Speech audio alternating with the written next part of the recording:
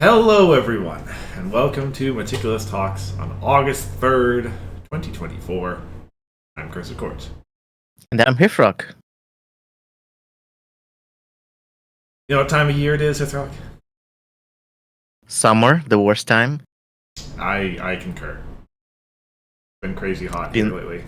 yeah, 30 degrees outside. Terrible. Well, not right now, but like this week. It was Yeah, actually awful. yeah. So, what better time to curl up in a air-conditioned room? You do have air conditioning, right? Yes, absolutely. Yeah. And just talk about cards for a whole day. Yeah, I mean, it's not like I wanted to go outside. For sure. For sure. Yeah, it's that time of year where a new set came out. Actually, it's been a couple of weeks now, or even a month now, honestly, since the proper release. But we have to do a set review, As we usually do. as we usually do. Yeah. Something is going to be a little bit different this time. We have switched up our rating system, Yeah. and it's a little bit it's moderately different than it was before.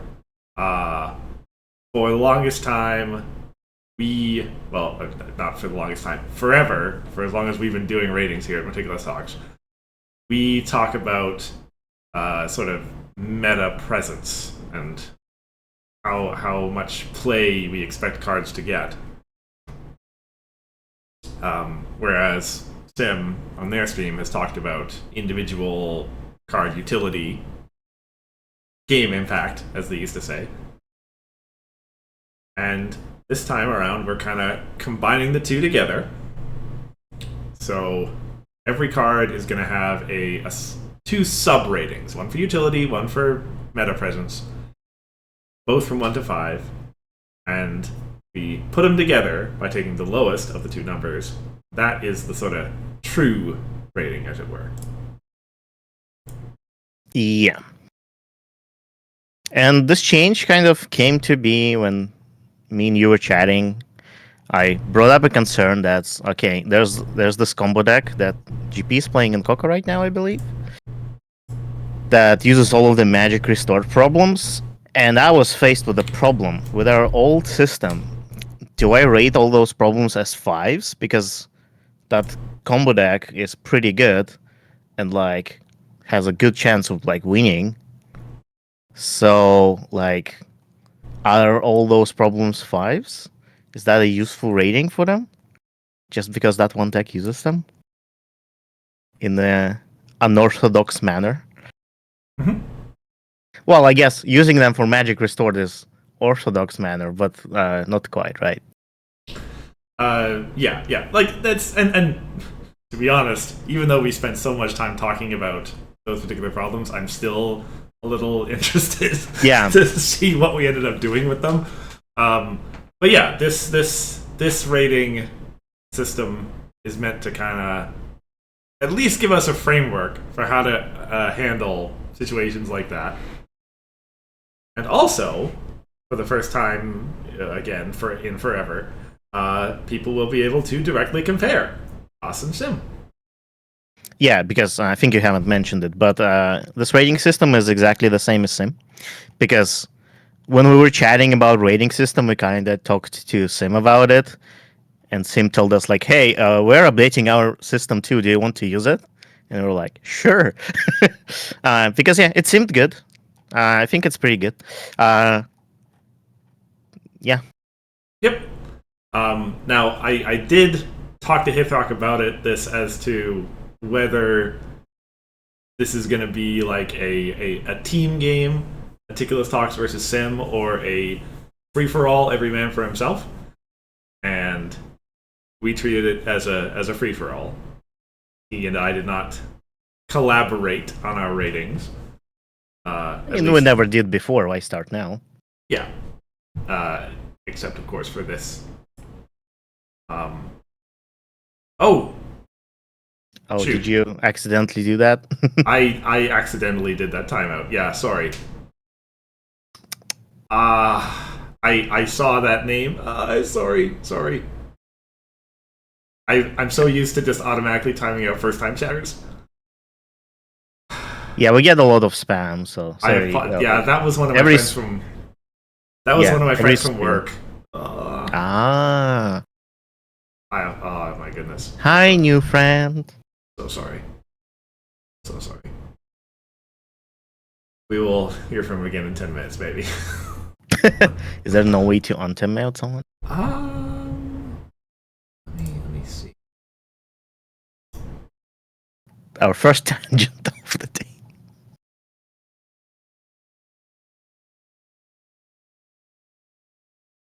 Yeah, there was like, so do you have that on the slides? I think Wait, there we go. I've lifted the timeout. Yeah, you don't. So yeah, just kind of wanted to elaborate what relative utility and deck performance mean, what those two ratings are, and why we're taking the lowest. So deck performance for a card is we consider which card it's actually called intended deck performance. So it's which deck that card was intended for as designed, right? For orange cards, it'll be generally like orange deck. Some like might be, okay, this card like is clearly an aggro card, and maybe that card is clearly a control card. Some are kind of in between, and you choose like which deck do you think it will fit best. At least that's how I did it. Mm-hmm. And and then that deck's performance in the current meta is rated. So we have from 1 to 5, 1 being rarely used in competitive decks, 2 is decks tend to not place well, 3 is decks can hold their own, 4 decks tend to place well, and 5 decks consistently win. Yeah. Now I'll admit being. Oh, sorry. Yeah. I was going to say I'll admit to being a little uncertain on what exactly decks can hold their own means. I think it means they win, like maybe 50% of the time. I guess.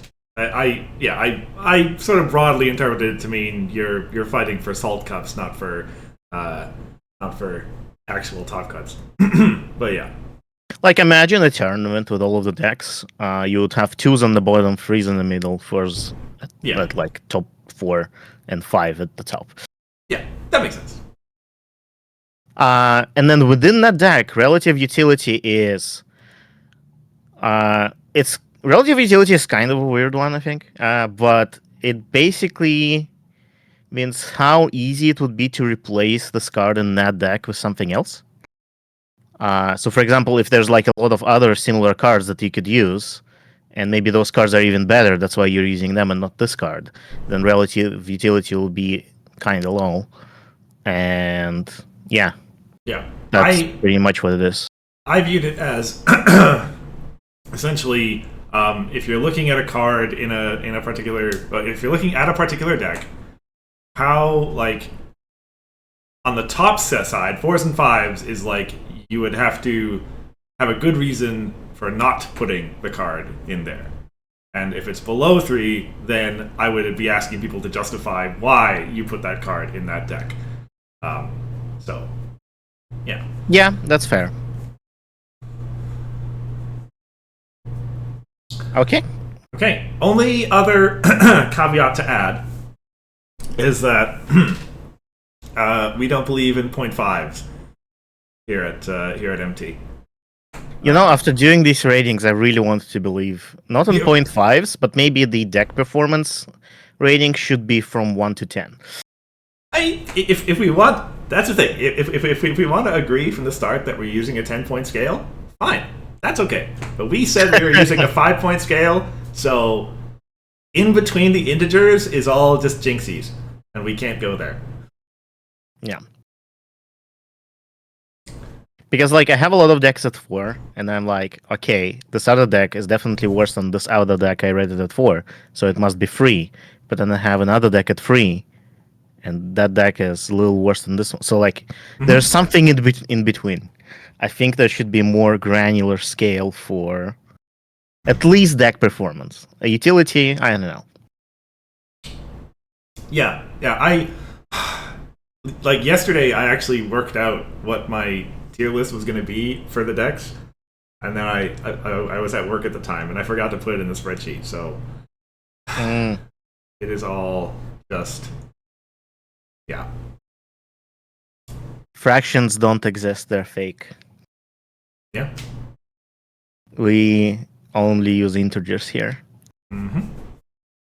Oh yeah, and forgot to mention, you take the lowest rating of the two, because basically, like, if the card is really good in a deck that nobody plays, then the card is still a 1. Yes. And the other way around too. Like, if the card is really bad, but like the deck that would play it in theory is a really good, well, that doesn't mean anything. The card is still a 1.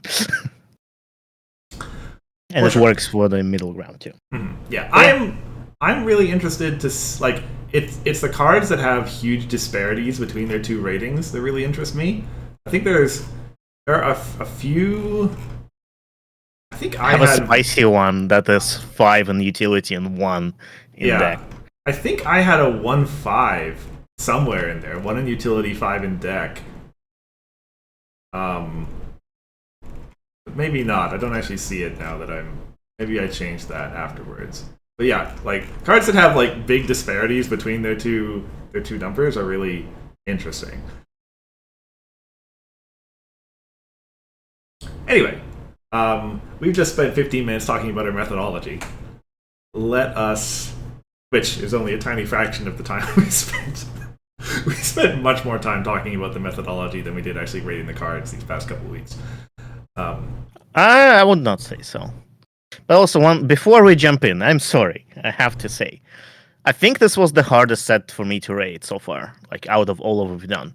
And I don't think that's only because we changed the rating system.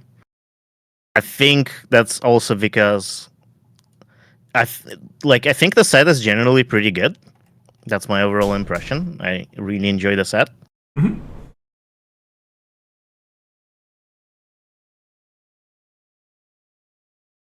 Sorry, is there a butt coming in there somewhere? No. That's the reason why it was so hard to rate for me, at least. Sure. Core just rotated, which means everything is shaken up. It's really hard to make judgment, as there's no lines to draw from, you know? I agree. Oh, I do have a 5/1 actually. I see it right up at the top there. Interesting. Um. Anyway, yeah. It's really like we got a lot of help from people building decks in Discord, and from the fact that we got a tournament in this format before it actually started. Thanks for that, Ithrock. But yeah, certainly without that sort of helping information, it's so hard to figure out what the decks are going to be. Yeah. So we'll see. We'll see. Okay. Shall we get to it? Yeah, we can finally jump in. Okay. We're going to start with a nice low ball, easy one. Get us into it. Everyone's favorite joke card that's not a joke at all. Sparky, Baby Dragon, 2 cost, 1 requirement, 0 power, Swift. You gotta pay 1, give it 1 power till the end of the turn. Okay. I have a spicy question for you. Okay. You put 1 in deck performance. What deck would that be?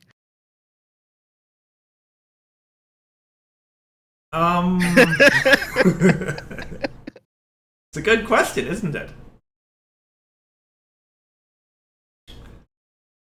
If a card is not gonna be in any deck, what does deck performance mean?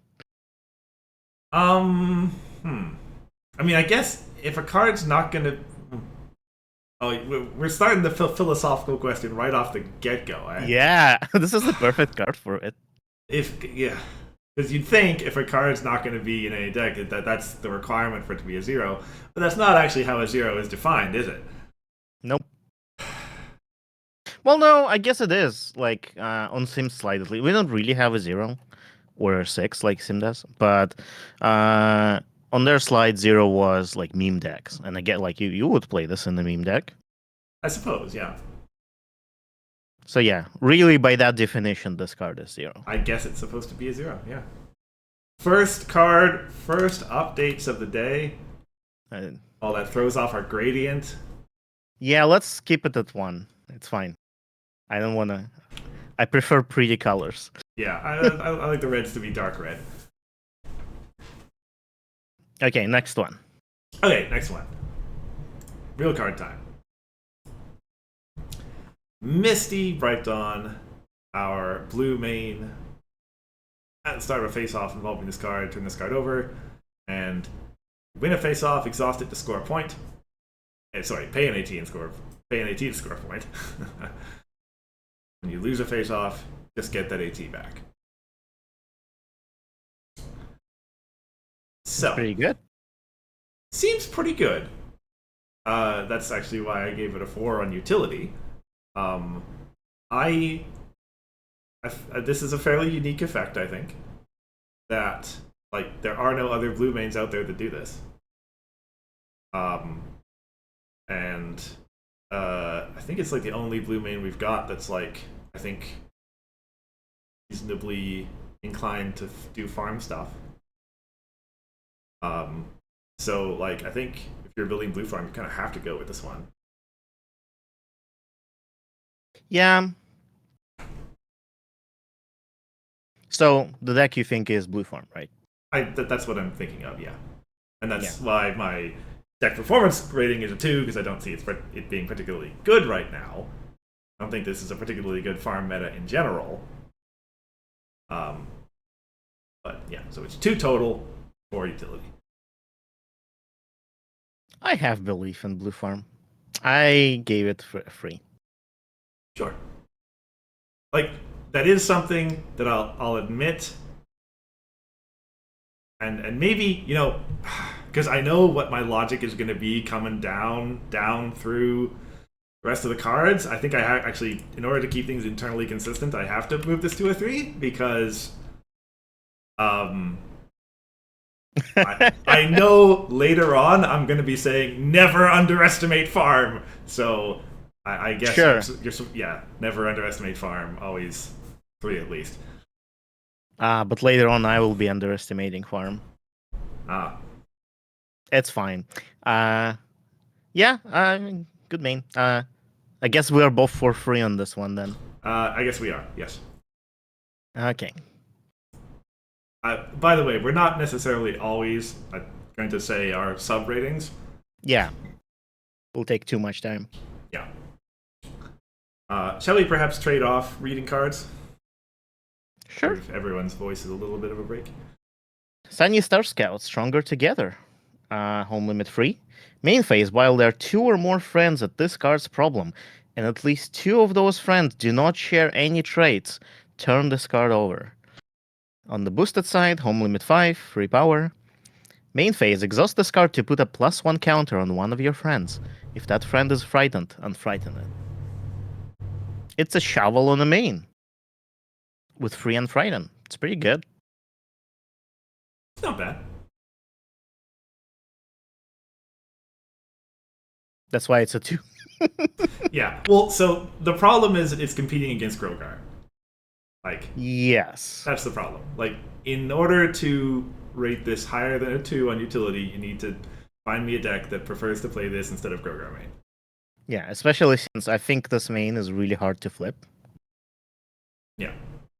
I think you would prefer this main in a deck that loves counters.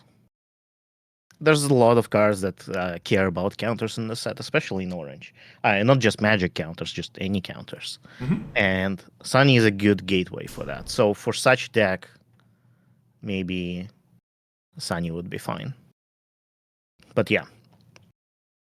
I think she's just well, 2 is functional but outclassed. I think that's correct. Yep. Yep, I That's agree. exactly what happens to her. Yep. We were all saying before the set came in that Orange's main one of Orange's biggest advantages was the fact that it is Grogar main. Probably the best main in core. Pip is the best main in core, but okay. Moving on to Izzy. Moving on to discussions about best mains in core. Izzy main. Yeah. Start one. Yes. While there is at least 3 cards in a player's discard pile, turn this card over at main phase feed. On the other side, exhaust it to put a friend or resource from your discard pile on top of your deck, then shuffle the top 5 cards of your deck. While this card is exhausted, your friends here have +1 power. There was a discussion about this in Discord like just yesterday. Just right? yesterday, yeah. It's really good. There's not much reason that I can tell to not use that. What are you doing? Don't worry about it. Continue. You're moving the numbers off my window though. Don't worry about it. Okay. Anyway, there's not much reason I could see to not use this ability basically all the time. And yes, it goes into the top 5 cards of your deck. You don't have it right away. But I'm kind of parroting people's talking points from yesterday. You have a lot more control over your draws than you might think you do. You can kind of think of it as you don't get the card itself, but you get you can say some fraction of the card that you get because it's in the top 5 cards of your deck. You have some knowledge of where it is. I don't know if it's exactly 20% of a card, but it's something like that. And that's gaining you value every turn basically. Yeah, I mean, knowing that you will have the exact card you need in top 5 cards is really good. Especially in pink. In pink, you draw a lot of cards. There's a lot of ways to draw cards in pink. So, the fact that it is infinite recursion forever is also really good. You can just keep using your tools, which means you can have wider variety of tools in your deck. Yep. Because you need fewer copies of them. Well, it's a complicated question whether you can do fewer copies because then they're harder to find in the first place. But generally, that's how that works. So yeah, it's a really good main. I have it at 5, which means it has 5 on buff ratings. Yep. Best decks, best main, unique effect. Really, no other pink main on core like this. Yep. Pink always gets the best mains. Weird. Yeah. When will Pip get a good main? Pip is a good main. Moving on. Yep.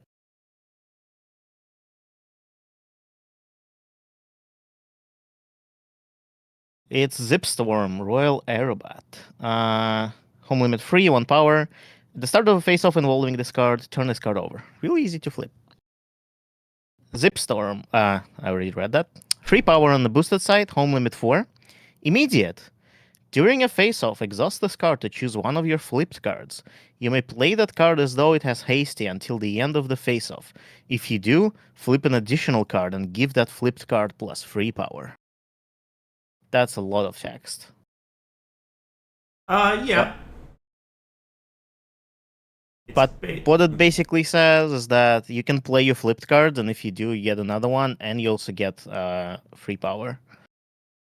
But, well, the free power part is mainly counteracted by the fact that you exhaust her. So that's... If she's involved, you kind of gain nothing, other than you play the card. And she's not involved, then it's pretty good. Yeah. So that sounds good for control and not so good for farm. Yes. I think she's fine for farm. Like, you can still. First of all, you can play troublemakers out of this. I don't know if you would want to because troublemakers are like high flip, but you could. And second of all, you can fight with other things, you know, and don't have to fight with your main. Mhm. Although generally, farm decks don't run other friends, but that's generally. Some of them do. It's generally. I mean, I don't know. I've. It's been a long time since I saw a farm deck that. Actually, wait. I say that like the orange pink thing. eh, Still was doing it mostly with the main, but yeah, Yeah, it's all right, I guess. So I have this at a three. I have Um, this other two. I think it's a good card, but I don't believe in purple control or farm at the moment with this okay. main. I mean that's I'm fairly bullish on control in general in this set. Despite the fact that I'm playing a control deck that has nothing to do with this card. Um, but yeah, I'm. There are fewer dilemmas. There are some pretty good events. I think as Troublemakers are far as reasonable. purple decks go, you have other options for mains. Could be. Like, Could okay, be. unless if you're doing troublemaker control specifically, like purple primary troublemaker control, this main is good for that. But I think purple primary troublemaker control is not good. Well, Yeah. it's fine. It's not like terrible, but I don't think it's actually. It's a two, is what I think. Sure. So Sure. that's my All right. take I on it. don't think there's enough of a disagreement that Yeah, that's fine. anyone's required to change what they're saying. Okay, next main. Yes. My The turn to read best it. main. So here we have the worst main. Um, Okay, no, you don't get to read any paper. it's okay. It's no. I actually do like Pip. She's good. Um, Pip Petals, Social Diva. Home limit 3. When a player plays a friend to this card's problem, you may turn this card over. 3 power on the boosted side. Home limit 5. When an opponent discards or retires one of their friends, you may pay 1. Exhaust this card to put that friend into play here under your control. This is one of those easy cards to rate because I know a great deck that's got this already in it. Yours. There's a couple of decks I've seen with her. Mm-hmm. Uh, so what did you rate it as? I considered your build probably the most um, um, promising of all the pip Mhm. decks I had seen, and I think it's a solid tier 2 deck. So I gave this a 3. Yeah, I agree. Well, I gave this card a 5 because it's a pip on all accounts. But yeah, I think. Well, I don't know if my deck is necessarily the best, but I think pip control in general is probably best done with pink, and I think pink control is a free. It's like it can hold its own. Like maybe it's a 3.5 if we had fractionals, you know.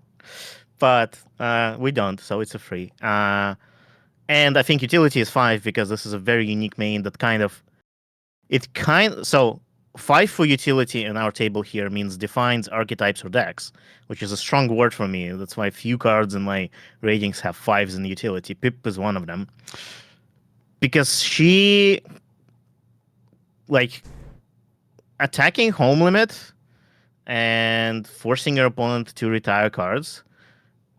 Uh, we didn't really have an incentive to do that before, and we didn't really have like obviously we had home limit reductions before, but nobody like really used it as their primary control tool, right? Never really took off, and like this main kind of enables that, I think. Of course, she can also work with like orange and discarding stuff. I kind of want to try her in that, but I still think pink is a little better and home limit attack. Mm-hmm. Yeah, totally unique effect. I have it 5 on utility as well. Probably going to define a new era for white. Here's hoping it's at least a moderately successful one. Yeah,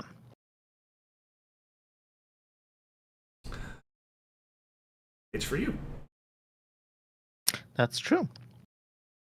I lost the slides. Okay, I'll just read off the stream. Hitch, Bunny Cop. 1 power, home limit free.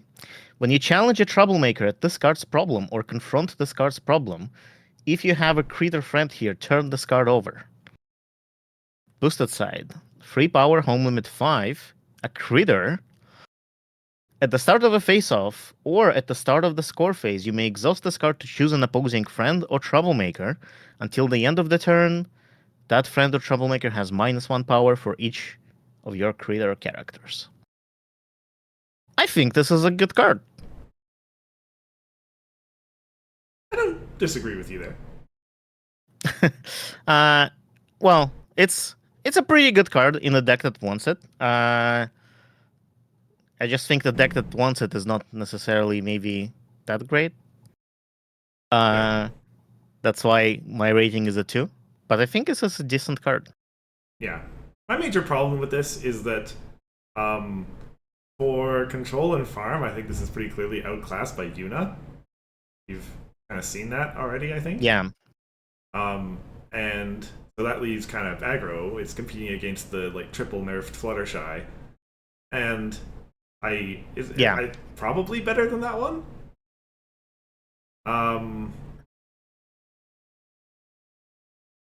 Yeah. Actually, no. You know what? I think I'm kind of arguing myself down to your level here. Yeah, I mean that's why I gave it a 4, but the deck is a 2 because I don't really believe in this kind of yellow aggro. You know. Yeah. Which is that's a whiplash to go from our last meta to I don't really believe in yellow aggro. I like it. But that's what rotations do, I guess. Yeah. Yeah. Maybe I'm wrong. Maybe yellow will be amazing. And like I think this card has a decent chance. Like if yellow aggro is amazing, I think this card has a decent chance of being played.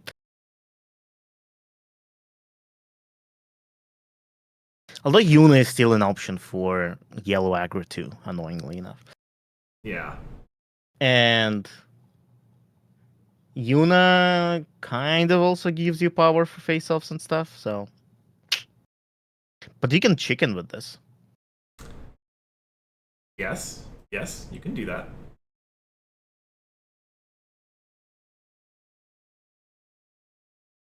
Oh, also, I never really considered this before, but this could be in control. Yeah. Because it is at the start of the score phase, so it's like any score phase. You can deny your opponent confronts, which is really annoying. So further down we have like a couple of cards that feel like yellow control cards, and I thought like, oh, that's kind of cool. I wish yellow control was more of a thing, and I still think that's a 2. But if you're doing yellow control as yellow primary, I think Yuna is still gonna be better though, unfortunately. I mean, that's what I'm doing. Yeah, exactly. Yuna is better, yeah. I hate Yuna. Okay, it's fine. She needed her time. Yeah, sure. Hang on a minute. This means that like every Luna main has been good at some point, right? No. I think there was a Luna main that was terrible, no? I mean, orange Luna main was good. Blue Luna was okay. What about great. the first Control at Night Luna main? First one. Opposing characters here have -1 power during problem face-offs. Like, hell yeah, I love that. That's a good point. The discard an event to give +3 power is also kind of eh. Yeah. It was good in that starter deck, but like by itself, it's kind of eh. Like all of the purple Luna mains are kind of eh. The event searching one is interesting, but was she actually ever played? Outside of Naylander, not much. The first antisocial farm main, the one that you discard events? Yeah, it was. Cool. I will be smack talking power boosting Luna. I will Okay. glare on my ignorance. So, Clearly, the problem is there's just too many lunar mains. Um, Correct. We've known about this for a long time now. And Okay. also, maybe that she should never be purple. All right, yeah, done with the mains. Making good progress. One card type down. One card type down. Yep. Into the blue, friends. Fountain. In it to win it. Cost 3, 3 power, 1 requirement. Dragon. With magic restored. Everyone, I think, understands what magic restored means. And while this card has at least one magic counter on it, it has competitive 2. Part of our cycle of dragons that all have magic restored, all gain something when they have a magic counter on them. Yeah. Magic restored cards are really hard to rate. Magic restored cards are really hard to rate. This is very true. Because the effect it gets from magic counter is kind of like, whatever. But is this card good because it has magic restored on it? That is, yeah, that's kind of the thing of it. Like, as having built a magic restored deck, I know that you kind of you have to look seriously at all the cards with magic restored that could possibly go into your colors, because more magic counters is just like always better. Especially, I like that our.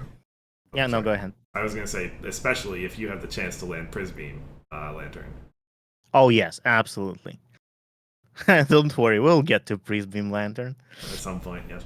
I think that card enables magic restore decks. I think without that, it doesn't work as well. But yeah, Fountain though, it's funny that we have the same rating, but they're flipped. Yours 3 and 2, and mine is 2 and 3. Mm-hmm. I don't think I gave any magic restored card less than a 3. I mean, that makes sense. I think that if you have to run Fountain, less than a 3 in utility, I meant to say. Yeah, of course. So I gave it a 2 because I think you would rather run other magic restored cards than this one.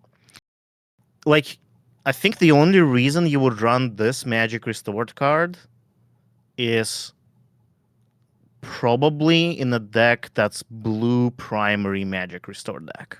Mm-hmm. And yeah, I'm not sure what that is. Yeah, I'm not sure what that is. And I think like other decks that could consider it are like some maybe blue aggro, something maybe not blue primary, right? But in those cases, you would run magic restore cards from other colors, I think, or other blue magic restored cards, and not this one. This is why I gave it 2 in utility and 3 in deck performance because it is. I think I don't remember which deck I considered for free, but some aggro deck presumably. Or maybe the combo Prisbeam deck, Bright House deck, but in blue instead of purple, you know.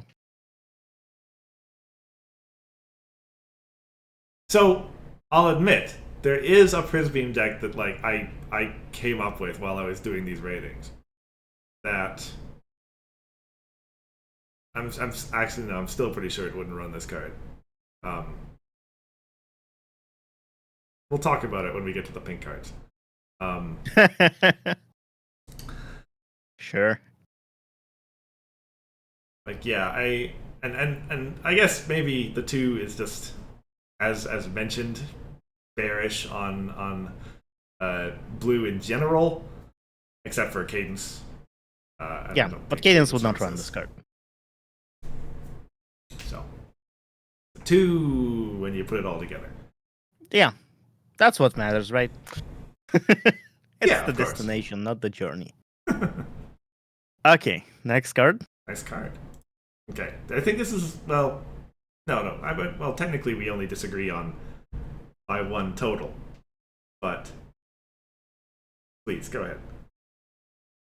Marcel, Council from Abroad. 2 cost, 2 power, no requirement critter. Immediate retire this card to move your main character. When this card is put into your discard pile from play, you may pay 1 to put this card into its owner's hand. So it's first of our entry cards cycle. Mm-hmm. I think it's the best one. I might be forgetting what others do, but I think it's definitely better than the white one. Or pink one? Yeah. Yeah, I think yeah, it's one of the better ones, is my impression of it. I'd agree with you there. I think that, and it'll be very funny coming from me, the guy who rated all of the two for freeze cycle as ones, but I think that cycle is generally better than discard and this cycle of entry in general, to be honest. And maybe I'll be wrong again. It'll be very funny. But I think, well, I mean, in certain metas, like in removal heavy metas where it's likely your entry will always be removed, I think this card is great. But we're not on that meta right now, I think. Right. And so, like the basic, like both of those cycles are kind of working towards the same idea, right? The 3 for 2, the 2 for 3 cycle, and the idea being that their value is different in the early game versus the late game, right? Yeah. The 2 for 3 cycle is better early game and worse late game. These cards are worse early game but better late game because they have extra utility on them, right? Yeah. Um, I agree with you that I think the being better early is better for entry. I think. Yes. For entry, like getting free rec right ahead for 2AT is pretty good. The movement part of this is decent. Like, I think it's nice that it's kind of like a loyal pony, right? But Mm-hmm. delayed and unrestricted, unlike loyal pony. Uh, and loyal pony was pretty good, you know. So I think like this card is okay. I don't think you will ever do the thing where you retire it to move and then you pay one to get it back. I think that's not worth it. Uh, I honestly struggle to see when you would pay one to get it back unless like you really need the entry. But yeah, it is also immediate movement, which is wave, which is why I think it's one of the better out of the entry cycle. I still gave it a 2 though on utility, and that's its lowest rating. Because I think other entry methods is better. Like we have so many good entry. We have the 2 for 3. We have the rushed makeovers. Like it's really hard to compete with those. I think if there were fewer entry options, I think this card would be better. It might have some success in Cadence Blue. Yes, it's possible. I think 2 functional but outclassed is a fair rating for this card, in my opinion. But yes. Yeah. Now this is one of those, as I kind of intimate, this is one of those cards where we have a fairly like mine comes out to a 1, but we are off by 2 in our deck performance, and I think Oh, so yeah, the reason it's free for my deck performance because, as GP mentions, this card could go into Cadence, and right. I think the reason it doesn't is because it's outclassed. And Cadence for me is a free kind of deck, you know. Right. I agree. And I guess like yeah, I'm willing to say, yeah, I didn't think of cadence when I was rating this. So fair enough.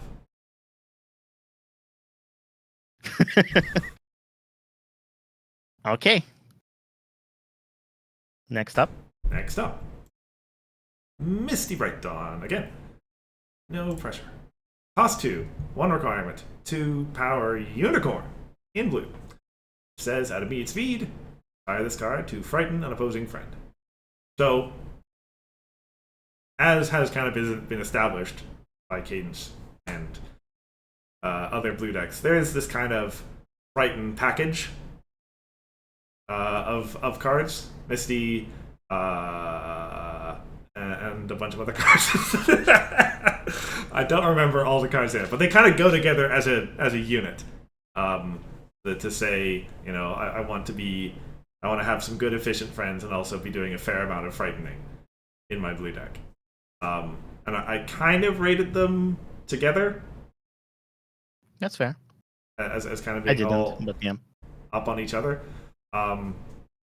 This card is reasonably good immediate speed disruption, and the fact that it's also at a very low requirement point, I think, is what got it up to 4 for me.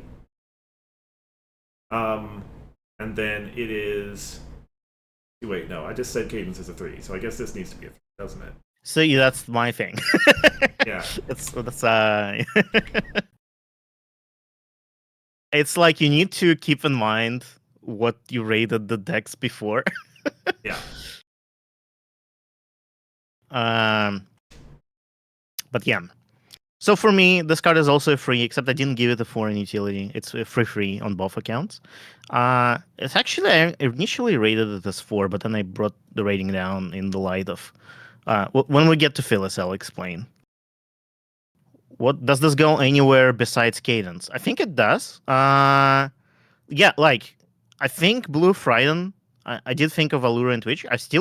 So. I think the cadence deck is either the same or marginally better than Allure and Twitch deck, and maybe that's a hot take. I don't know, but I would rate both of those decks at a 3. I think maybe that's not what I did further down, but that's what I think right now.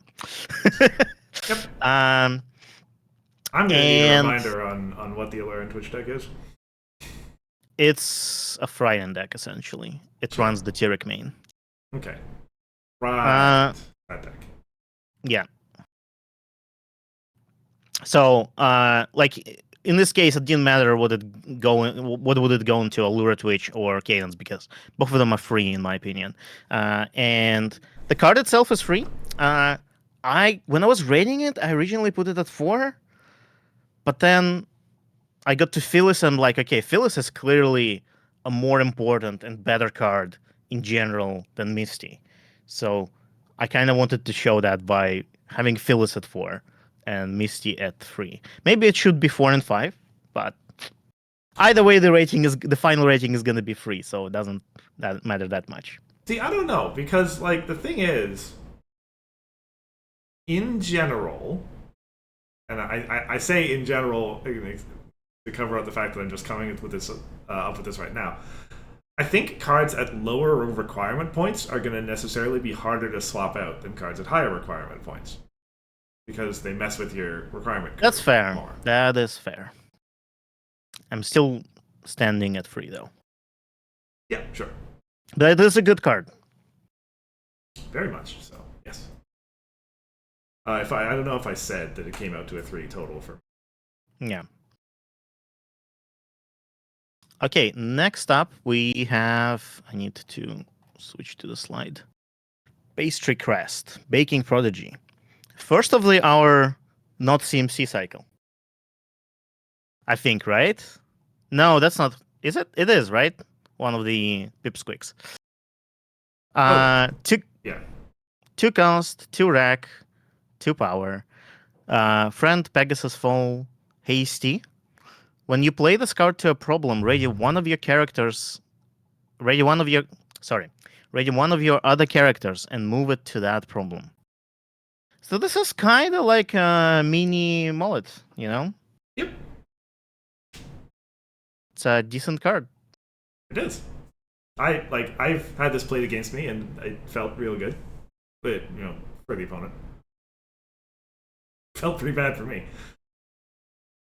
I think I should put it at 4. I don't know why I put 3 in there. I think I agree with your rating. Just increased Misty instead of Pastry.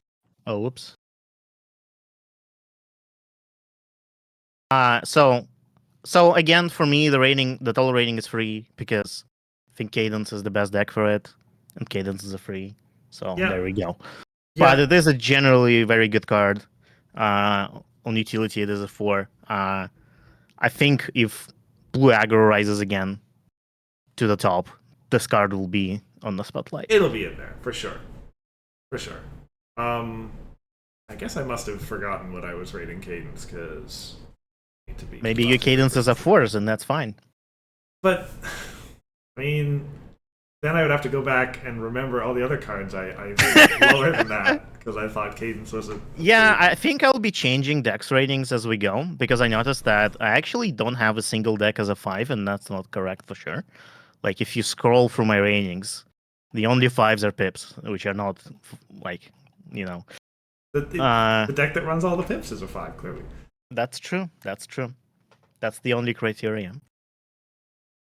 Uh, but yeah. But like, and like, I have some other decks in my mind that are rated as fours, like Easy Orange, the combo decks, and so on. And I think Cadence is just not quite on that level yet, Yeah, of course. which is why Cadence is free in my mind. So, yeah, solid card. I think we'll see it more in the future. Oh, for sure. Yeah. Replacement for Mullet, cheaper, good card. Yeah. Hasty cards in blue that give you immediate speed movement are like, you always have to at least consider it. Yeah. Also, Raid is a character. I mean, we didn't talk about that, but sometimes that's very important. For sure.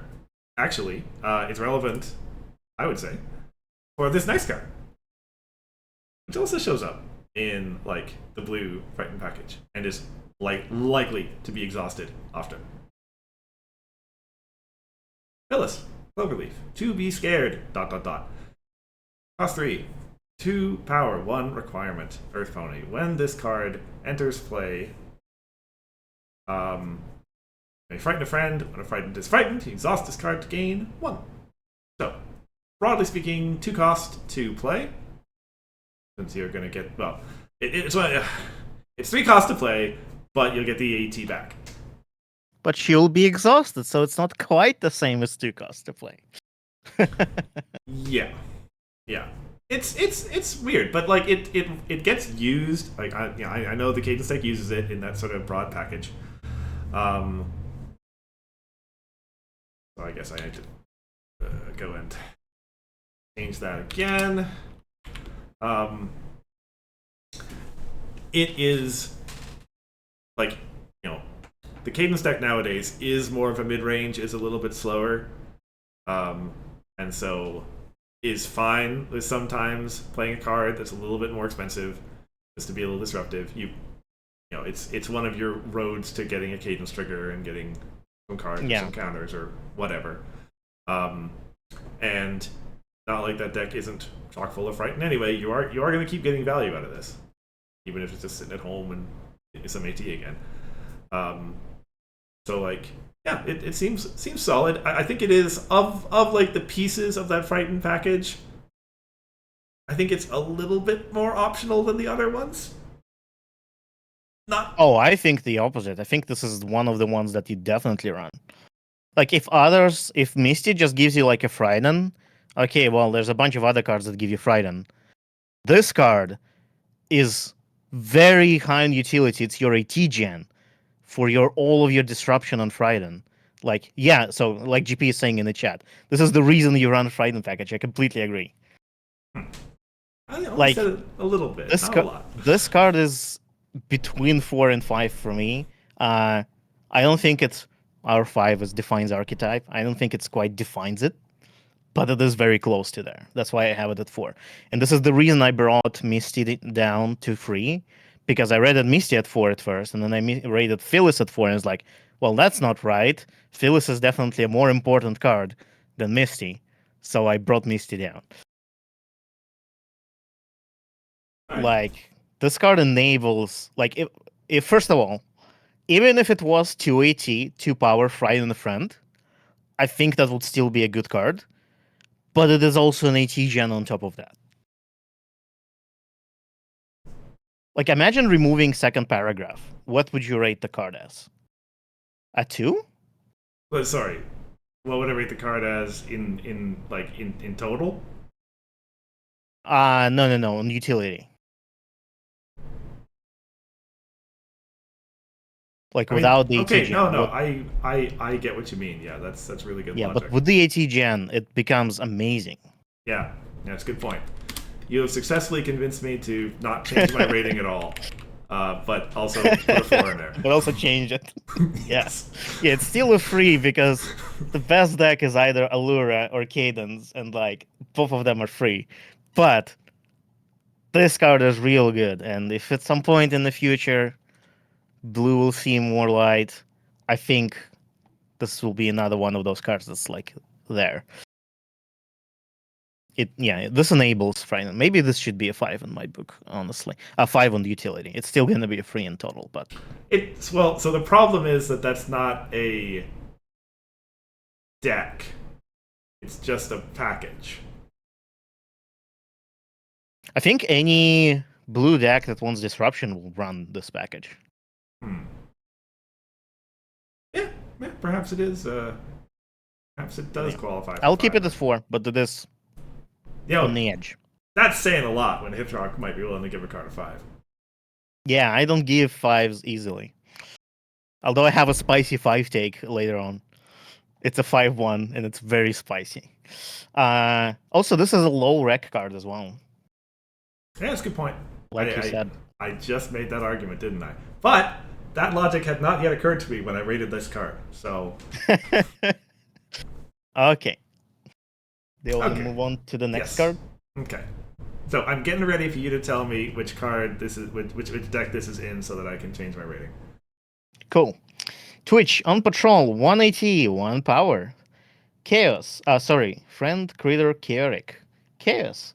When this card is flipped, you may put it into play at your main character's area. Swift. When you move this card to a problem, you may exhaust this card to move your main character to that problem. Love the flavor on this card. And funny because you don't even know why it's flavorful. I don't know the flavor at all. Soon. In like 3 weeks, maybe. So I rated this card as a 3 on both accounts, actually. The deck that it goes in... So this essentially gives Swift to your main character. That's what it is. Yep. It's very cheap. It's like that hat resource, except it's cheap. It's 1 AT. Friend puts itself into play when you flip it. I think it's pretty good. Giving Swift to your main character is fairly important. I think this goes into a blue farm deck. And that's why it's a 3, because I rated Misty at 3. And Misty goes into a blue farm deck. You really put a 1 cost? It puts itself into play. I mean, that's still a 1 flip regardless. Yeah, but you have other ways to flip more cards. I think... Wait, in a blue? Yeah. I guess that's true, yes. Yeah, there are other ways. Like, yeah, it's unfortunate to flip it, but I think the fact that you get it for free and it's a Swift is worth it. And I think this goes into a farm deck. It could also go into like a blue aggro deck that uses its main. I mean, I can understand that. But... Like, think... I don't know what blue aggro deck that would use its main is going to Cadence. Is there. JP suggests Cadence. Cadence, so... I don't know if this goes... Yeah, but do you want Cadence at problems? Well, you don't necessarily care. Cadence works wherever she is. Yeah, like, I think that's kind of whatever in Cadence. Sure, yeah, this is a cheap friend that activates her ability. So, it doesn't matter. Is it Cadence? Is it farm? The deck is free. And the card is also free. Like, I was pretty meh on all of these 1 cost entry friends. Just because one entry is, like, not really good enough for anything. Like, it's I don't really see this as an entry card. Like... The fact that it has no rec is kind of an afterthought, at least in my books. Like, it's not... Yeah. Which, I mean, to be fair, here I am. I gave the card a 4 on utility, right? I agree it's really good at what it does. It's just there's no deck for it? That's what I was saying, yeah. Yeah. I mean, that's fair. If you don't think this goes into Misty Farm or Cadence, that's fine. Yeah. For what it's worth, like, I don't think Cadence at HIFCon at least ran this, so... Yeah, nor does Elfin Pen's version, I don't think. Yeah. So yeah, this is definitely one of my super divergent cards at 4 utility, 1 deck performance. Um, but yeah, Okay. This might be one of our highest variance card yet, being 1 and 3 and total rating. uh, yeah. I mean, there's more.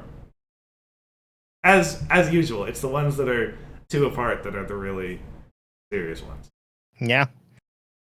Okay, Next card. Will-O-Wisp. Instead of add words, cost 3 power, 3 requirement.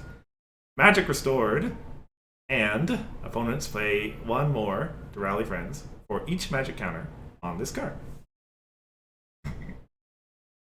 So, um, realistically, I think, you don't need more than 1 magic counter on this card. Um, even when it costs 2 to rally friends, people don't do it very much. If it costs 3, like, no one's gonna be paying to rally their friends. So in that sense, it is probably pretty good for a deck that wants to do lots of fighting stuff. This is going to be a control deck probably, um, because if you're playing faster, your opponent doesn't have time to rally their friends. They go home to frighten to home and then just get retired. They go home after a face off and get retired to home limit. Like, yeah.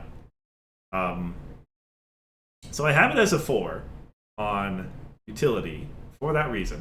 I think it's good cap for blue control-ish kind of. Although I can see myself maybe arguing it down from there. But I guess as has been the summary, I'm not seeing much for blue that's not cadence and aggro. Okay. But you I do see cadence. That's my argument here. In theory, either a Lura deck or Cadence deck could, in theory, play this card. In theory, right.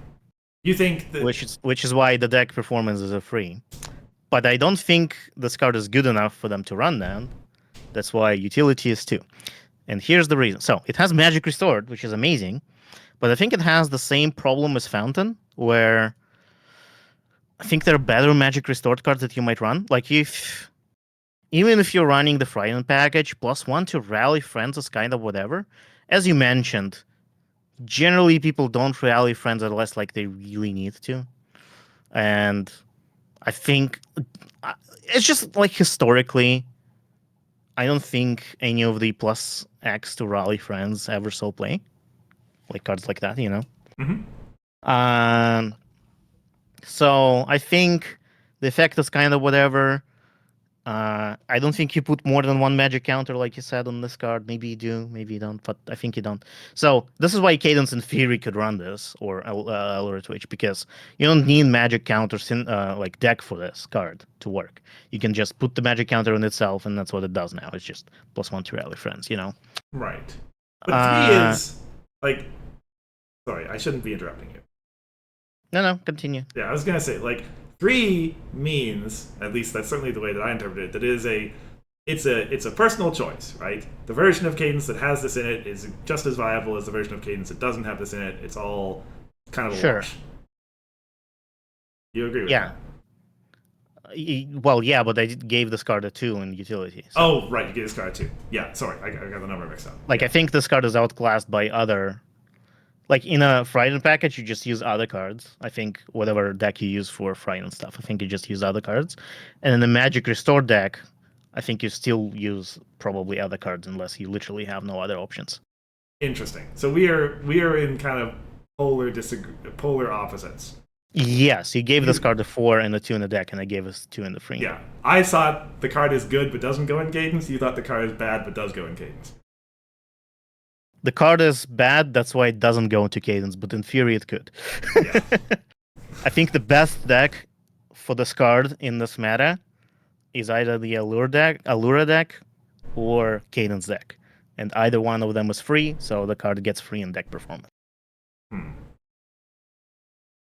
Either way, the total rating is the same too. Yeah, totally. For different reasons. IGP says Allura used to run this and then dropped it. Yeah, I can see why.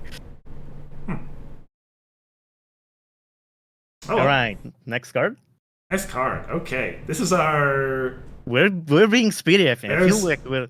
Oh, I mean, it's been an hour and we haven't finished the blue cards Yeah, yet. but they You spent think like we're 20 minutes on like meta stuff, so we're like it's been an hour and we're already done with blue. You know, that's how I see it. blue is nothing. If it takes That's enough. fair. That's fair. Blue is the easiest one probably. Yeah. Okay, Zoom Zephyrwing, 4 cost, 4 power, 2 requirement, Pegasus Friend, Magic Restored, immediate remove a magic counter from this card to move this card. So this is, I think, one of the better magic. Well, actually, I'm saying that, and I gave this card a 1, but whatever. Maybe the other magic restored cards should be lower. No. So yeah. Okay. The effect is better than other magic restored blue card effects, right? But the 4 cost is like, you know the famous Thunder Lane test. This card is kind of like Thunder Lane, you know. You put counters on it, it moves at immediate speed. You know, it's that except much worse, right? So yes, it costs 4, which is a lot. It gives you 4 power, which is nice, but it's hard for me to see a blue deck that would want to pay 4 for a 4 cost card. And then you need to keep to feed it with magic counters to get value out of it, you know, which is like in my mind, a magic counter costs about 180 or has value of about 180. Uh, so it is basically a Swift if you look at it that way. Well, it is agile Swift, right? Uh, this card is. And we already had an agile Swift card before. It never saw play. It was also 4 cost, 4 power.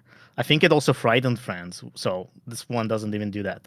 It is admittedly a magic restored card, but I think you just play cheap. Like if you're playing a card just for magic restored, you play cheaper magic restored cards. You don't pay 4 for that, right? So I gave this card a 1 in utility because I think nobody wants this card. But if in theory a deck wanted it, it will be probably some Cadence deck or something, which it isn't. But if I had to find a deck, I guess that will be one. So it's free in deck performance. So that's irrelevant. The card is a 1. Yeah. I don't know what what I was thinking, honestly. So, yeah. Well, I mean, maybe you saw the immediate movement. It's like that seems good, and then I did, you right? look at the But cost, and it's like, oh god. right, yeah. I fell into the Thunder Lane trap just as you mentioned. I think. It So looks like Thunder Lane, but actually it's Flash Magnus. You know. yeah, exactly. So yeah, the world doesn't need to know what my utility score was on this before. Um, Oh, it was all 5s. No, it wasn't. yeah, but it's come. I agree with you on the deck choice. I brought it down to a 2. I don't, as I said, I don't. I guess this is my only Magic Stored card that I rated less than 3 now. I guess. But like, no, hold on. I'm gonna argue you 2-1. Stop. Let's just. So you think you agree with me on deck? So Cadence deck. So you think for a Cadence deck, this card is functional but outclassed? That's what you're saying. Because I don't think this card is functional in the Cadence deck. It's very expensive. Cadence deck does not run any Magic Restored. So like, what do you use it for? To move it once?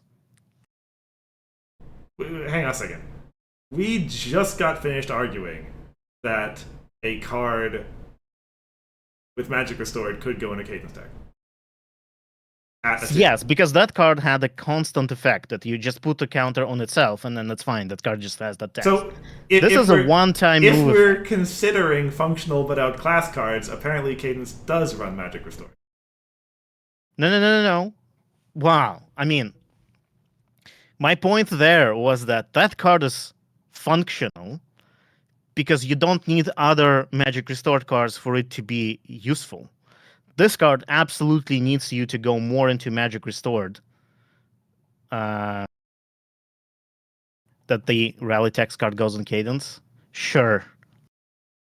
But I think it's functional at least. This card is not. Because this card needs, first of all, you need other Magic Restored cards for it to work. The other one didn't, and it's very expensive. It's a very expensive friend. And if you don't run Magic Restored, it's just one-time move. Like, okay, cool. And even if you do run Magic Restored, the value is questionable at best. I mean, a one-time move is not nothing. That's probably a DFO. For 480, look at the Pastry Crest. That's also a one-time move for 280. So much better. That card is hasty, so also for face-off. Well, but it only confronts one problem, right? This is a full steam that you can play to both problems in the same turn. Ah, yes, Full Steam, the famously card that has been seen in every meta ever since it's been introduced. Okay, this card is absolutely one. I don't even like.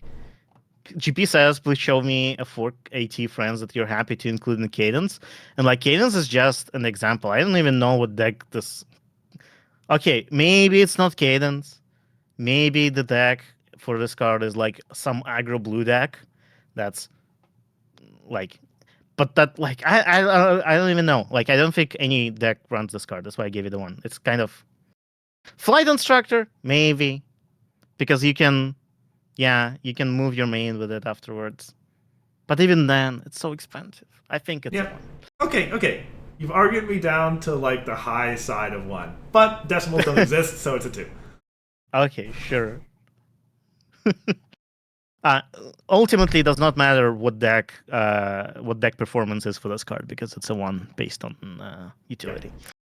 Yep. Okay. Okay, now we're done with the. I quiz. trashed this card. Poor Zoom Zephyr Wing. Oh, this is mine. Curdle. Wait it out. Orange critter cycle card. With immediate to give retire to give your main character stubborn at the end of the turn. 2/2. And when this card is put into your discard pile from play, you may pay 1 to put this card into its owner's hand hole thingamajigger. So I think this is like definitely the worst of this cycle. And yeah. correct me if I'm wrong, but stubborn seems like almost just an afterthought. I don't really like. Why do I care about that? It could depend on the deck. Every main in this set exhausts, but you're not gonna run Sunny. You're gonna run Grogar. Grogar doesn't exhaust. So, yeah, it is. Wow. I think the worst one is actually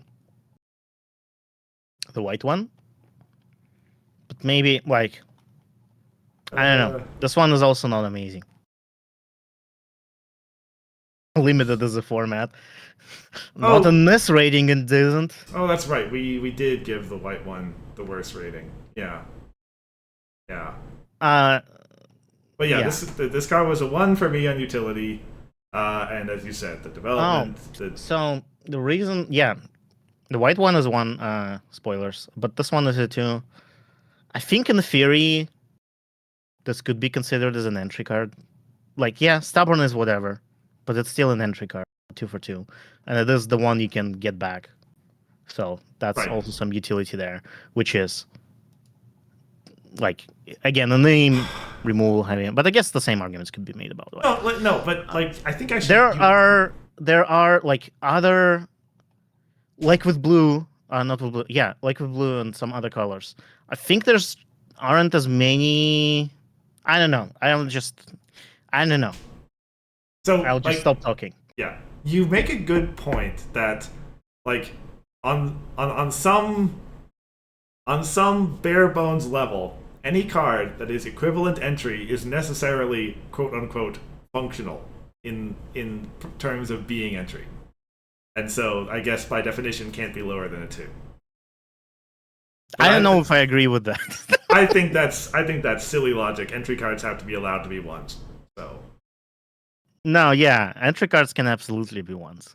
In fact, now that I think about it, like, I'm pretty sure I just constructed a straw man there. when I said that. So sorry But about that. so my thinking was, what other orange entry cards are there? But I guess there's the 2 for frees, of course, Hmm. and there's the rushed makeovers. So Hmm. this applies to all of the entry. But yeah, I'll keep it at 2. Maybe it's a 1. It's definitely I'm not impressed. Yes, the effect is one of the worst ones. Yes, Yeah. stubborn is whatever. Yes, a lot of mains exhaust. That's mostly relevant. I think. I think you don't like. It only gives you stubborn for 1 turn, so you're definitely not gonna like. Oh yes, my main exhaust, but that's fine. I have curdle. Like, no, for 1 turn, sure. Okay. If it gave stubborn for like longer, it would be fine, but it'll be impossible to track. So I know why it doesn't. Right. I Dazzle think Feather. Turtle would be Oh, amazing if it gave a power counter when it retired, which would be in theme for counters matter and for orange. But maybe that would be too strong. a counter on a main character. What are we talking about here? Not main character, just a counter somewhere. Oh, but like that whole cycle is all about doing stuff to I your main character. don't care. Dazzle Feather to you. Yeah. Dazzle Feather. Breaking news. For cost, free requirement, 0 power. This card, when this card enters play with 6+1 power counters on it. If this card would be frightened or leave play, you may remove a +1 counter from this card instead. I think this is a decent card. Mm-hmm. I think it goes into Big Orange. Yep. I think Big Orange is kind of below average deck. Sorry, Utopia. Really. At least as far as I think Big Orange I compared to like Cadence and all the other stuff, I think Big Orange is a little on the lower side.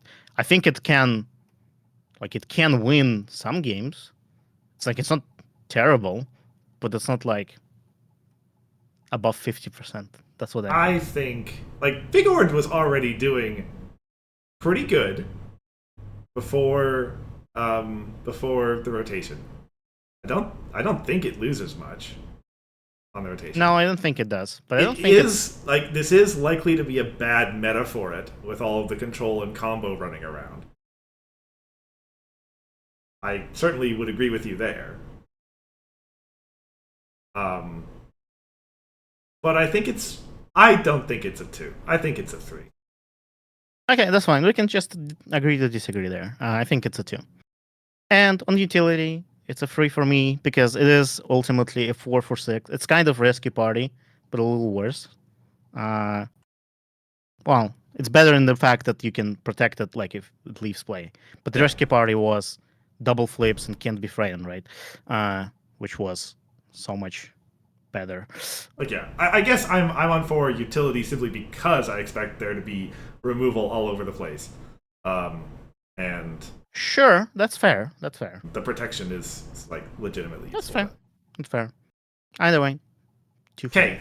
okay, we have a couple of disagreements coming up. Oh God. Jasper, Frosty Shivers, 3 cost, 4 power, 2 requirement, unicorn. It says main phase. Exhaust this card and remove a magic counter from it. Or, sorry, from one of your cards, not from it, from one of your cards.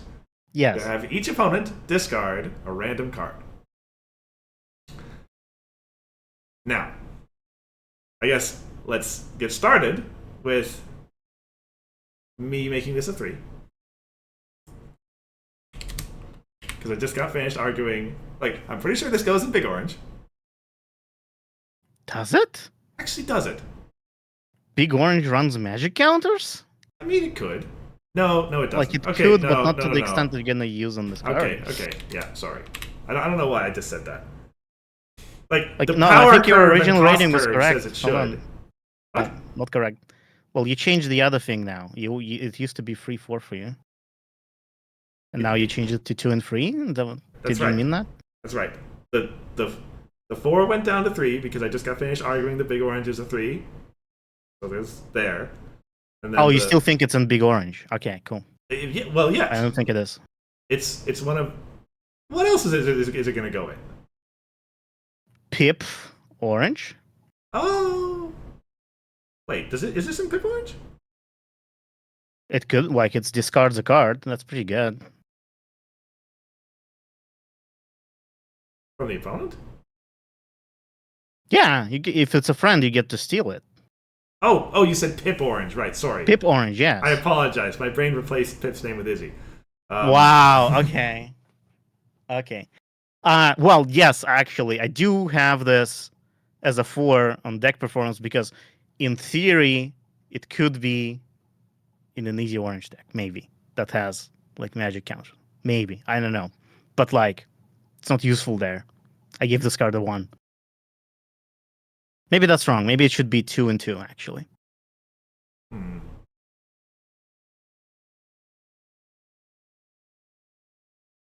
Yeah, yeah. Okay, so that's a real shame. Honestly, I think it's a real shame that, like, in isolation, if we didn't have to fuel, if we didn't have to run this in a deck that was doing magic counter stuff, like, I think the card's fine on its own. If you have magic counter somewhere, this is actually a pretty good card. It's positive power curve, and Yeah, it's a relatively useful effect. it's Parasprite. Yeah. Um, boy, it sucks that there are no orange decks that want magic counters. Yeah, like even easy orange does not run magic restore anymore. So I don't know. Uh, Peep orange in theory could, but nah. Either way, I'll keep this card as a 1. I think in certain, like maybe in certain metas, it could be good, or maybe with more sets when Mm-hmm. orange runs more magic restored. I think like this card is a card to look out for because if you have a lot of magic counters, this is a Parasprite. This card is a Parasprite. Yeah. Oh, that's another thing I didn't like about this card. It exhausts itself. So, like, are you really running this in big orange only to exhaust it and not use its power to confront problems? Well, I mean, you You give can it stubborn, you can not exhaust it. and then okay, you just if I you don't exhaust it, why do you have the card? I already forget. Like, the limestone, is it based on cost or based on power that does the cost reduction? I think it's. I don't remember. Let's find out. Cost. Oh, Power. shit. Wait, what? You may pay 1 less to play your first friend with printed power 4. Okay. Is that the one? Okay. Yes, that's the one. Okay. You and Grandpa just said two different things at the same time. And Yeah, I was but confused. I read the card. Okay. So, But even if you play this cheaper, like it's if this card has stubborn, I think it would have place in Big Orange. If Big Orange ran magic counters, so like that's 2 ifs for Big Orange to run this card. that's reasonable. Yeah, you have so many better. Like, yeah, I just don't. Well, I give this card a 1. I'll stay at 1. that's the thing. That's the thing about this whole rating system. You don't have to argue that it goes in Big Orange. It can be a 1. You would never put it in Big Orange, but I can still put Big Orange's rating over in its deck performance column. It's still correct, yeah. Like, yeah, as long as like the lower utility goes, the less relevance deck choice has, Yes. which is interesting. Yes. Either way, do you want to move on? Let's move on. Let me see if I screwed this card up for the same reason. I don't know. I don't remember what Seashell does. It's our next Pipsqueak from the cycle. Free cost, free rack, free power, orange, Earth Pony, full, magic restored. Immediate, remove a magic counter from this card to choose an opponent. Until the end of the turn, cards at that opponent's home lose and can't gain abilities. So this is an interesting one. I was actually debating this card a lot. I gave it a 1, but I was thinking about it. I think I was thinking about it. Let's leave it at that. First of all, it is a magic restored card, so some decks might run it just for that, right? Mhm. I just think there are no orange decks that run Magic Restored at the moment. So I was like, okay, I guess not. Uh, and another thing is the effect that you get from doing the magic counters on it.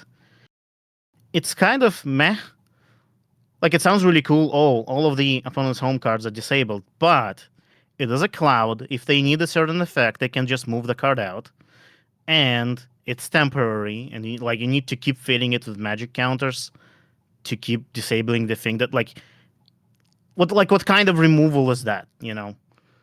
So Maybe it's like an anti-combo tool. I don't know. yeah. I don't really know what I would use this card for. That's why I gave it a 1. So some cards that are at home can't be moved. Resources, sure, Yeah. but eh, okay, which resources do you want to disable only temporarily? Or Right. do you That's plan to feed this card with magic counters yes. all the time? Forever. You don't need that many magic counters. You need one every turn. What do you You mean you don't do. need that many? You need one every turn. That's not that many. It is, well, until you get the lantern, it's a fair amount. It is a fair amount. And It is a fair amount. after you get the lantern, I still think it's a big upkeep. I think this card would be a lot better if it removed the magic counter from other card instead of from itself. Hmm. I think that will be much, much nicer. But because you need to feed it with magic count, it's kind of eh. And then if you stockpile magic counters on it, the opponent removes it and you're sad. Yeah. And if you don't, you need to every turn play a magic restored card essentially, or do a message from the past. And with message from the past, it's really bad because you pay 2 AT for this effect, which Yeah. is every turn. So I don't know. This card is just not making sense in my mind. Okay. Okay. So I think resources are kind of whatever. I am thinking about um, opponents' main characters, a lot of which are just going to stay at home in this meta. Oh, sorry. Also, another thing. It says until the end of the turn, which means you actually need two magic counters per round to disable the thing. Like, what card at home would you want to disable only on your turn? Like, if it said until the start of your next turn, that would make a lot more sense to me, but still would not be a good card, I think. But this card does not make sense on so many levels to me. I just don't know. You need to keep feeding it. It's only until the end of your turn. Grogger's Lair is a good point. Grogger's Lair. So yeah. You could disable Bright House on your opponent's turn to give yourself a little more time. But You would rather run resource removal, you know? You would want to disable your opponent's pip main before you retire stuff for home limit. If Pip is at home, which it could be unlikely because Pip restricts herself to that location. Yeah, no, that's fair. That's fair. Which is actually, I wish Pip did not. I know it's flavorful that she restricts the location, but I really wish she didn't. Yeah, no, okay. So that's fair. Let me stop. So this card just does not make sense to me on any level. It's so specific. It's so expensive. It's just I don't see. So I don't see anyone running this card for the effect. I could see this card being ran for Magic Restored only, but because there are no orange Magic Restored focus decks, at least I don't think so. This card is just not any. I don't know. 1. Yeah. I mean, you're right. It's tricky to come up with a. Yeah, it's really unfortunate because I feel like this kind of an effect should exist in the game. It's a cool, unique effect, but it's so unique that it's not. If it wasn't time limited, it'd be fun. If it wasn't time limited, it'll be nice. Or if it was at least until the start of your next turn, that'll be much better, right? Mm-hmm. Because now you don't need 2 per round, and you could disable Eager, which is valuable, I think. Well, it is as long as you're doing it like on a fairly persistent basis. Yeah, as Like long as you play the up. Eager is great, but like as like I thought of bringing that up, and like you're not gonna spend a magic counter just to get rid of one But you eager. can't even. It's literally impossible for you to disable eager with this card. Yeah, There's no window to do that. yeah, So like, yes, there's no chance to turn off eager because it only works until the end of the turn, which means the only time you could turn it on in your opponent's turn is in the first priority window, which is after eager has already triggered. It is unfortunate. it's a real shame, honestly. There's some decent orange cards. Just don't have their space. Which, we were the guys who were talking about how, orange is going to be amazing. Let's hope they don't print too many good cards for it. So maybe we should be thankful. Yeah. Okay. Okay. Next up. Yes. Sparky. Magic Roots. Cost 1. 1 requirement. Dragon. This card has +1 power for each magic counter on your card. So we actually argued about this, like, what was it, 2 days in ago? advance. Yeah. Yeah. It was on Wednesday. Yeah. When we were trying to figure out how the methodology works. Yeah, I wanted to see if we're aligned and what ratings mean and whatnot. So we picked some random cards, and this is one of them. Yeah. And I think the basic gist of the discussion was that this has the potential to be pretty reasonable entry, given that it could sometimes be a 3-for-1 or more, maybe. Although, like, didn't we... Like, we hadn't talked at the time about how magic counters don't exist in orange. Yeah, we didn't. We didn't Right. consider that. But you don't care, because this is an entry card. You don't care because other colors care about magic counters. Yes. And if you're running other colors plus this orange card, it's a really good entry, right? Yeah. Because it doesn't care about magic counters on itself. It cares about just your cards. Yeah. Like, even with one magic counter in play, which is unlikely if you're having magic counters at all, this card is like okay-ish. Yeah, like as I said at the time, I was thinking of like the early game where like opening turn you played a Sunny Troublemaker or something. Yeah. And okay, now you've got a Magic Iron play. Now this is a 2-for-1 entry. Yeah. I think this card is okay. It's not the best out there. I think, like, we both gave it a 2. It's all right. Yeah. Yeah. I think other entry is generally more valuable. Yes. I think if there was like a mid-range deck, maybe an aggro deck that ran Magic Restored. Hey, the worse the card is, the longer we spend on it. That's kind of true, yeah. I think there was like a mid-range on an aggro deck that ran orange and magic counters. This card would be perfect in it, I think. Yep. Anyway, yeah. Let's not spend too much time. Let's take a hint here. Hold on. Up to you. Sprout, Elected Despot. 6 cost, 4 requirement, 4 orange power.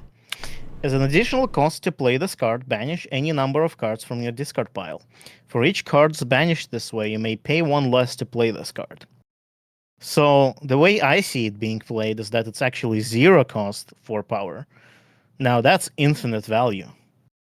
It is. This card is pretty good. It is. I gave it a free in utility and 4 in deck performance. 4 is easy orange, and free because it is essentially just the power. Like, it doesn't do anything. It's just a free friend. So, like, I don't think it's irreplaceable in a deck. I think it is useful. It's nice to have, but I don't think you can, like, I don't think it's what makes decks work. I mean, it's not what makes decks work. No, but I think, and I guess we ended up on the same number.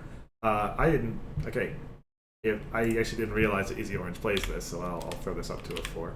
Um, I think on the logic of like, if you're looking at a deck that was orange and was kind of putting stuff into its discard pile, and you didn't see this card in there, you would ask, "Oh, have you considered playing Sprout?" Sure. And that's what a 4 is. Nah, it's a fair free. I think if a deck does not run this card, I think it's like you will not. Well, I don't know. I will not blame a deck for not running this card, is what I think. Sure. Okay. Okay. Let's move through quickly here. And for what it's worth, like this is what happens when you have this extra rating system, right? Because now we have 2 numbers for every card to argue about. Yeah, Even- but I like that. Like, Even the number that's completely irrelevant is still something that can be argued it's great. about. Sim did like only the final rating, and I think that's boring. If we did that, it would be just talks, not meticulous talks. This is mine. Yep. Sunny Star Scout, spread the love at cost 2, 1 requirement, 2 orange power. Magic restored, and when you put 1 or more magic counters on this card, put that many +1 power counters on one of your friends. So this is cheap magic. It's like, I think all of the magic restored cards are like, there's some 2-cost ones and there's some 3-cost ones. And then there's the 4-cost one that we don't talk about. And so, like, the 2-cost ones, I think, in general, are better than the 3-cost ones. Not, like, there are definitely some amazing 3-cost ones, but in general, the 2-cost ones are a little bit better. I agree. But also, the effect on this card is also pretty good, I would say. Yeah. Like, it's... Well, it's converting magic counters to power counters. I think that's decent. So yeah, I gave this card 3 and 2, so 2 total. I think this card is okay, but it doesn't have a place. Like, the best deck for it is like a Magic Restored Orange deck or something, or maybe Big Orange if it ran Magic Restored stuff.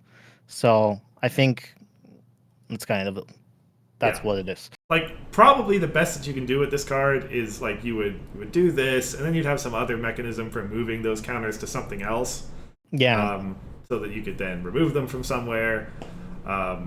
It takes a little bit more work, but I mean it's doable. There are cards in the set that do that. Yeah. So yeah, you and I are on the exact same page in terms of rating. Yeah. So let's go to the next one. Let's go. Congratulations, Grandpas. You've given us the hurry up. It's gonna last for like 15 cards, and then we're gonna be back to where we were before. Okay. Yes. Tumble. It's the little things. Dragon, 3 cost, 1 requirement, 3 power. Magic, and then I'll do it again. Magic restored. While this card has at least 1 magic counter on it, it has Diligent 2. I think it kind of has the same thing as Fountain, which is like, okay, maybe, like, the effect you get for magic counter is kind of like, eh. It reminds me of, Granny Smith from Marks and Time, except Granny Smith from Marks and Time did not need any investment for Diligent to work, and it was Diligent free. This card, I know it's a different meta completely now, but I think the comparison is still valid. This card requires you to work for Diligent. It's kind of whatever. Like, the effect is whatever. Let's leave it at that. Yeah. And it could be run for Magic Restored alone. So that's why I gave it a 2, another 1. And yeah, there we go. Yep. You're right. Like, Diligent is more relevant than competitive was, I think. Yes. But you're right that, like, having to work for it is kind of, yeah. Yeah, I had this at a 3 originally, but it's a 2. Um, yeah, it's one of those limited cards. But Okay, like next card. doing this Okay, rating sorry. system, has definitely made me think like, man, there's some potential Magic Restored in Orange. I feel like I want to investigate that. Yeah, I like this. Okay, next card because I see some spicy ratings there. There's Spicy Raid. This is one of my maximum divergence cards. 5/1. So, okay. I will say, let Well, me read this the explain the card to card us first. first. Yeah. Balloon Pony, Contingency Plan. Cost 5, 4 requirement, 5 power. When another one of your non token friends leaves play, if that friend has at least one magic counter on it, put a token copy of that friend into play. So, this card is on my combo watch. I think there's going to be a combo with this at some point. I think there's a combo with it already, so I actually need to bump the rating here because I forgot about that. Oh, Sorry. there's actually there's actually a good combo with it already. I think so. Interesting. No, I'm wrong. Never mind. Okay. Like I swear I saw a deck that ran it. as I was doing these ratings, I was like putting together a combo deck in my mind for this. I don't know if that deck is anywhere near good. I'm not willing to. I'm not willing to, make ratings based on just ideas in my head. But I'm pretty sure that you need to have like some magic restored stuff around, or sorry, magic counters around. And then you probably don't play this. You Earth Pony Crystal it into play. And then you use Lily to retire all of your stuff with magic counters on it.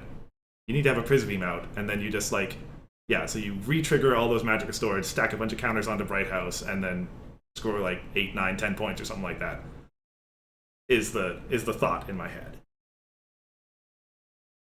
Yeah. And I think this card defines that deck. I don't know if that deck is anywhere near good. Which is why it's 5/1. 5/1. Yeah. Here's my line of thinking. I think if Easy Orange ran magic counters, which it kind of did in the first iteration, but now it doesn't, right? It makes sense. I think it's better without them. But I think if you bring them back, I think you do run this card. Because, again, as you said, you can put it into play with Earth Pony Crystal, which is pretty good.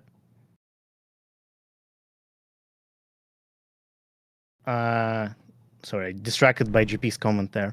And I think this is not just for a combo. I think I think it's a generally fairly okay card for just getting more use out of your friends, But I don't think there's a deck that really runs it. So for me, it's a 2 total rating. Yep. But it is a spicy card. Yeah, that's fair. I don't think it's a 5. Well, I mean, your point there is good. So it could I agree with your rating, but I also agree with my rating. Okay. I mean, yeah, we're thinking in totally different directions. Yes. That's fine. I don't. So you see, my rating. I agree with your rating on 5/1, but I also agree with mine, and mine is higher, so I'll keep that. Sure. That's my line of thinking here.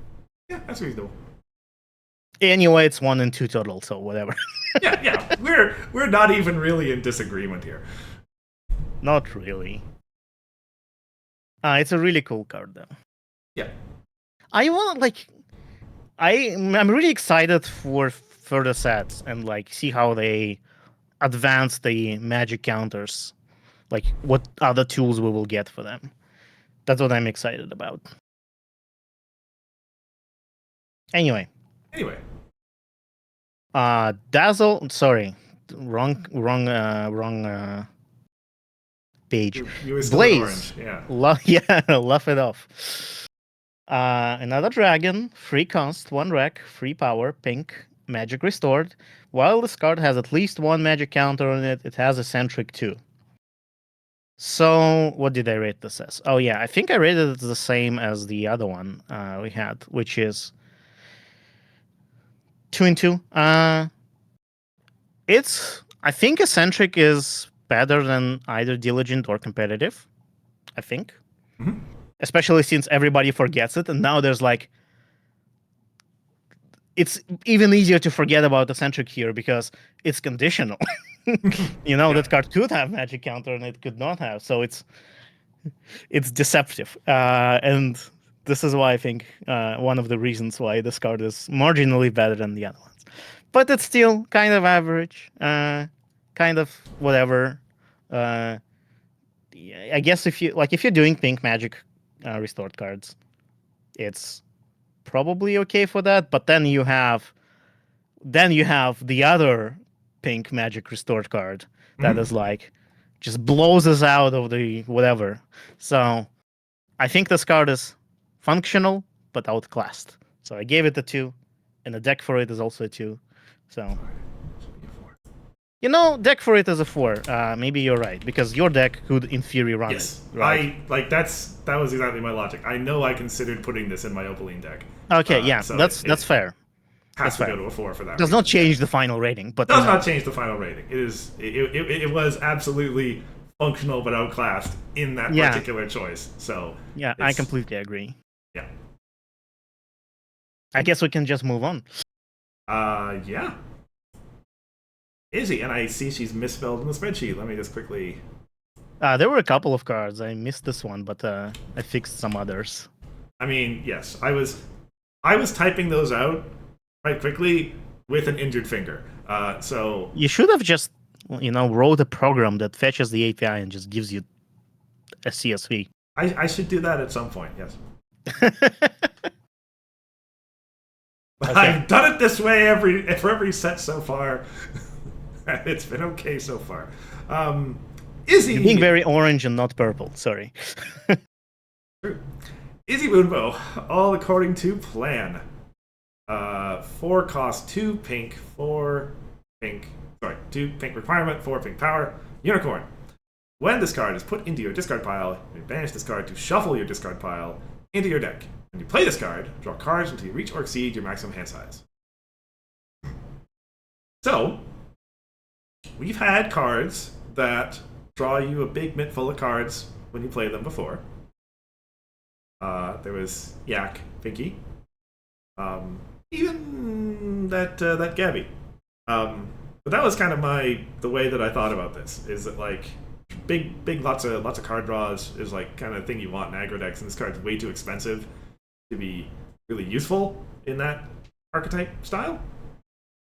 So that's why I gave it a 2. And I believe I missed some deck that runs it probably, which is why I gave it a 1 on deck performance. Not really. Like, I could honestly see, in theory, this card being ran in like Pip Pink to get some of your tools back into your deck, to refresh the hand. But like, it's kind of whatever, honestly. So it's the card is kind of whatever for that. Another deck that could, in theory, run it is maybe like a Leaving to Love deck, which is what you said basically, right? But Hmm. I mean, yeah, it's a 2 total rating, and the free for deck performance because in theory, Pip could run this. Yeah. No, yeah, I get it. It's right on that line, right? Where like is it deciding which decks it is quote unquote supposed to go in is a little bit hard because you would like Yeah, it's such a questionable decision in those decks anyway. yeah, and utility rating actually depends on that too. Yeah. Uh Also, GP points out it's a wonderful anti-mill tools. Yes, but I don't know how viable mill is in core. I don't think it wasn't very viable before. I think Easy Orange is kind of a mill deck. It could be if you really wanted to, but it generally, well, like it is. Yeah, it's a struggle to call it a mill deck, but it could in theory mill your opponent out. But it generally just mills itself out. All Okay, let's just go to the next card, I Nice guess. card. Oh, I have some spicy variants here. Well, I will. Kenneth, Sorry, you read the card, then I'll say it. Kenneth and Birdzilla, Forward Scouts. Another Creator entry cycle for pink. Immediate. Retire this card to look at the top 2 cards of a problem deck and put them back in any order. When this card is put into your discard pile from play, you may pay 1 to put this card into its owner's hand. That's right. I gave this a 1. Yeah.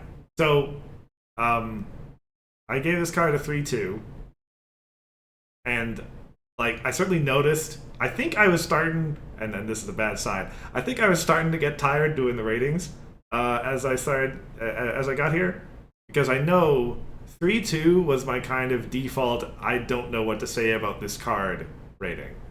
Like, it's not terrible. I guess it's a 3. I can't think of which deck this goes into, and then move on. Okay, So it's entirely possible I'm wrong. let me explain my 1 here, right? Sure. Thing number 1. Remember we talked about the worst retire effects? I think this one is the worst one, actually. Because looking at the top problem deck is so... like, it's whatever. Yeah, you might, like, stack your opponent's deck, but honestly, whatever. You're probably not... I am wrong? Okay, that's fine. Preferred Hitch pink entry? I disagree. I don't, like... You have so many good pink entry options. First of all, you have all of the classic ones like Giorno or Rush Makeover. Well, You also have yeah. Professor. It's a critter. Okay, fine. It is used in a deck, sure. So, what rating is Hitch Pink then? I don't think it's amazing. I mean, Okay, fine. I'll move Wait. it from 1 to 2. 2, whatever. But other than that one deck, I think this is the worst one. And like that one deck runs it just because it's Critter. Everything else is irrelevant on this card, right? Interesting. So I can definitely say that that's not what was on my mind when I was making this deck, because I had no real faith in yellow decks aside from Unifarm and Uni Control. So I card ratings need to have multiple homes to earn their score. Oh, No. I think he's being sarcastic. Yeah. Yeah. But no. But I don't know. Yeah, sure. It is like I did bring the rating up to 2. I don't disagree that it having a home brings the rating up, but still meh. You know, that's my overall impression of the card.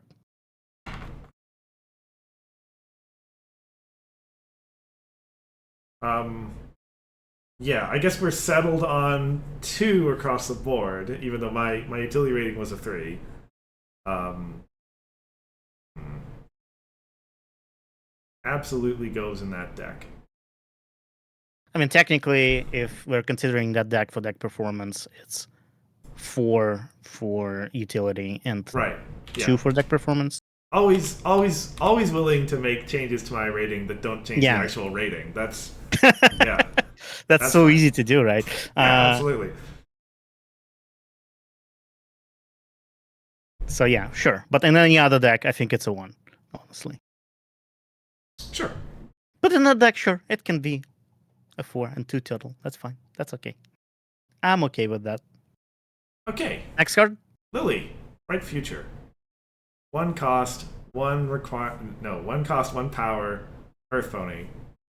At main phase, retire a friend to give this card +2 power until the end of the turn. I need to have a drink of water and recenter myself here. I'll need to warm up some coffee at some point. So I think this is pretty reasonable entry. Obviously not particularly great early game. You need to have some friends. But mid game, late game, This can pretty easily be a 3-for-1, maybe even a 5-for-1. Maybe even more than that if you've got a bunch of critter tokens or something lying around. So like I think in like a pink mid-range kind of deck,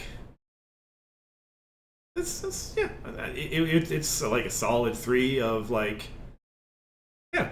I wouldn't consider it a problem if I saw this in the deck. I see it in Cadence Blue. Oh, it is in Cadence Blue. Is No. it? No, it's not. Oh, But I see it being played there. yeah, actually.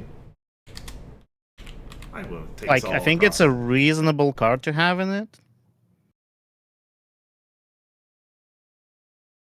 I don't think, like, it is Sorin essentially, right? It's the same card except it's entry as well. Yep. Well, yeah, no requirement, and main phase not immediate. That's Yeah. fairly. So other decks could also use it. That's why I gave it a free, all across the board. Did I? I did. Cadence could in theory run this. Cadence is a free, so there you go. The card is a free. Guess so, yeah. But utility is also free. I think. I think it's a decent card. It's not like, oh my god, I need this card in my deck, but you know, it's decent. Okay. Okay. Time Alright. to get to the spicy stuff. Big time. This card has 2 ratings for me. Batch, did you hear that? This card has 2 ratings for me too. All the Free cards cost. have 2 ratings. Free cast, free Rex, free power, unicorn, hasty, magic restored, immediate, remove a magic counter from this card to replace this card's problem. Is this the best magic restored card in the game? I don't know about. There is that. one to match, I think, but This might be the best Magic Restored friend, though. Probably, yeah. So this card has 2. It's either a 4 or a 5, depending on how you look at it. If you consider that particular combo deck that runs it, then this card is 5/5 because that deck absolutely needs this card to work, and that deck is probably one of the best decks in the meta right now. So there you go. That's a 5.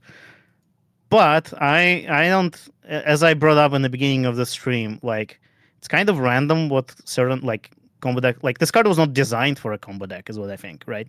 So the intended deck for this card was not that combo deck, in my opinion. It was not designed as a combo card. So I think the intended deck for this card is closer to Easy Orange, and that deck is a 4. And in that deck, this card is a 4 as well.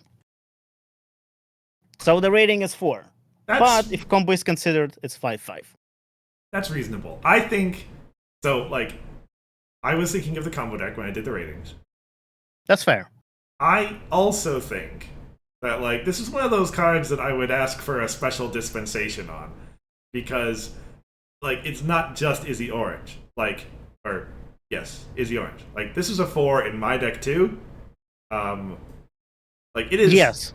There's several decks that use this. And is significantly great in lots of top decks. And so, like, I know it's technically against the rules, but I would, like, want to push it up to a 5 anyway. Oh, that's fair. Yeah, you know how I'm very reluctant to giving out 5s willy-nilly. Yeah. But yeah, this card is kind of there. It is used in a lot of decks. I think any pink deck is gonna run it most likely. And what's important about this card is that it is really useful even if you don't do magic restored stuff. Like, just using it to replace a problem once is already really good by itself, you know? Mm-hmm. It's kind of better bait and switch because it has lower rack and it's hasty. Yes. And you could make it repeatable with just inclusion of one other card in the deck, which would be expensive, but it will be repeatable. Yeah. I think it is. It is. Is it better than bait and switch? So like it's very, very close. Remember, bait and switch was not localized and was also eccentric. But yes. But I think hasty is just so much better than those other 2 things. Probably, yeah. I think it's extraordinarily close, but it's definitely on the same level, at least. Yeah. It could be a 6 in It, a way that something might happen to this card at some point. we'll see. We'll see. I But think for that combo deck, I think this card should exhaust itself when it replaces a problem. I know, like, if Sim goes with that, it would need to be banned and then reformed. But I think that would be a good fix to this card. we'll see. I'm pretty sure I have a date with that combo deck coming up, and I'll be able to say more about it after that. Yeah. Okay. Just my point is there, just very quickly, is that in a normal play, the fact that it exhausts itself is basically irrelevant because it would go home anyway, in most cases. So the fact that it would exhaust itself would only matter for that deck. Well, I guess like sometimes maybe somebody moves it to one problem, replaces it, and moves it to another, but I don't know. Anyway, next card. Yeah. Anyway, yeah, nice card. Yes, this is me. Peach Fizz. Puppy Dog Eyes. 2 cost, 2 requirement, 2 power, all in pink. At Chaotic, flip to draw a card. Is a magic restored card and says opposing fancier with cost less than the number of magic counters on this card can't contribute their power to confronting this card's problem. So this card was in the original build of Opaline that I built. I found it to be a lot less useful than I thought it was going to be, and it's not in there anymore. I don't think it is a 2, though. I think there are legitimate reasons you would want to have it in there as a sideboard card. So it's a 3 as a card that could be swapped into that deck, and that deck's a 4. So that's how it goes. Yeah, I absolutely agree with that. I have exactly the same rating. I think it is on the lower side, but it is a magic restored card. The effect is all right. It's not it's not patch level of effect, but you know, it's still pretty good. It's better than competitive 2. or if we're talking about cards from this other cycle, disable abilities until the end of the turn of the opponent's home. Yeah. Yeah. Yeah. Like this is much better than those 2. Yeah. Okay, next card. Okay. Windy Erratic Landings. Oh, this card. I love this card. 2 cost, 2 rack, 3 power. Hasty. When this card enters play during an opponent's turn, you may retire this card to dismiss a friend here. So it's a belly flop. Kind of. Yeah. Only on the opponent's turn. Only on an opponent's turn, which has caught me off guard once before. And it's a friend and costs 2, yeah. But I think this is a really good card. It's a removal at immediate speed. 280 is not that bad. The power is generally relevant. Honestly, I've never seen this card being played as just a friend without removing everything. I think every time you play her, you play to remove. Like, it feels like you're losing value if you don't do that.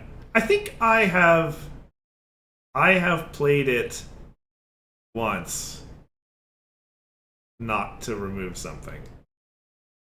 I think it was as a face-off trick. Yeah, if you absolutely need to win a face-off.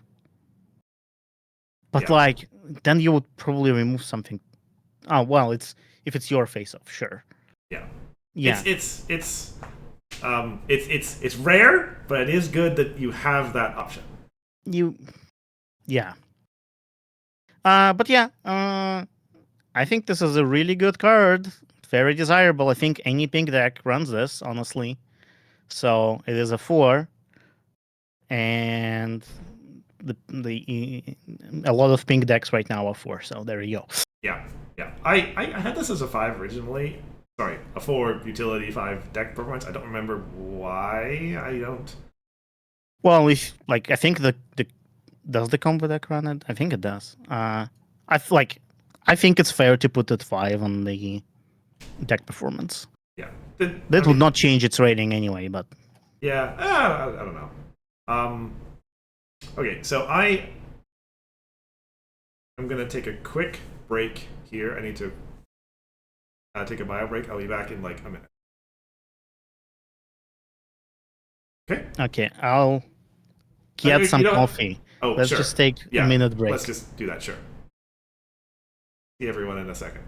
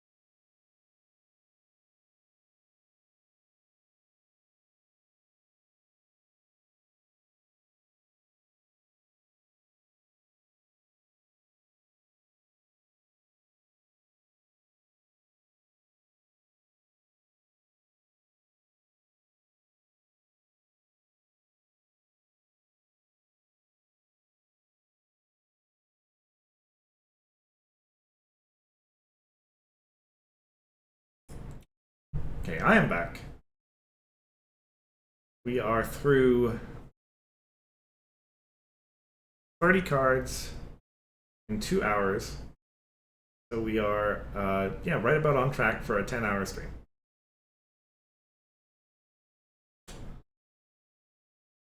Which is, normal.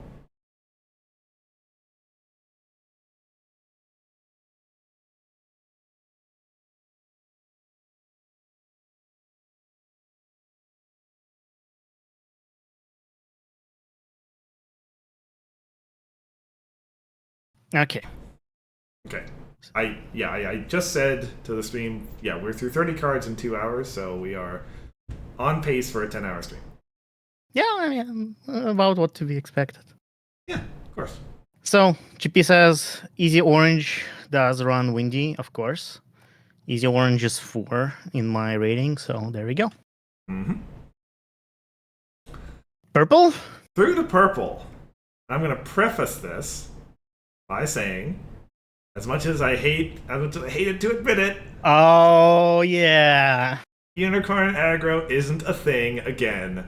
So that prefaced a lot of my ratings there. Okay, I was so excited for it this time.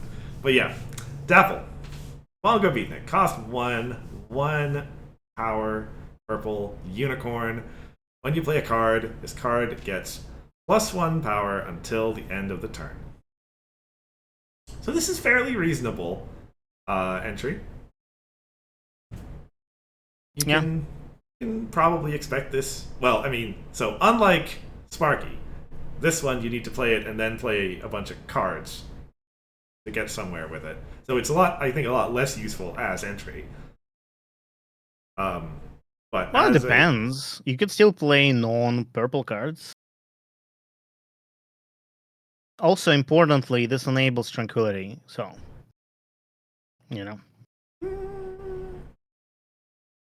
That's a fairly reasonable point, actually. Oh, did I give this card? No. We're both on 1. But I think that's reasonable on, it's both coming from the deck performance side. Yeah, I believe unicorn aggro is not a thing. Well, it's not just unicorn aggro, it's like purple aggro in general, Mm-hmm. Because purple aggro could in theory run this card. But other than that, I just don't know if it would be played anywhere else. And I think purple aggro is not going to be a thing, at least for the time being. and that's why I gave it a 1. And the utility, it's an okay card for the aggro deck. Yep. It's alright. Yep. I Purple have played is. with this in the playtest stream, remember? Anniversary. That's right. Was You it did. anniversary? Yeah. Yeah, it was. It was a long It time ago. was like, I was actually not impressed with it at first, but then it was actually, decent. It's surprising how many cards you play per turn. That's all I'm gonna say. Well, that was old core, but yeah. Yeah, but still. Yeah. Purple is, by and large, as I'm going to advance us here, a tale of two, because there's that, but then there's the purple magic restored deck, which is like actually pretty good.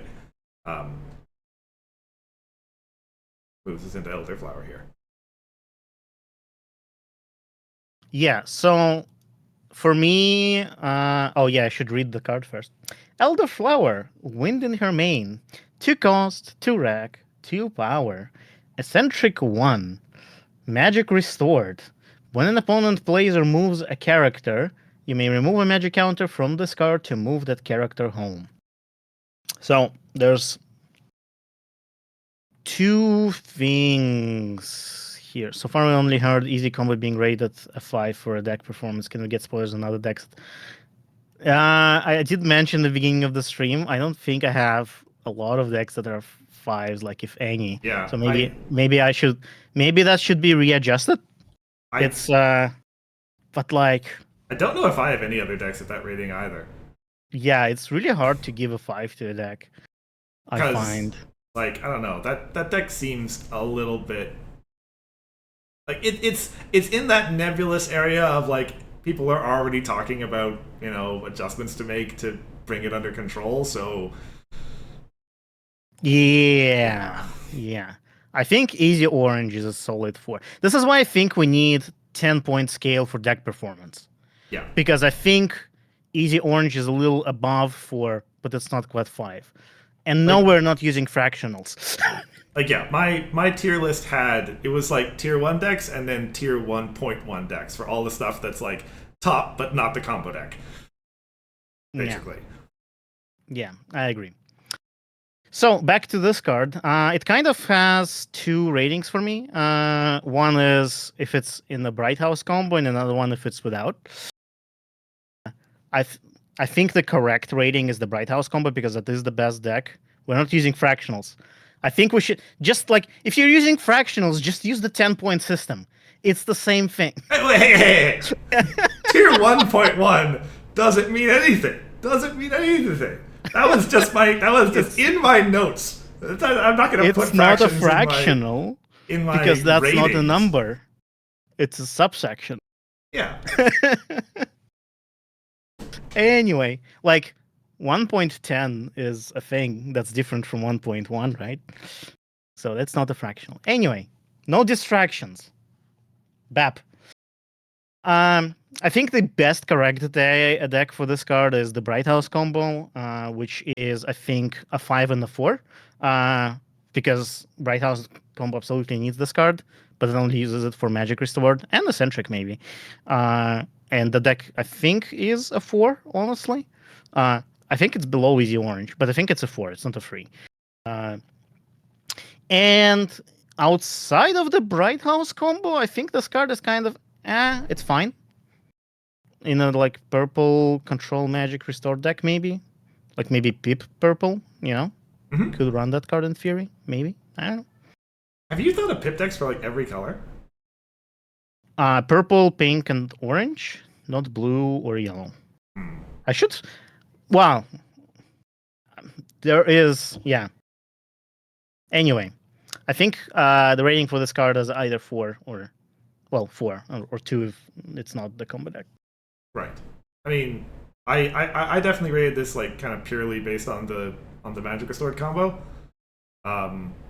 Because yeah, that's fine. I should change my rating to that because it is the fair rating. It is the intended deck for that. So yeah, one of the intended decks. That deck is a 4. This deck is this card is broadly interchangeable with any magic restored card in that deck, so that makes it a 3. But is it interchangeable? Like you can't remove it from the deck. So and this is the same philosophy that I gave that I applied to those magic restored problems for the combo deck, right? Perhaps you can't remove it, but like you could literally have any magic restored problem in there, in that slot, and there are 5 other ones that you could put in that slot. So, like, You I can't would put not. them in other colors. Sorry. You can't put magic restored cards from other colors. So, okay, oh yeah, okay, yeah, we're back to talking about the magic restored combo, the purple one. Yeah. The answer is yes. I guess okay. Maybe the question I should have asked is: are there magic restored purple cards that aren't run in that deck? I don't think so. I think it runs everything it can, plus Okay. some more like mask and stuff. Okay, so maybe Uh, that's not as correct then. So like, yeah, I think it has to. Anyway, I think like GP mentions, this is a good control card outside of the combo deck, which is I think interesting in its own. I just don't think purple control is that good right now. But otherwise, I think it's a decent card, especially with that problem that, like, when you move a friend away, you get AT for counters it has. I think that with this is pretty good. Anyway, let's just go to the next card. Yeah. All of the magic restored purple cards are gonna be 5/4 on my rating. But I thought like that's kind of boring, so I gave the second rating. Right. I mean, So, I don't think 5 is correct, even on the magic restored part. sure. Like it'd be 4 highest, right? No single Sure. magic restored card defines that archetype.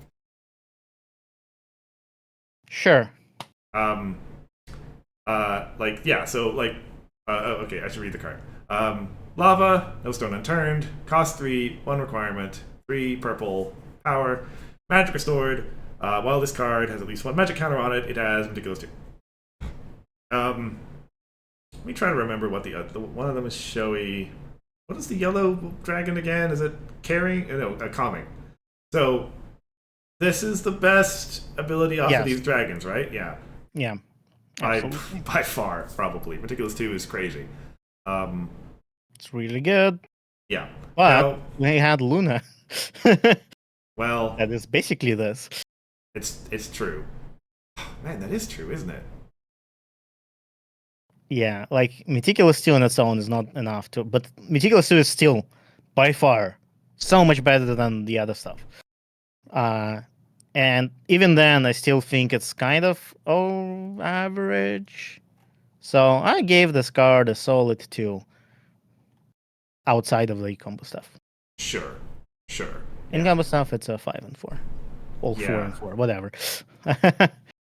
Yeah, I guess yeah. For me, it's got the same rating as the one that came before it because it serves the same purpose in the same deck. Yeah. So it is functionally the same card, except it costs 1 Yeah. more. Yeah. And so it has to have the same rating. Yeah. Okay, next card. Next card. Mousifant? Pegasus Mousif- Pest. Mousifant, I think. Yes. Yeah. Mousifant is a Mousifant. very different looking card. It is a very different looking. It wouldn't be a critter at that point. I don't know. Is moose a critter? Is elephant a critter? Yeah. Bears have been critters, so I think moose could be critters. Okay, fair. Bears have been critters. Okay. Okay, I agree. Then. Anyway, Pegasus Pest. 2 cost, 2 power. It's the critter entry cycle again. Retire this card to give a Troublemaker +2 or -2 power until the end of the turn, and put it into hand like the other in the cycle. I'm really good at reading cards. Anyway. You are good at saving time, my friend. That's the important thing. I think I think I actually should bring the rating, the deck performance to 2, because that's what I gave Zip. I think Zip could in theory run this card, Zip, whatever Zip deck is, and I think this card has the rating of that deck. Well, actually, I gave it a 1 in utility. Because like, you run Headmare, Mm-hmm. Oh, so yeah. like, Headmare or the 2 for free or the Rush Makeover is just +2 to a Troublemaker once or -2. It's kind of whatever. Maybe in the purple farm deck, but even then, it's kind of you know? Eh, yeah, yeah. So like, all of these entry critters are like something. Like, we'll get to it when we get to the yellow friends. I think like there is some pretty like spicy critter synergy in the set that like there are no decks that use, unfortunately. Um, but yeah, yeah, it's only a two Yeah. at the current state of affairs. I guess I have a little bit more belief in its utility than you. Sure. Sure. The Hitch Pink will not save this card from me. Because I know Hitch Pink does not run this card. Anyway, let's just go Yep. to the next one. All right, speeding through the purples. Um, Onyx. I know, I'm preempting non-existent arguing, GP. Slam forward. Cost 2, 1 requirement, 2 purple power. When this card enters play, your main character has Studious until the end of the turn, and then start a face-off involving your main character and an opponent's main character. I think we were pretty mid on this when we like reviewed the spoiler for it, right? I Yeah. seem to recall that. So okay, so here's your rating is lower than mine, so I'll argue my case. Mm-hmm. So I think this deck would be good in Zip Farm, but Zip Farm is a 2. So in that deck, I think for utility it's a free, but the deck is a 2, so the card gets a 2. Hmm. I didn't really think of Zip Farm much. I was still thinking of the like purple aggro. I think no. When I see this card, I see. Wait, no. This is terrible for farm because you can't. It's not hasty. Forget what I said. It's a 1. Like you can't challenge the Troublemaker, like unless you're playing pink, right? Mm-hmm. So yeah, never mind. Never mind. This is for Zip control. Yeah, but like, is Zip gonna be involved in the face-offs in Zip control? Really? Like I know this starts a face-off between me, but like that's it. I know it seems mid. Like whatever. I don't think. I don't. Let me look for a second. That's the point. But like, what do you actually get?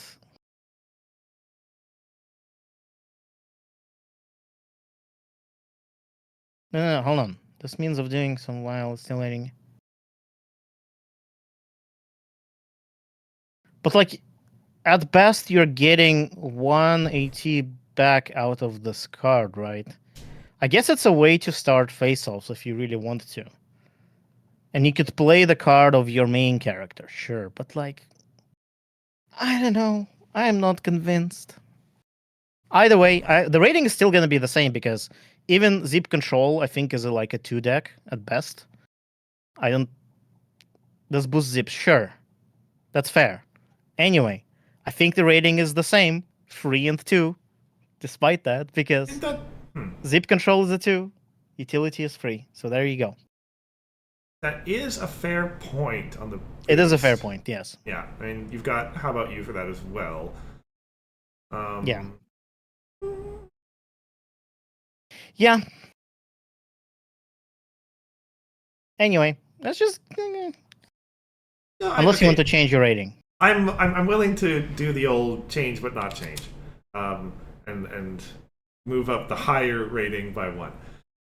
Okay. All right, next up to you. Oh, yes. It's Opaline Arcana Mirror Mirror. 180, free rec, 1 power. Friend Alicorn Chaotic. Chaos. When this card is flipped, gain 180 for each card type among banished cards and banish this card. This card has +1 power for each card type among your banished cards. Unicorn aggro, am I right? So that's what I thought, but then I'm like, does the Zip Control deck banish stuff too? I thought it does do a lot of banishing, actually. That's mayonnaise. But like even then, it's just power. Well, like control decks have reasons to run It is one relatively AT large for big maybe a things. lot of power, sure. Yeah. But I was thinking of like when I see this card, you know what I think of? I think of restricted section, Yeah. which is kind of like a similar point of the card, right? Yep. And restricted section never saw play in the purple control deck. Not in a purple control deck, no. Yeah, and it had more utility because it could banish stuff itself, you know? I mean, Like it was self-powering. the chaos on this is pretty good. The chaos is pretty good, yeah. Well, it's one time only, but it is fairly good. Maybe chaos control runs this. Like I'm But pretty sure like yeah. Chip Control is going to try to do chaos stuff if it wants to face offs and such anyway. I don't think you do chaos control if you do chaos control, I think you run Well, whatever colors Opaline has. I think purple orange, right? Perhaps. Is it purple orange? I think it. No, it has to be pink. Anyway, I mean, whatever that card has colors. I there's think so that's many what Opalines. I don't. so many Opalines, so many colors. It is orange something. I remember that. It's either pink or purple, one of those two. Oh, that Opaline. Yeah, that one's orange pink. Yeah, so that's what you do in chaos control, I think. Yeah, makes sense. And we have a lot of support for chaos control in those two colors, right? You have Flurry Hard, you have some other stuff. So like, but I mean, you still could run this chaos card in a non-purple deck, right? Just for the chaos effect, just to get AT once. Well, I mean, you do like need to be banishing stuff then, Yes, which I think orange it's and pink aren't that good at.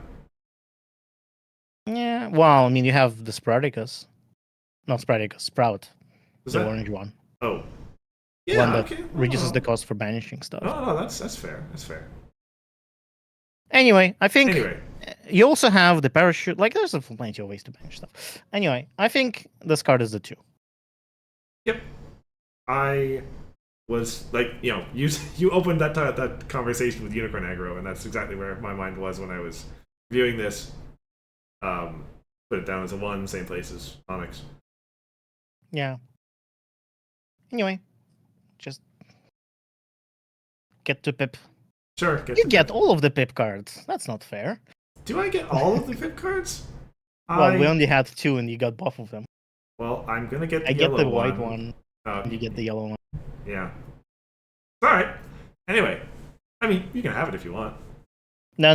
Go ahead. Okay. Pip Petals, Bright Ideas, cost 3, 2 purple requirement, 3 purple power. Royalty Pegasus Magic restored. When you put 1 or more magic counters on this card for the first time each turn, gain 1. This is in the Magic Restored purple thing. Yes. And I think this is like one of the. Wait. Is this card like key in that deck? It is, right? It's key because it's Magic Restored card. But for no other reason? I don't think the second effect is useful. Okay. Oh, maybe it is. Like, maybe it is useful when you really need an extra AT to go off, but like. Okay. Like in that deck, I think most likely you'd rather have the point than the AT, right? Unless you absolutely are short on 1 AT. I guess I don't have enough experience. But like you that have deck. 2 options: put it on the Bright House or put it on this card, you know. Yeah. And I don't think you play cards before you do the combo anyway, so. Right. Okay, Anyway. Well, yeah. So yeah. Well, okay. That's what I was thinking. Yeah. If you do play stuff before Bright House, I think this is really good. Yeah. Which was why I had it at a 4 before. I think it's Yeah, a I'm gonna 4/4 keep it in there. the I'm gonna combo keep it there. deck. I think in the purple Magic Restore deck, I don't think the effect after Sim nerfed it. I don't. This is your preferred option for Markans before you get by. Sure. I don't. Anyway, yeah, I'll just stop talking. It's a 4. Well, it's a 5 because it's a All pip. right, stream's over. If I stop talking. Yep. Next card. Next card, sure.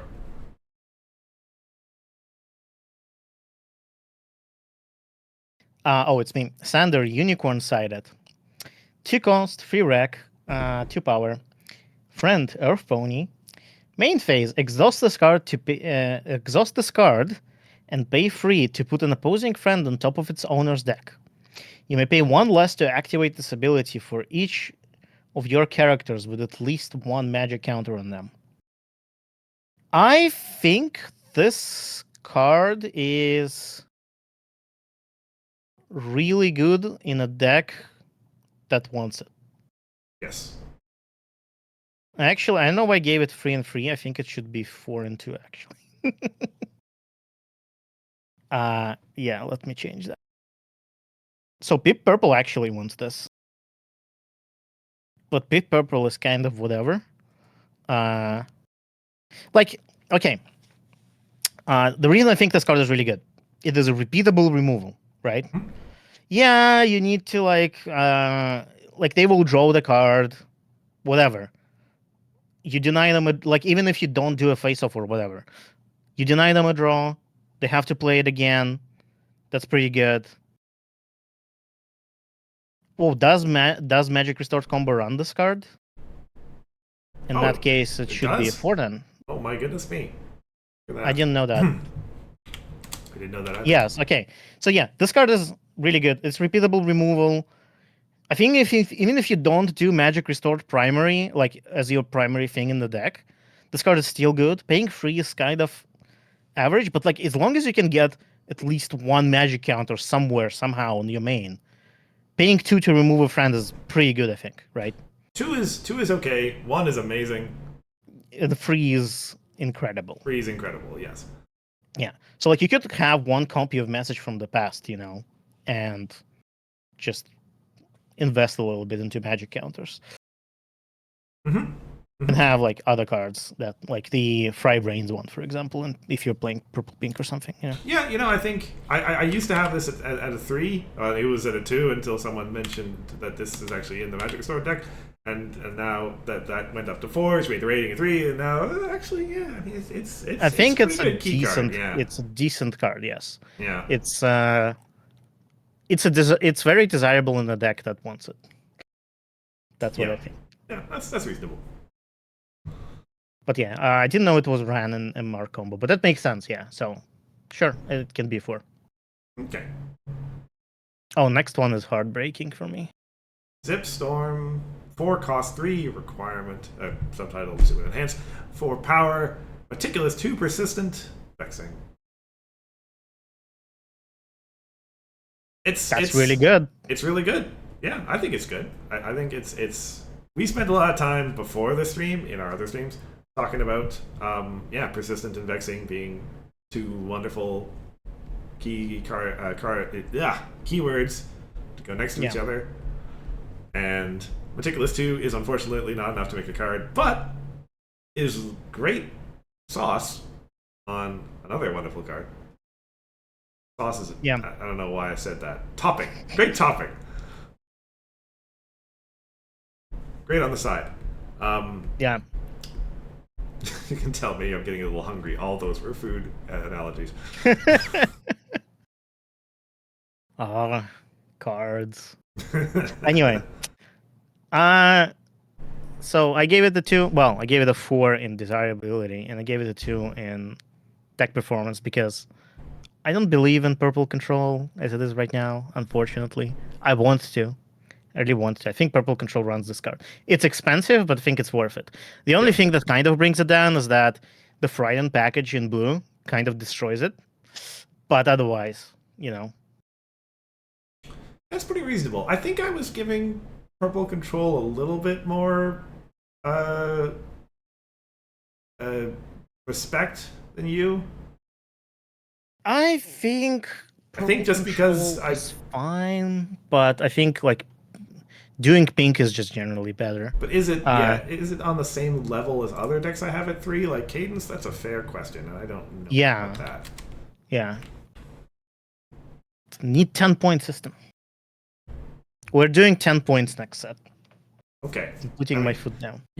People just need to be willing to be wrong. Willing to be bold. Yeah, it's just decks are such a bigger gradient, Yeah. than just cards. Yeah. Maybe it's a 10-point system. Sorry, Like, Sim, I'm just but you're for going to have decks, to add a not. lot of words to that slide. But like, they're interchangeable. Like, you can just double their score to get ours. Anyway, like, they're isomorphic, but just it's more correct to use integers, Perhaps, yeah. Anyway, okay. next card. On to whites. Oh yeah, the white card. Okay, the white creature card. Armadillo T service, 2 cost, 2 power. Immediate retires to this card to give your main character +2 power until the end of the turn. When this card is put into your discard pile from play, yada yada, like the rest of them. So this is a white aggro card, right? Yes. Or farm could also, in theory, be a thing. I suppose. But I think even those decks maybe don't really run this card. And I don't think those decks are pretty good. So anyway, this card is a 1. Yep. Like, I think, let's see. Best case scenario that I'm thinking of here is that you play it at some point and get your entry or your power or whatever. And then at some point on a future turn, you're thinking, okay, at the end of my turn, I'm going to have to retire this to home limit. So let's just retire this for its power now. And use it to confront a problem or something like that. That seems like the reasonable line of play to me. Yeah. But that also doesn't sound particularly incredible. I think, yeah.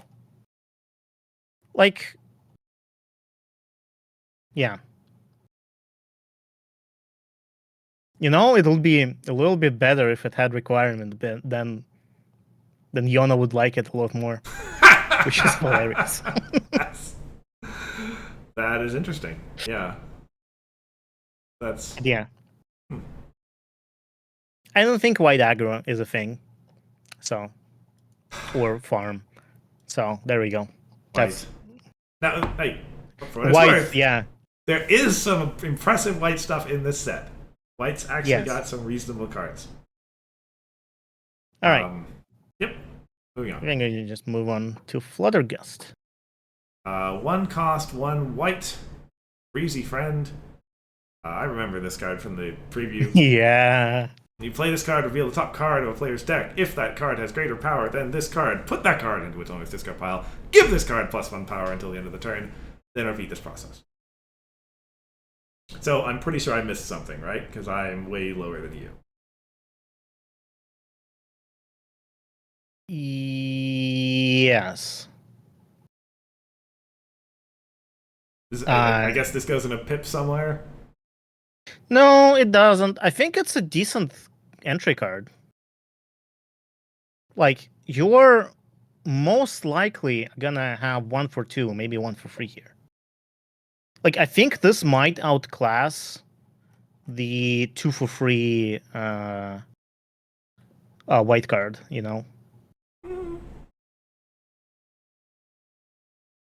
Actually, so I think, yeah. Yeah. The only problem that it's not guaranteed. Like, 2 for 3, you know what you're paying for. Here, you might get it to 3. You might get it only to 2. It depends on how lucky you are and what your opponent is playing. So, I think I think most often you use this on your own deck and have like things you want to put in your discard pile, right? I don't think so. Maybe? I don't know. I think it's kind of a toss-up. You could use it on your own. You could use it on. Yeah, I know. I think it's this card has a place in the meta, is what I think. Yeah, no, I think I'm willing to give you credit for that and get this off of a 1. Right. Yeah, sure. You can keep it at 2, and I'll keep it at 3. Okay, sure. Yeah. Next. Sure. Oh, it's my glory, big aspirations. I wish Google Slides would not stop following you. Anyway, another one of the pipsqueaks. 2 cost, 3 rack, 2 power. Magic restored. Immediate. Remove a magic counter from this card to choose an ability of an opposing friend. This card has that ability until the end of the turn. This is a spicy card. I really like the effect of this card. Mhm. Copying an ability, and just one ability, is a pretty interesting effect. But I think it's so situational. Oh, I'm sorry. You talk for a second. Sorry, what? I spilled my Oh, drink. okay, yeah. I think it's so situational. Like, it isn't like this is a Johnny card to me, where you could start thinking about all of the ways you could use this card. And like you can do this more than once. You can copy abilities from like different friends. It's not does not exhaust itself. You can remove 2 counters, get 2 abilities of 2 different friends. I think this is a cool card, but I just don't know which actual competitive deck would make use of it. And like it could be really meta dependent as well. Like maybe in some meta, this card could be amazing Silver Bullet, but I don't know. But it does have Magic Restored, so there's that. So I gave this card a 2 for like utility, even though I think it's a really cool card. I just don't think there's a place for it at the moment. And 3 for the deck. So the final rating is a 2. Okay, I I'm back. think like this card could be in theory considered in a deck. And I think in some matters it could be maybe even good. But this is a cool this is a cool card. Yeah, it was in adjusting my ratings that I spilled my drink. Because I think I think I have my numbers backwards here. Um, I mean, it depends on how you look at it. Maybe so there's a meme deck that makes amazing use of this card. could be like I think I agree that the card has like yeah it's a really you need there to be something on the other side that would be wonderful to copy. I was cleaning up my spill while you were talking, so did you mention an amazing ability that would be great to copy? No. Okay. Ruby Jubilee.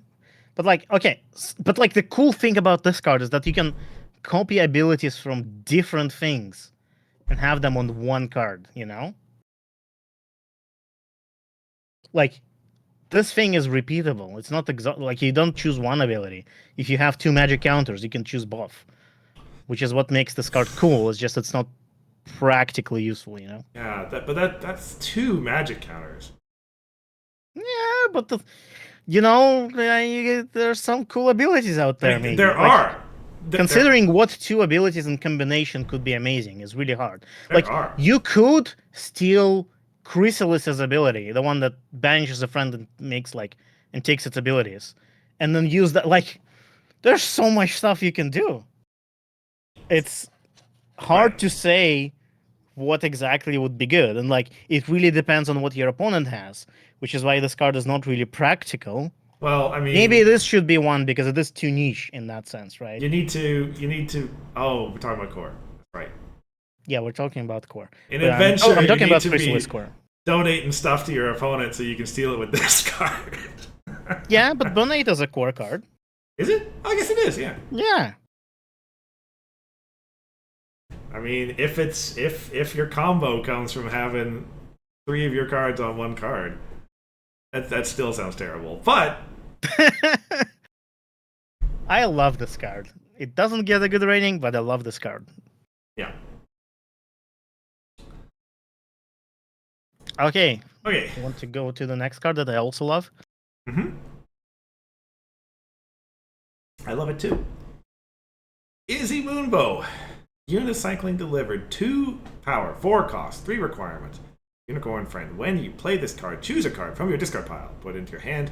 If you choose a friend or resource with cost 2 or less, put token copy of that card into play. If you choose an event with cost 2 or less, copy that event's effects as though you had played it. I really struggled with this one.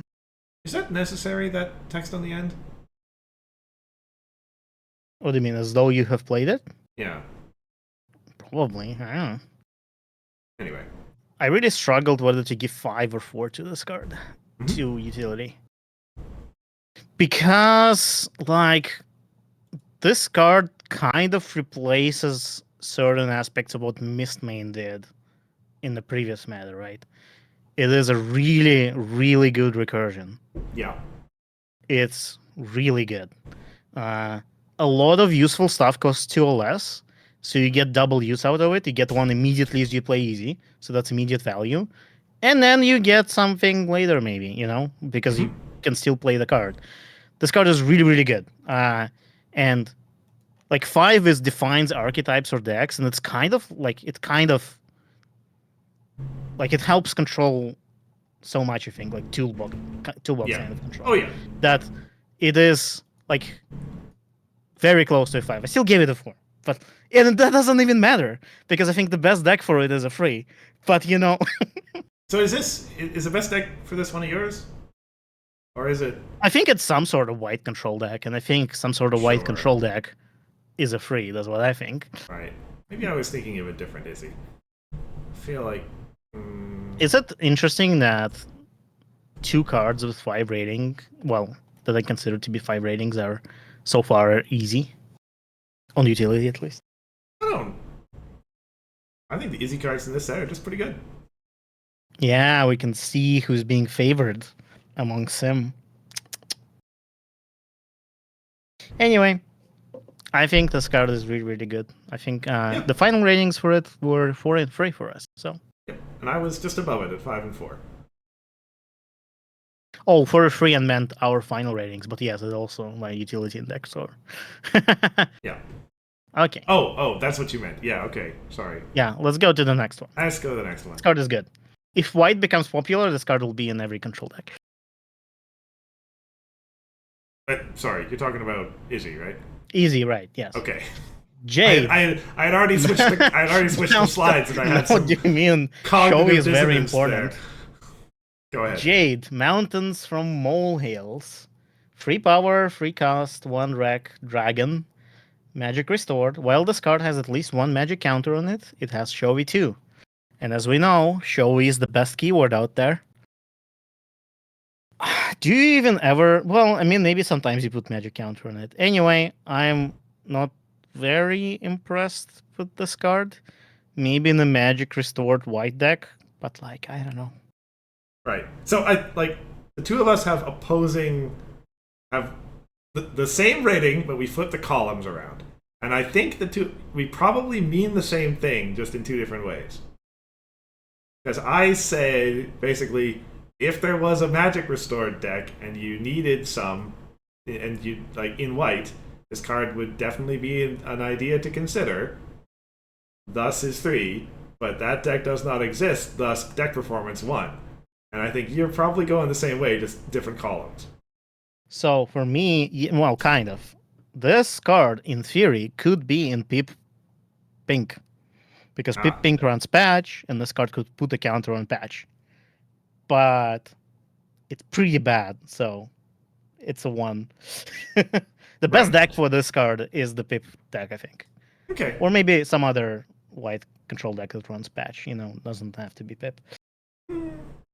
Okay, I mean But, that's reasonable. Yeah, this is one of those examples of like the definitions getting fuzzy when cards get bad. Yeah. The important thing is that it's a 1 out the end for both of us. Sure. Yeah. Yeah. Okay. Next card. Next card. Leaf. Big lead. Cost 4. 2 requirement, 3 power. Dragon. When this card enters play, put a 3 power colorless dragon ally friend token into play. First mention of the dragon tokens. Yeah. Is it? How many other cards are there in the set that like do the dragon token thing? 1 spike. Oh, I thought there was going to be more. Oh well. Maybe there is going to be more. I mean, I guess. Yeah, kind of as we mentioned when we first talked about this card, It is marginally better than a 4 cost 6 power friend due to the ability to distribute the power as needed. Um, Yet also marginally worse because 3 of the power isn't white. Yeah. It is. Why did I put this as a 3? Here's why I put it as a free in utility and 1 in deck. We have a card called Dragonstone, and it cares about dragons. Mhm. So in theory, you could think of a dragon deck. I think dragon deck is not competitive in any way, shape, or form, at least as it is right now. But this card could, in theory, be ran in that deck. So in utility, it's a free because it gives you 2 dragons. You know, but that deck is a 1, so the card is a 1. Right. Yeah, I That's my remember. reasoning. I remember hearing something about a dragon deck once upon a time. I think it was a farm deck. I don't think it had this card in it. Yeah. Yeah. Either way, it's a 1. I mean, yeah, I don't think like obviously if I can't name a card that the deck that's got it, then it's got to be a 1. I think probably. Tough times for our dragon friends. Well, a lot of Harmony Dragon rotated out, so. Well, yeah, but like all the new dragons that came in are kind of meh. Yeah, their cycle is kind of. Anyway, Anyway, let's go to the actual good card. your pick. Pip Petals, like, comment, and subscribe. 180, 1 power, 2 rec. Pegasus Royalty, unique. Showy 1 was actually relevant in one of my games. Players must pay +1. Oops. Players must pay +1 to play cards whose play requirements include at least one color other than white. So this is our new spoons. Yeah, Except better. much better. Only costs 1 and applies to like probably most everything the opponent's gonna play. Unless they're also playing white. Unless they're playing mono white, then it's kind of does absolutely nothing. Well, it has showy. This is a white card that's good because white is bad. That's a way to put it. Yes, it's yeah. So I gave this card a 5 because it's a pip, but I actually think on utility it is very close to a 5. I don't think it's quite 5, but like it's a big tax. It's really annoying for the opponent. It only costs 1. I think if you're running white control, you're just playing this card all the time. Yeah. Like I think it is absolutely the one of the cards that like defines white control. Yeah. I definitely like I think of that game that we played at HithCon where I had like the 1 point of removal and it was this and a posy on the board. And I really had to stop and think for a second, like, do I get rid of this or do I get rid of posy? And like I think I did leave this in play, but it was a legitimately difficult decision, and that like tells you like this card is really good. Yeah, this card is really good, and the fact that it's just 180, it's so cheap to play. You don't even think about it. You just play it as soon as you get it, pretty much. This card, I love this card. It's a really good pip. I only wish white was better. I think the deck for it is whatever white control you can think of, which is a free. So this card rating total would be a free for me if it wasn't a pip. Yep. But watch out. I think if maybe next set will be full. Like we'll have good white control, and then this card will be everywhere. Could be. Heck, maybe this set. Never know. Continentals. Yeah. Speaking of posy, by the way. Speaking of posy, we needed another. No, that's not what I say. What year was Marks and Time? 2016. Anyway, it's that year all over again because I have photo finish again. This is better. It is better, yes. That's why it's my card. Cost 3, 4 requirement, 3 power. Posy Bloom, Village Grump, Chaotic Earth Pony. I don't know that I necessarily agree with that, but anyway, Chaos. When this card is flipped, increase or decrease a Troublemaker's point value by 1 till the end of the face-off. At the start of your turn, if you control a face-up Troublemaker, or a point. Okay, sorry. You think Posy is lawful? Kind of think so, yeah. Okay, sure. She's always just minding her own business, following the rules. Yeah, it's the chaos that happens to her, not her that's starting it. It's Easy's fault as always. Yeah.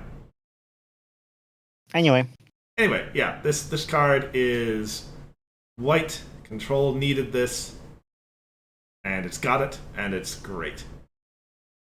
It's, as I said, even better than the kind of win condition we used to have, because it's just you have a face-up Troublemaker in play, and you got this, so great. Score a point.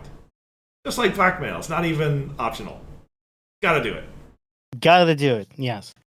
Can't miss it. Just having a Troublemaker face-up is... So, it's interesting. It seems like a very easy condition, but it's actually not as easy as it sounds. But it's still very easy. It's much easier than Photo Finish. Preventing somebody from or blackmail, preventing somebody from confronting is so much harder than just having a Troublemaker anywhere face up. Mm-hmm. Yep. We need that Troublemaker that moves home. Wait, what about that? Way back in Carolot Nights, which Troublemaker was it? Cadenza? Yeah. Yeah, that's what I'm talking about. Yeah. Well, yeah. Or some other way to have an unchallengeable Troublemaker, you know? Yeah. Or a Troublemaker not as a problem. Anyway, this card is real good. Unfortunately, white is still not quite there yet, but it is making rounds, you know? So this card is a free total, but 5. Definitely 5. Oh, yeah. On utility. This card... If there's any card that defines archetypes or decks, it's this one. Yeah, if white control comes back into the meta in a big way, it'll be in large part due to this card. Yeah, white Troublemaker control specifically. I suppose, yes. All right. Next card. Satin Gleam Art Critic. 2 cost, 2 power, free rec, unicorn, magic restored. When you put one or more magic counters on this card, look at the top 2 cards of a player's deck. You may banish one of them. So, this card is kind of... It's good for magic restored. I think the effect... I don't think you would put magic counters on it, is what I'm thinking. Like, maybe in the mill deck? Like, maybe if you have a mill deck with Fluttergust or something, you know? Maybe that. But even then, do you even run magic restored? I don't know.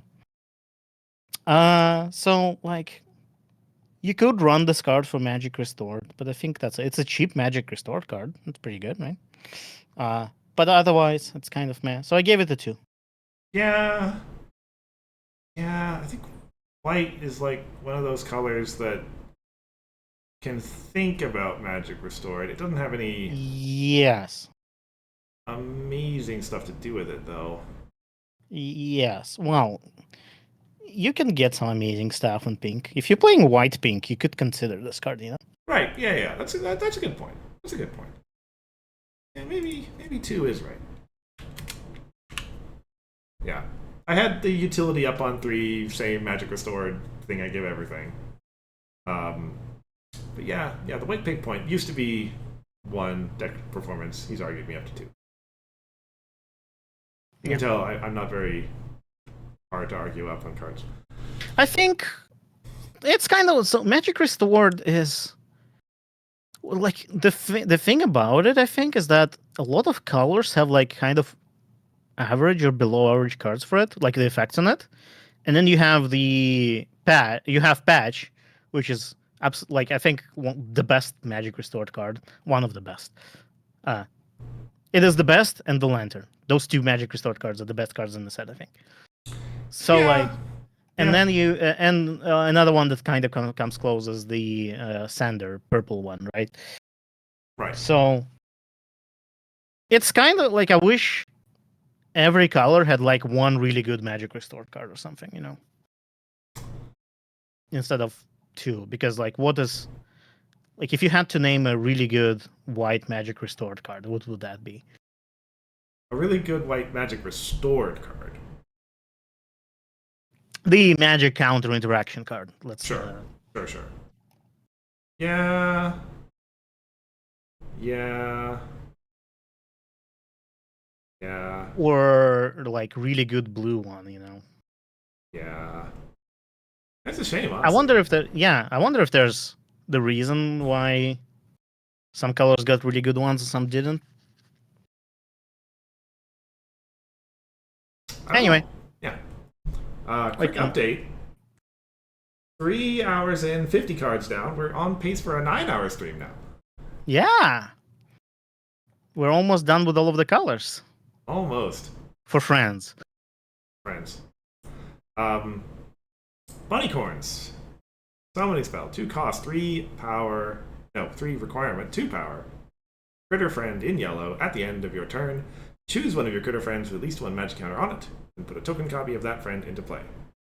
So, as we kind of mentioned when we talked about this card at first, it's this card with a magic counter on it that you want to copy, right?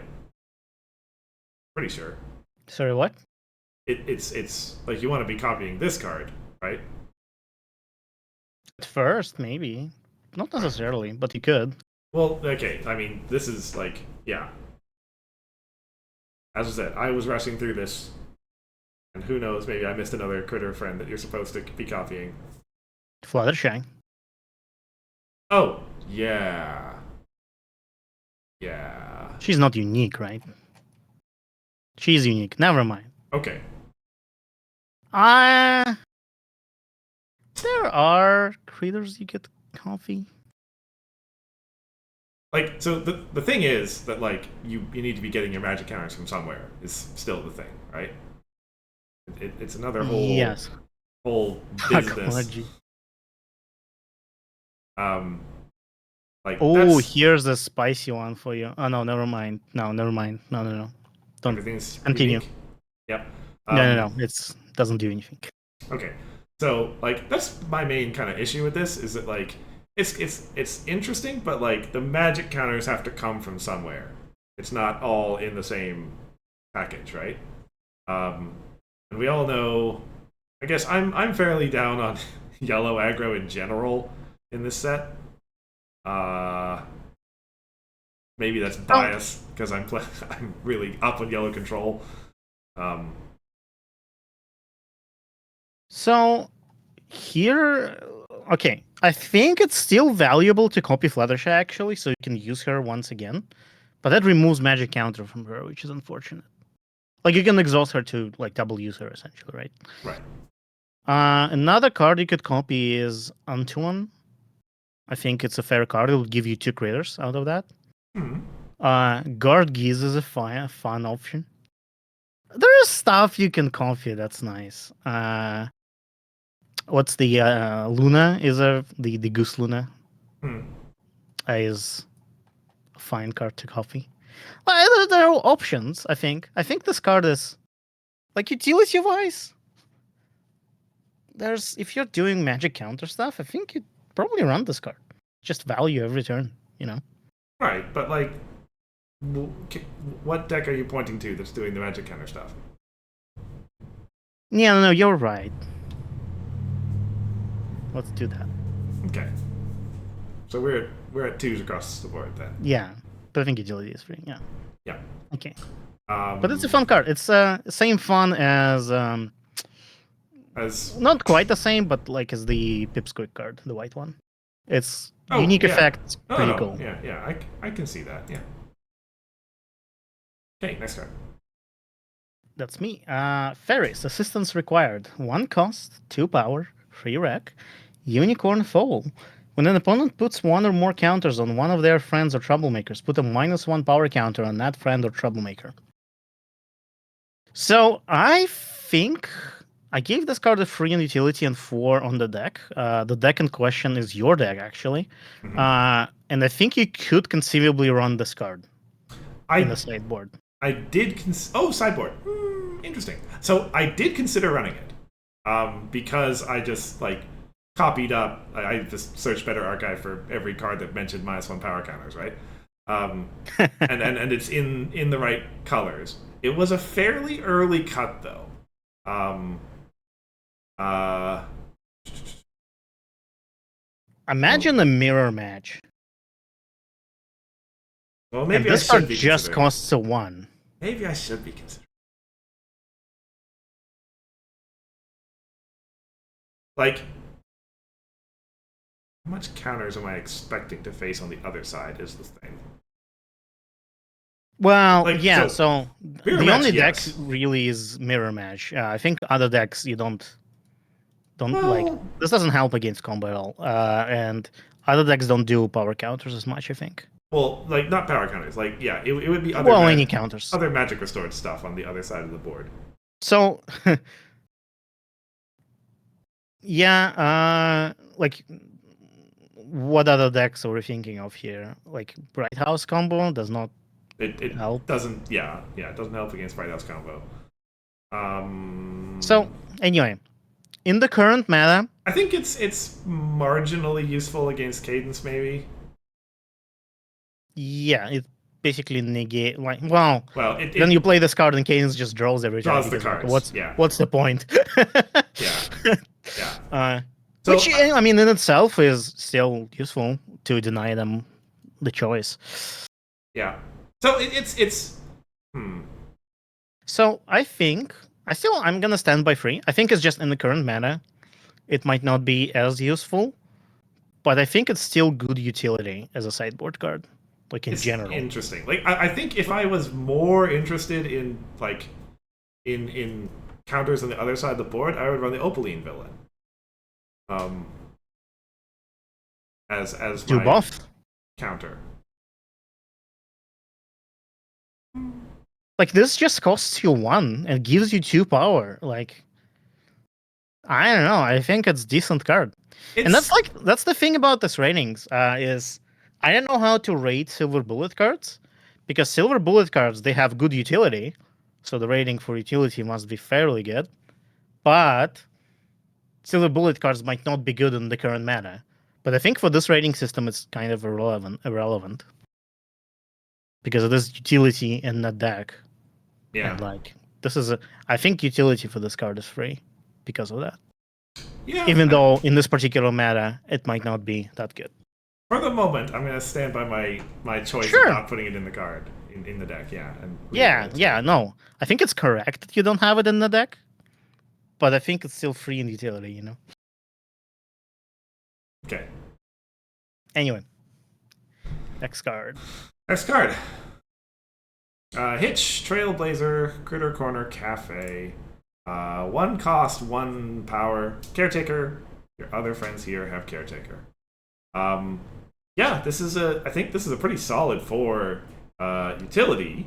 It somewhat belies its simple looking, relatively textless card. This could be like a pretty huge 1 AT play. You landed at a problem with a bunch of other critters. Mm-hmm. Yeah, in a yellow aggro deck, this could be quite a big card. But it comes down to your belief in yellow aggro. Yeah, exactly. I believe in yellow aggro still. I don't. I believe in it enough, you know. Yeah, you're about a 3 out of 5 on your belief in yellow aggro. Yeah, I'm a 2 out of 5. Yeah, that's what it comes down to. I think yellow aggro definitely runs this card, especially if it runs the Fluttershy, right? Yeah. It's just so good with that Fluttershy. Absolutely. Okay, let's just go to the next card. Pretty much, it's probably the best one of the cycle. Oh yes, I think easily. Lux or Luxie, Lux, Scales of Her Back. 3 cost, 3 power, 1 wreck, magic restored.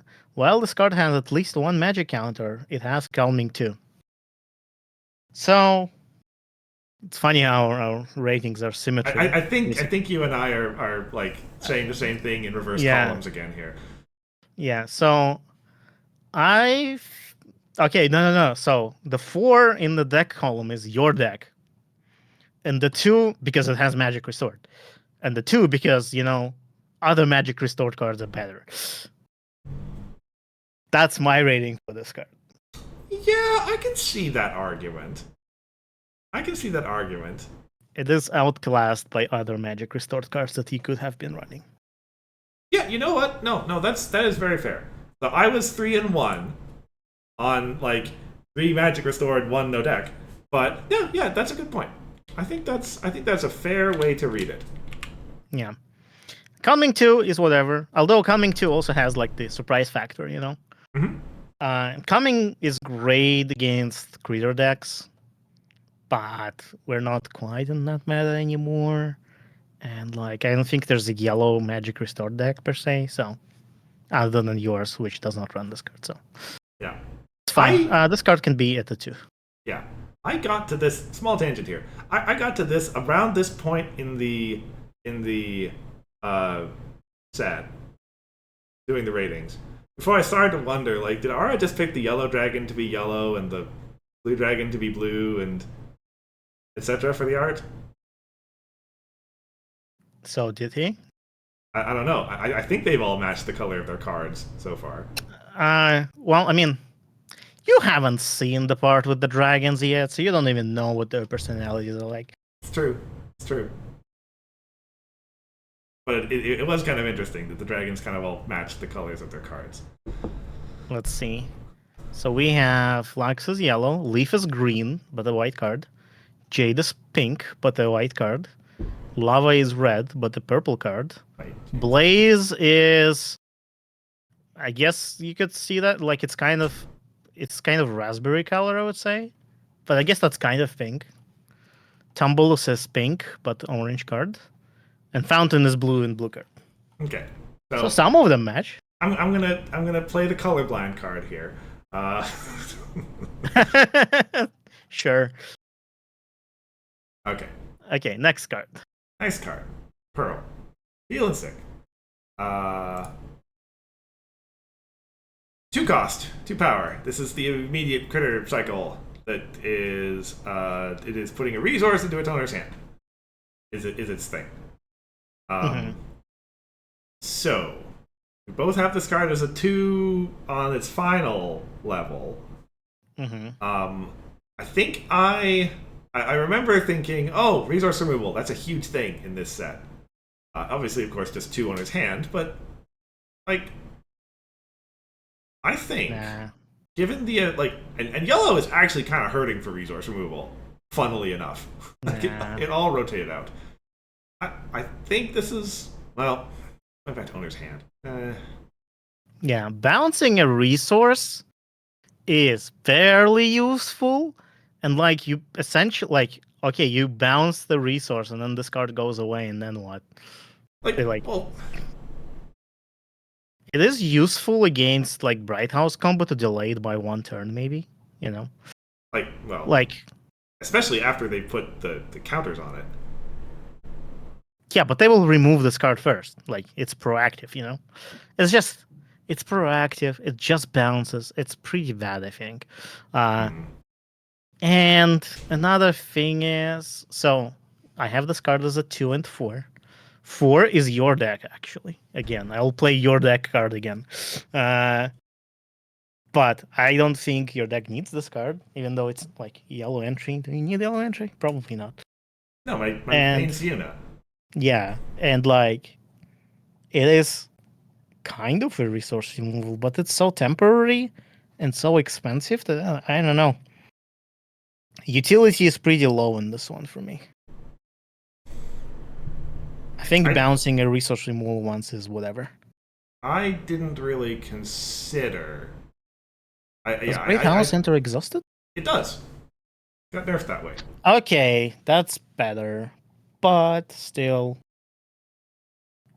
okay. I think the best deck in the meta for this card is your deck, and it does not run it. Maybe I could be convinced that Yellow Aggro runs this card against the Bright House deck to delay it. But again, Bright House as a deck will just remove this card first. Like, I don't really. Yeah, when I was putting my deck together, this card was nowhere near my radar. But maybe that's because I wasn't thinking straight. Who knows? You didn't. But didn't you say, "Oh, resource removal is really important"? No. I did only after like I put the deck together. Basically, I was like, wait a second, there are resources everywhere in this meta. I maybe Oh, it should have was on more your than just radar. Raccoon There you go. Rampage. I guess. Okay. I'm gonna leave it at. Anyway, it's still a 2 either I way. mean, So let's go. it's twos. Yeah, it's twos. Okay. Now, Queen. I'm interested. Sorry. Yeah, you can say the card. Queen Haven, Dog Fancier. 2 cost, 2 power, 2 wreck. Pegasus Royalty. Magic Restored. At the start of a face-off involving this card, put a 1 Critter Friend token into play for each magic counter on this card. Oops. Yeah. So this card is in my deck. It is? Yeah. Oh. Okay. Well, fair enough. I didn't know it was in your deck. Now, yeah, it was. Admittedly, maybe it shouldn't be like it's definitely not the best card in the deck. I was thinking of it as, I mean, it's a. There honestly aren't that many great Magic Restored sources in yellow that match what that deck's trying to do. So it was kind of just this one costs 2 and is a Magic Restored source, and like I think like if you're considering removing Peach Phase, I think you should be considering removing this card instead. But then I'm starting to run. I'm starting to run out of magic. I'm starting to run out of magic counters. No, Peach Phase is a Magic Restored card. It is, but it's like if bad. you remove that card because it's maybe not that useful. Like this, I think this card is also entry at like sure that it is yellow. Buckball. Okay, yeah. Fine. I will stand by my rating. I think it's a 2. Okay. I mean, yeah, for me, this was very simple. It is a card that's in the deck. It is a not, like, amazing part of the deck, so that brings it to 3 utility. Yeah. And I can't be wrong on that. That's fine. Maybe in the yellow deck, it's pretty good. In the yellow, like, aggro deck? I think in yellow farm, it's pretty good. It gives you... Do you see this card being involved a lot? I mean, that's a legitimate question. Yeah. Yeah, that's fair. It needs to be involved. It needs to have a magic counter in it. So many steps. Yeah. Okay, next one. Okay. Sparky and the Sparklers. Private Concert. 3 cost. 3 power. 2 requirement. When this card enters play, for each of your resources at home, put a 1 yellow Critter Friend token into play here. It's really unfortunate that this says here. I think if that didn't say here, this card would be pretty incredible, actually. Yes. I basically had the same thought. Yeah. Especially with that other hitch in the set. Like, oh boy, now we're talking. Yeah. Yeah. Also depends on how many resources you run in the yellow deck that wants this card. I mean, there's a not insignificant number that can be around. You are... Let me see here. I guess this isn't a Magic Restored deck. It's unfortunate. So I guess you're not running Frisbee. Or Bright House. Yeah. Which I guess is a problem. Yeah, those are the main ones that I'm thinking about. If it's pink, you could play like Goldie Delicious for more critters, and she's still in core, right? Maybe not. I think she is. And I think she is. Then if you're running pink, you have Pinky Senses and other stuff here. She's a Unity card, right? Is she? Maybe she isn't. Maybe. Let me check. Yes. Yeah. She's not a Unity card, but she is in core. Well, okay. Fair enough. So, like, it could... There's a deck there, maybe.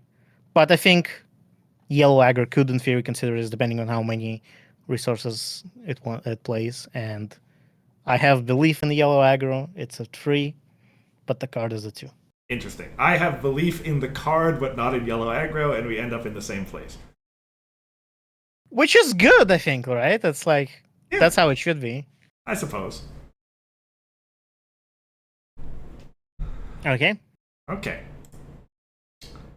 Sugar you. Moonlight. You thief. Sugar Moonlight came prepared.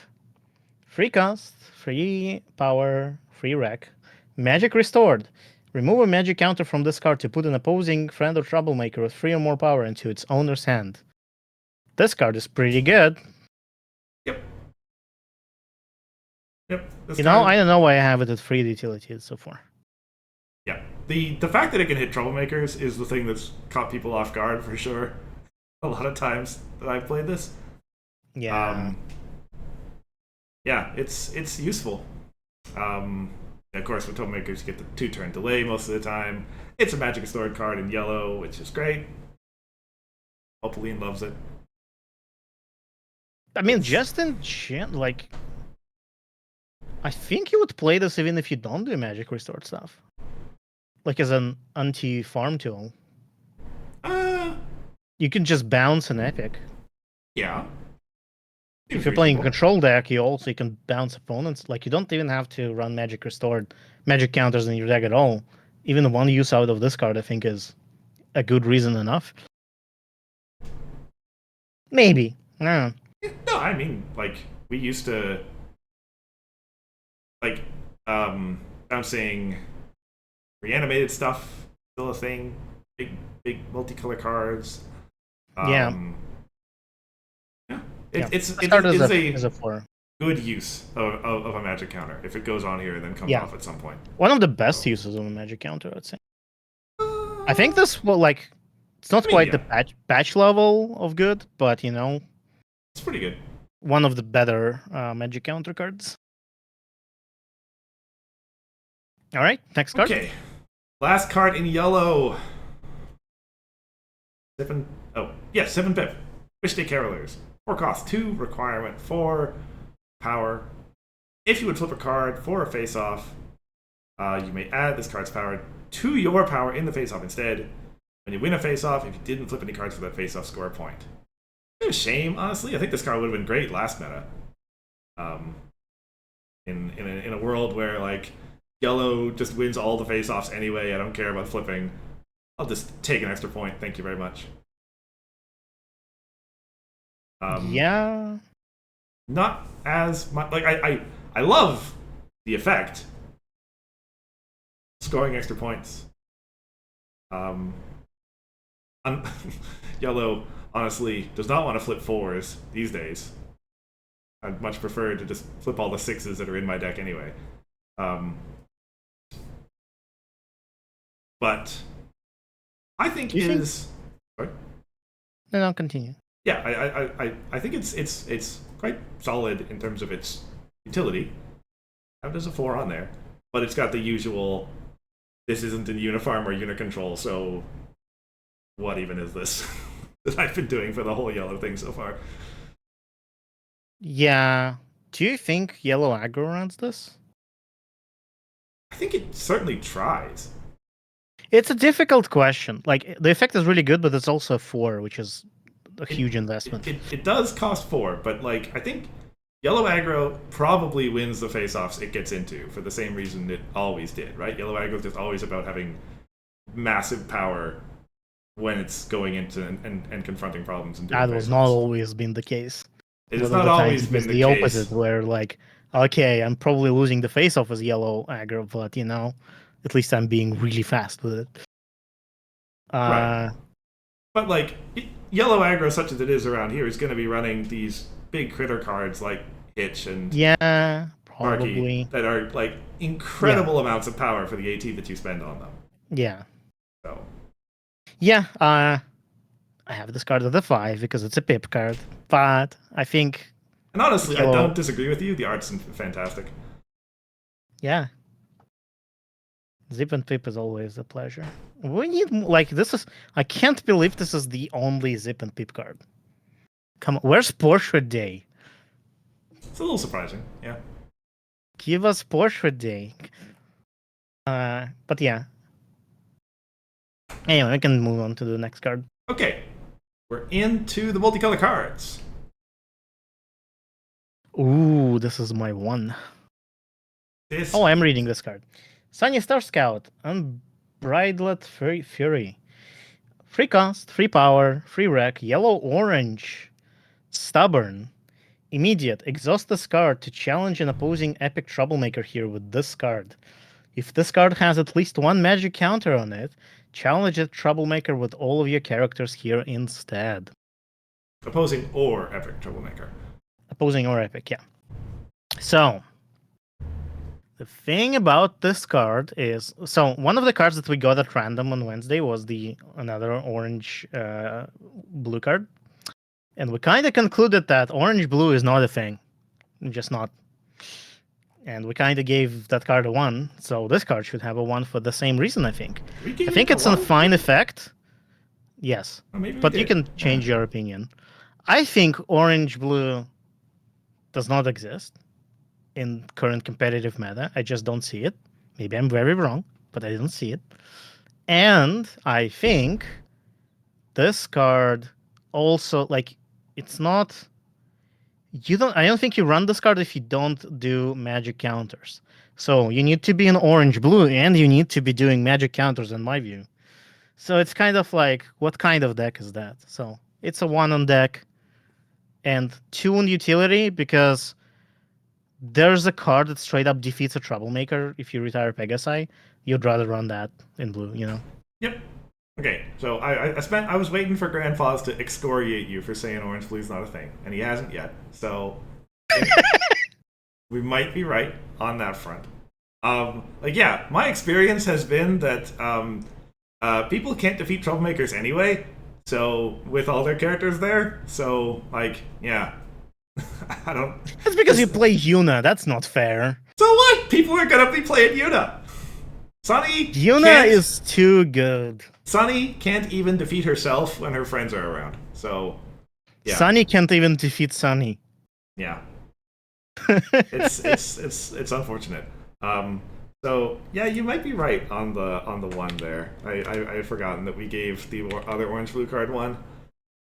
It's not just that. Even if we gave the other, it won't be a top tier thing. Even if we gave the other card 2, I think this card would still get a 1 on the deck, because it's also magic counters, you know. Anyway, we can get to the next card. Sure. Right. On the other end of the spectrum, Misty and Izzy singing along. 1 cost, 1 blue, 1 pink requirement, 1 blue, 1 pink power. Unicorn. When you play a card during any phase except your main phase, put a +1 power counter on this card, and then at immediate speed exhaust this card and remove 2 counters from it to either frighten an opposing friend or dismiss a frightened friend. This card is amazing. Why did I think I... Okay, Cadence. Well, yeah, I'm still going through the process of updating my cadence ratings, yeah. Yeah, I must have thought that cadence was going to be a 4 for all of this. But I guess, yeah, whatever. Anyway, but yeah, super key card in where cadence has become and is going. Really, really easy play at the start of the game for that 1 pink, 1 cost requirement, and only costs 1, and you're likely to get lots of value out of it down the road. Cadence plays cards outside of main phase all the time, often free griffins. Who'd have thought? Those are still legal in core. And then yes. You just keep on getting value out of this. Amazing card. Yeah. I gave this card a 4 on the utility, and Cadence is a free deck, so it gets a free roll. But it is a really good card. Yeah. So cheap, so good. Is this this is slotting into the same requirements curve spot as Angel Wings?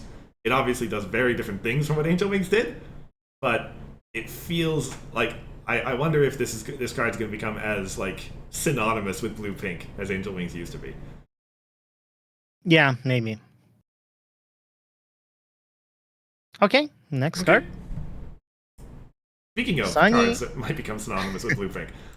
Sunny and Argyle, better together. Blue pink, free cost, free power, hasty. When this card enters play for each of this card's traits, if you have at least one other character that shares that trait, your characters get +1 power until the end of the turn. Yeah. This card is also really, really good because it can give a ton of power to everything. Yeah. And it is hasty. Yeah. It's just like I don't. Yeah. Yeah. I thought this card was good enough to rise to being Cadence's 5. Yeah, maybe. It still has Cadence's rating of 3 thanks to deck performance, but it is like, yeah, It's a prominent card, yeah. it is a hugely prominent card in that deck. Big, massive card when it hits the board. Yeah. Maybe not the only reason Cadence is still viable, but certainly a very big part of it. Yeah. I'll keep it. Well, I mean, the rating will not change, so whatever. Yeah. I am Next card. very, very happy when I see my opponent discard this because I denied them the requirement for it. Rude. Hey, it's a control meta. We are allowed to be rude. That's my card. Thunderflap, green card, 1 cost, 3 requirement in blue and purple, 2 power in blue and purple. Pegasus. At immediate speed, discard a card, and give this card +1 power and eccentric 1 till the end of the turn. You may move this card at the end of the turn, frighten this card. I think, yeah, this is one of those 3/2s to indicate I didn't really know what to do with the card. Have we concluded that blue purple is not a thing?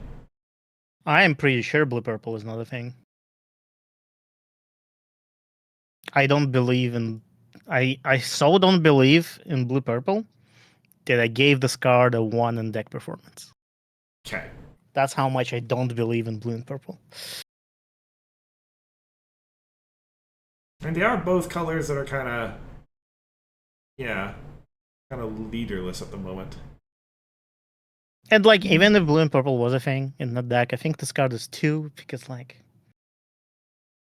it's really weird to use. I mean, maybe it's good. Like, I don't know. Anyway, it's a 1. Blue purple, not a thing. Yep. Gotta be willing to be decisive. Purple's Yeah. nothing. Next card. Nice card. Zoom and Thunder, pull yourself together.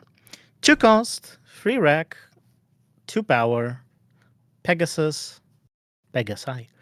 Your frightened friends have power equal to number of frightened friends in play. When you play this card, put a friend with cost 2 or less from your discard pile into play frightened. This is an interesting card. Okay. There's a couple of decks I was thinking about. First of all, maybe blue-white control is a thing. And then there's also like the Allura Frightened deck, right? Mm-hmm. That's also a thing. And this is why this deck, the deck performance here is a free. But I think in general, this card is like Allura Frightened deck is more on the control side. And this card is more of a like mid-range or aggro side, right? Because it's power about frightened. And like, you will not have frightened friends yourself in that deck anyway. So it's like this card in a weird spot where you need to have frightened friends yourself to get value out of them. So like, it's, I don't know, weird card. Yeah, I gave it a 2. This seems like a card that, like, to me, the deck that this belongs in is something that, I guess it's a farm deck probably, where you're playing a bunch of cheap friends, frightening them, and then farming with them. Yeah, maybe. Maybe like a Misty White farm? Maybe, yeah. That's interesting. I don't know if that deck exists, that's why I gave it a 1. No, but it's interesting. I would like to try that. Anyway. Yeah. And I think this, that's kind of why I have the 3 card utility, because I think, like, such as that deck exists, it's kind of in there. Yeah. But yeah, it's a following the same principle of not I ascribing like any that we value did to it. the like utility and deck performance separately because now we can see like okay, the card has like similar rating but for two different reasons. It's kind of cool. It's interesting insight. Which is not the case for the next card. Not the case at all. Hitch and Sparky, it's playtime. 2 cost, 3 requirement, blue and yellow, 0 power, blue and yellow. Better be something real good. When this card enters play, increase a problem's bonus by 1 till the end of the turn. This card's power is equal to the combined total of all problems bonuses. Isn't it Boni? Anyway, Oh, nice. I thought Boni was the plural of bonus. Anyway, so realistically, probably going to be two for like 3 or 4 is like probably the best you can shoot for.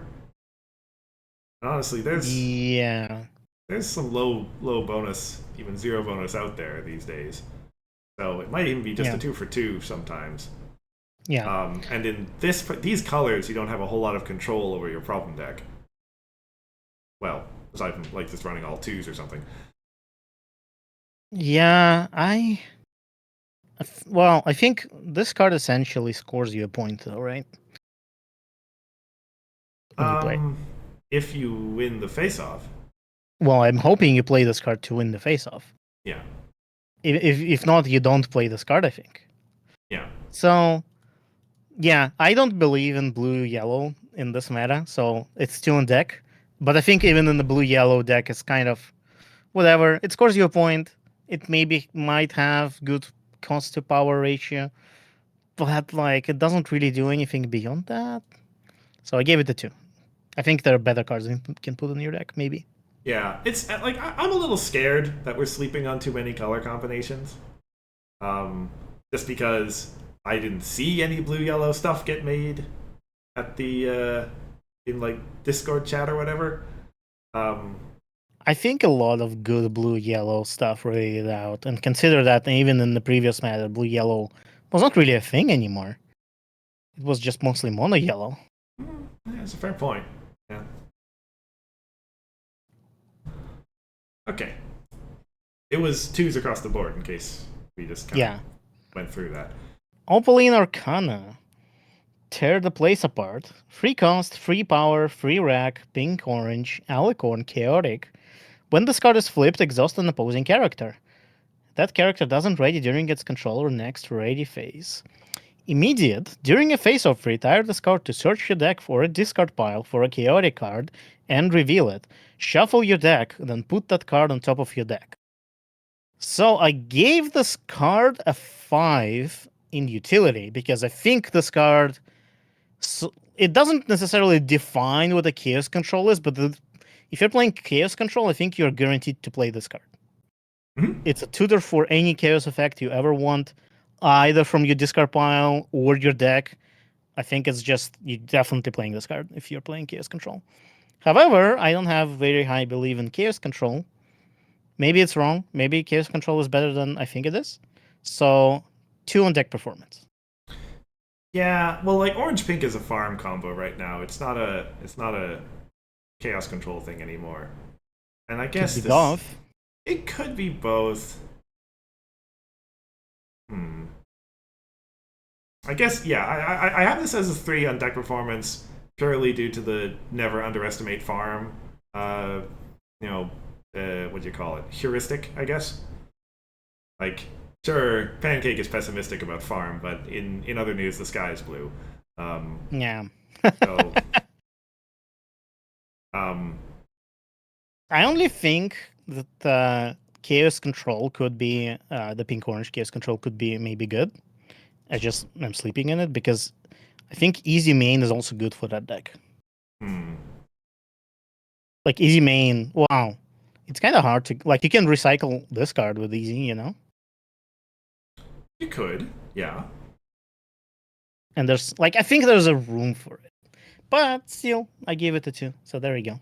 Yeah, that's fair. Yeah, like yeah, I don't necessarily believe in the 3 that I gave it, but as I said, I am loath to get caught underestimating farm again. Yeah. I also think chaos effects that we have in core are kind of meh. They're alright. They're not the worst, but they're not the best either. Yeah. There's nothing like Cheerly, you know. Anyway, Argyle Starshine. History lesson. 3 cost, 1 orange, 1 purple. Requirement 3 orange, purple. Power Meticulous 1. When you put a card on top of your deck, exhaust this card to exhaust an opposing character and remove up to 1 counter from said character.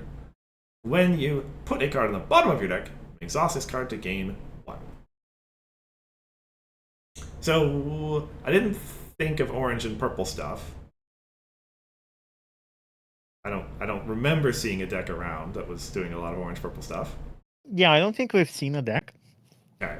But I do think a purple-orange deck does exist, and I think it's good enough for free. Maybe I'm wrong, but I have belief in purple-orange. Okay. Purple-orange has a decent amount of control tools, has some good options, and this card is a really good, not like amazingly good, but a fairly good addition to that.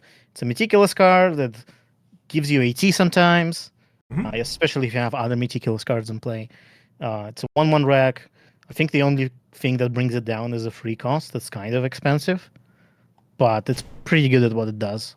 Yeah, I don't think the exhaust and counter removal is particularly impressive, but the other stuff is great. Yeah. So yeah, I guess Exhaust and counter removal would be better in like a magic counter heavy meta, yeah. but I don't think I think a lot of the magic counter decks that we have use magic counters immediately. They don't really stockpile them. Most magic counters get removed from stuff. Like patch saves them up sometimes, but Yeah. most of the time you're hastying it in because you need to replace that problem right now anyway. So Yeah. like I've left it in place sometimes where just the hasty and then the opaline trigger was enough to swing the face off, right? And then I could leave patch around for later, but it's yeah. Yeah. So yeah, I guess T-Gain is nice. I have less belief in the orange purple deck, but like, can you elaborate a little bit more on what the orange purple deck is? Maybe you can get me up to a 3. I don't like. Hold on, let me find the cards I'm thinking of. Okay, maybe we should just move on. It's like orange purple got in a lot of fine control tools and print and play sets. And that is true. That is true. And like I think it has potential. So my free is my faith in orange purple, even though nobody has. It's like it's a decision that I made. Sure. Anyway, next card is me. Next card is you. Alphabetl Blossomforth. I didn't know he was Blossomforth. Are you game? 2 cost. Like the only. Well, actually, wait. Maybe this is the only card. No, that like there's flavor text that quotes him with that name. Yeah. 2 cost, 2 power, 2 wreck, orange, white, handy. When an opposing resource becomes exhausted, that resource doesn't ready during its controller's next ready phase. So this card is interesting. It's pretty good, and I think against certain decks. Like anything that uses what's the word? Fashion? No, what? Storefront. There we go. That's the card I'm thinking of. Oh yeah. Or like Pinky Sense. There's a bunch of good resources that exhaust. So it's an okay card. I don't think even if you're doing orange white, I don't think you run this card. Maybe as a sideboard. Like, is handy any good? Well, there are other good handy cards if that's what you're looking for, I guess. Yeah. Yeah. It's like okay. I gave this card a 2. I think this card will get cut, is what I think. Yeah.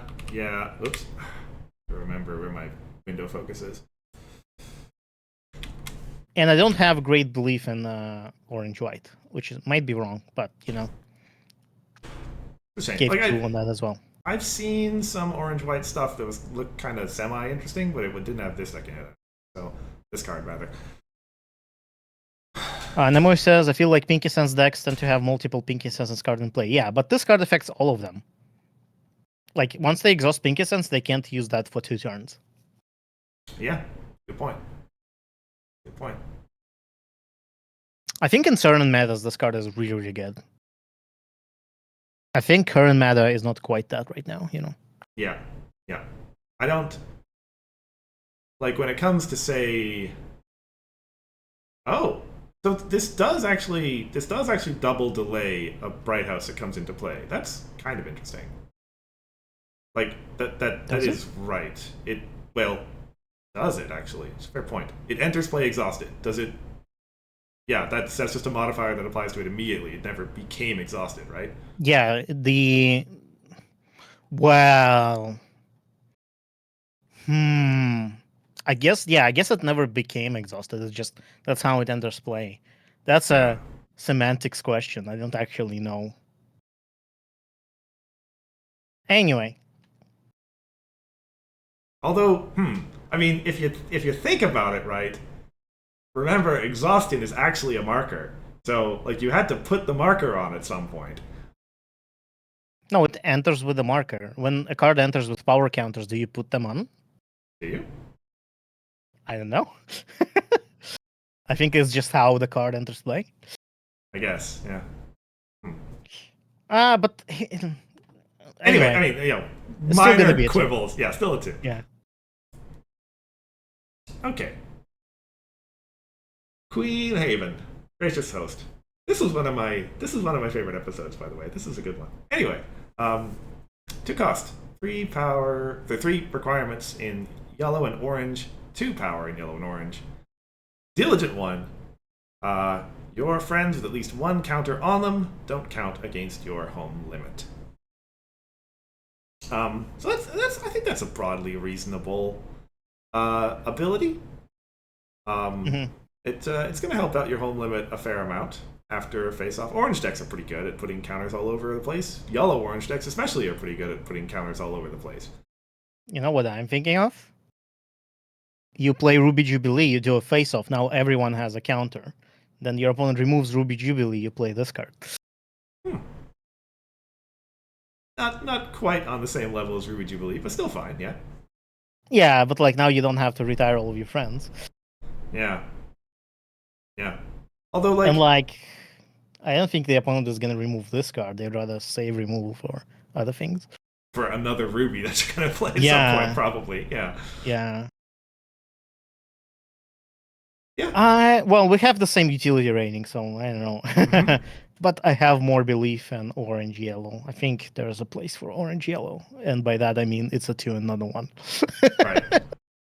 Right. I mean, orange, yellow, like, yeah, maybe. I mean, yellow.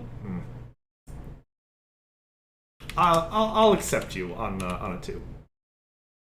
Okay. Okay, we Next card. have some disagreement in the numbers people don't see. Cool. Allura, Distributed Gathering. 2 cost, 3 power, 2 rec, hasty. This card enters play with a magic counter on each non-token friend that left play this turn. Exhaust this card to move any number of magic counters onto another one of your friends. Okay, so actually answer me this, because this actually affects it. Yeah, okay. And I think maybe I'm wrong. There is no priority window after stuff gets retired for home limit, is there? I think it depends if you had any triggers. If you had a trigger, like let's say you discarded Spitfire, right? And she draws you an extra card. Then there's a priority window. But I don't remember if you can even play. I don't remember. I think you can. But otherwise, I don't think so. Okay, so that's fair. That's broadly what I was thinking about when I gave this a 4 utility. But I don't think you. Maybe you do that. Okay, so in utility, I don't remember why I gave the rating. Okay, you go ahead, explain your rating, and I'll think about mine. Right. I mean, so like, if there's any situation where there's significant, like you can reliably say a significant number of stuff's going to leave play. Like that's what I was thinking about, right? There was a DFO or something, and a bunch of stuff went home, and so the player retired like 3 or 4 things to their home limit, and then bam, this comes in with 3 or 4 magic counters on it, and like you move them somewhere else, like that. Who cares about that? And put them. But I mean, who cares about that? That's the point of the card. Well, you need to have other things to put that you'd like to have magic counters on. Yeah, which ones? I mean, we're in Patch? purple and pink. Patch, yeah. Heck, honestly, like if you've got a source of like 3 or 4, throw them all onto Peach Fizz, and now actually the opponent can't confront anything. Well, she's location restricted, but yeah. Well, wherever she is, right? Like actually 3 or 4 on there is like a really good amount. Admittedly, the fact they can only go on friends is a little bit limiting. Yeah, that's what I was thinking. I mean, Like, it's understandable. Certainly, if you're going tricolor and you have a little bit of yellow in there, that is so many Opaline triggers. Yes. So I don't know what I don't understand my rating here. I don't know what deck is a free for this card. Because I don't think pink purple might be a free, but I don't think pink purple runs this card. So you mentioned double face-offs and retiring to home limit. I was thinking Spartacus. I think the most likely candidate for removing a bunch of stuff. He uncovers a bunch of stuff retired. Both you retire and they retire, and then you play this card and it has a ton of magic counters. That's the scenario I was thinking in my head. But I just don't know what would you do with so many magic counters in these colors. Like, I think you just run other cards. That's what I was thinking. Like, if you're playing a magic counter pink-purple deck, which sure runs patch, there's good cards in these colors for magic counters. There's the guy who... the unicorn guy who put things on top of the deck. Those cards are good, but I think they're good enough with just magic restored stuff you run already and Prince Beam Lantern. You're probably running Lantern in such a deck. Yeah. I just think you probably think about this card, but then you cut it. That's what I think. Yeah, no, you do make a pretty good point that like a big stack of, and it's not even a distribute. It is the counters go onto one thing at a time. Yeah, you could use the event to redistribute them, but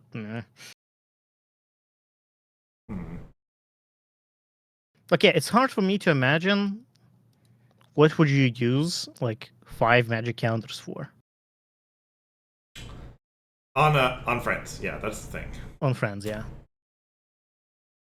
If you could put this on problems, that would be cool. Yeah, possibly. So yeah, I think that's reasonable. We are still both giving the card a 2. Maybe the one purple card, like in purple control, the magic restored card, the Earth Pony that I forget her name, that moves a card home when they play it, right? So that's a good use for a stack of counters. So maybe that. That's semi-reasonable. Yeah. Yeah. Yeah, that'd be an interesting. That would work in a control deck, I think. You play the Sprouticus, you leave behind that card, something for your pink rack. Yeah. Yeah, I mean it's there is avenue. There's avenue, yeah, but it is starting to sound a little restricted, yeah. Well, yeah. Anyway, next card. Next card. Hey. Oh, this is my favorite card. Opaline Arcana. Drunk on Power. 3 cost, 3 pink and yellow. Requirement, 3 pink and yellow power. When you put 1 or more magic counters on one of your friends, put a -1 power counter on an opposing friend. When you remove 1 or more magic counters from one of your friends, put a -1 power counter on an opposing friend. I love this card. It is absolutely the 5 of my deck. And has the rating of my deck, which is a 4. Yeah, I absolutely agree. It defines the archetype, or the defines the deck. Yeah. That's what your deck is. It's this card. Absolutely. I love putting -1 power counters on opposing stuff. It is like such an amazing kind of removal. Well, kind of removal, indeed, exactly that. Attack the secondary color. You know, a bunch of useless friends at home. Throw down a treehouse and dismiss everything. It's marvelous. Yeah, it's awful. Okay, next card. Next card. Zip and Hitch. Good cop, bad cop. Free cost, free power, purple, yellow wreck, 1 wreck, Pegasus, Earth Pony, Royalty, Calming 2. Opposing characters with 0 or less power lose and can't have abilities. I think it's an interesting card. I think it has some nice, like, 0 or less power losing abilities is pretty good, especially if you can put -1 power counters and stuff, which you can in these colors. There's Sunburst, which is also, I think, yellow purple, and there is the too many Fluttershy, right? It's called. No, that's the problem. What's the resource you're running in your deck? That one. Flutter Swarm. There we go. That's the one. Close enough. Like, I see utility in this card. I see this being run in the purple-yellow control deck, maybe. I gave it a free in utility, but I don't believe in purple-yellow control. So 2 in deck performance. Yeah. So I'm pretty sure, and correct me if I'm wrong, this is never going to turn off an enters play ability, right? Because they'll order the enters play ability before the calming trigger, right? Yes. Yeah. Yes, because calming is a trigger. Yeah. Unless, you know, for some other reason the Yeah, unless it's 0 power for like other stuff, maybe, which isn't likely. Yeah. So that was definitely a point against it in my book. I think for a free cost, it would be better if it just flat out like had an ability that says, "Oh, opposing friends here have -1 power." Yeah, that would be nice. But yeah, like I agree. It's a nice ability. I think that limitation makes it a bit too niche to be a 3. Mm-hmm. And we both have it as a 2 anyway. Yeah. Okay. Let's move to the crab. Crab. Mike snips a lot. Big meaty claws. 3 yellow and white power. 2 cost. 3 requirement in yellow and white is a critter that says opponents can't move other characters to or from this card's problem unless they pay 1. And when opposing friend enters play here, that controller loses 1. These are actually some pretty significant abilities on a power positive cost curve. Yeah.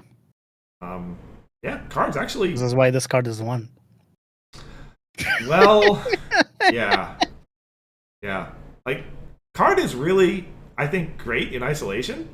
Mm-hmm. Very good applause for on the utility. But yellow-white. Yellow-white. Or white. Yeah. So yellow-white control is something that I wanted to see. Not saying this card goes only in control, but I think control is the best place for it. And I don't believe in so I really wanted to see yellow-white control a thing.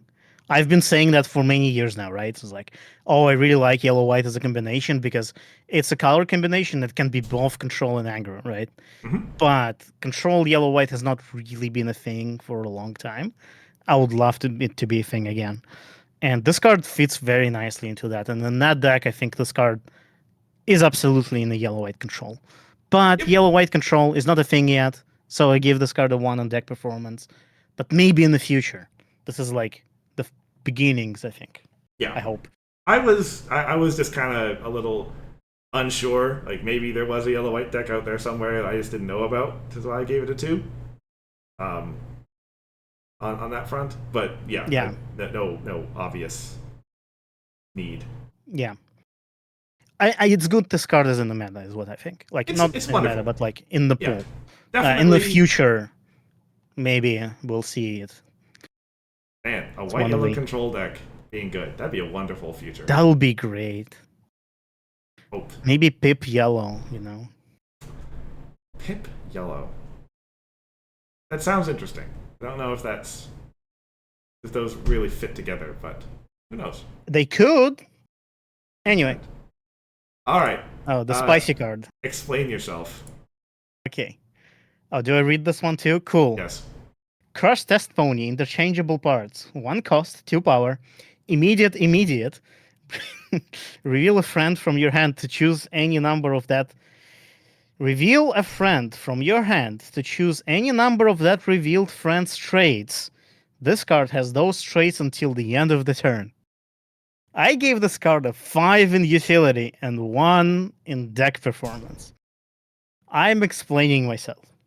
If there's any deck that wants this card, this deck probably really wants this card. Like, Right. the deck probably exists because of this card. You know? Okay. This is why it's 5 in utility, but such deck probably doesn't exist. So 1 in performance.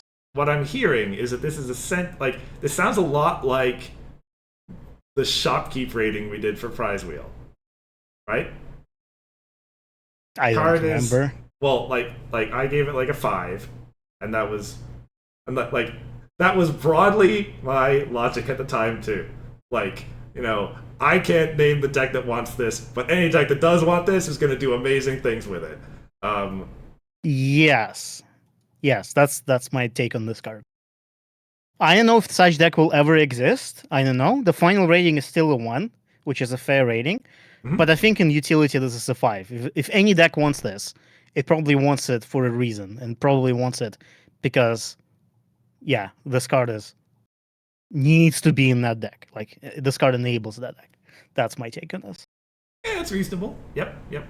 I have it. I have it's as a 1 as well. 2 on utility, but you know what? I can see where you're coming from, and it is the number that doesn't mean anything.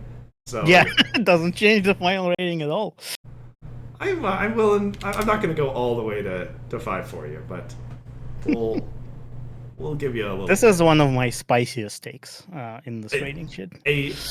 Anything that's a 1 and a 5 is going to be, or even a 1 and a 4 is going to be a spicy take for sure. Yeah. Next card. Next card. Senor Butterscotch. Junk Hunk.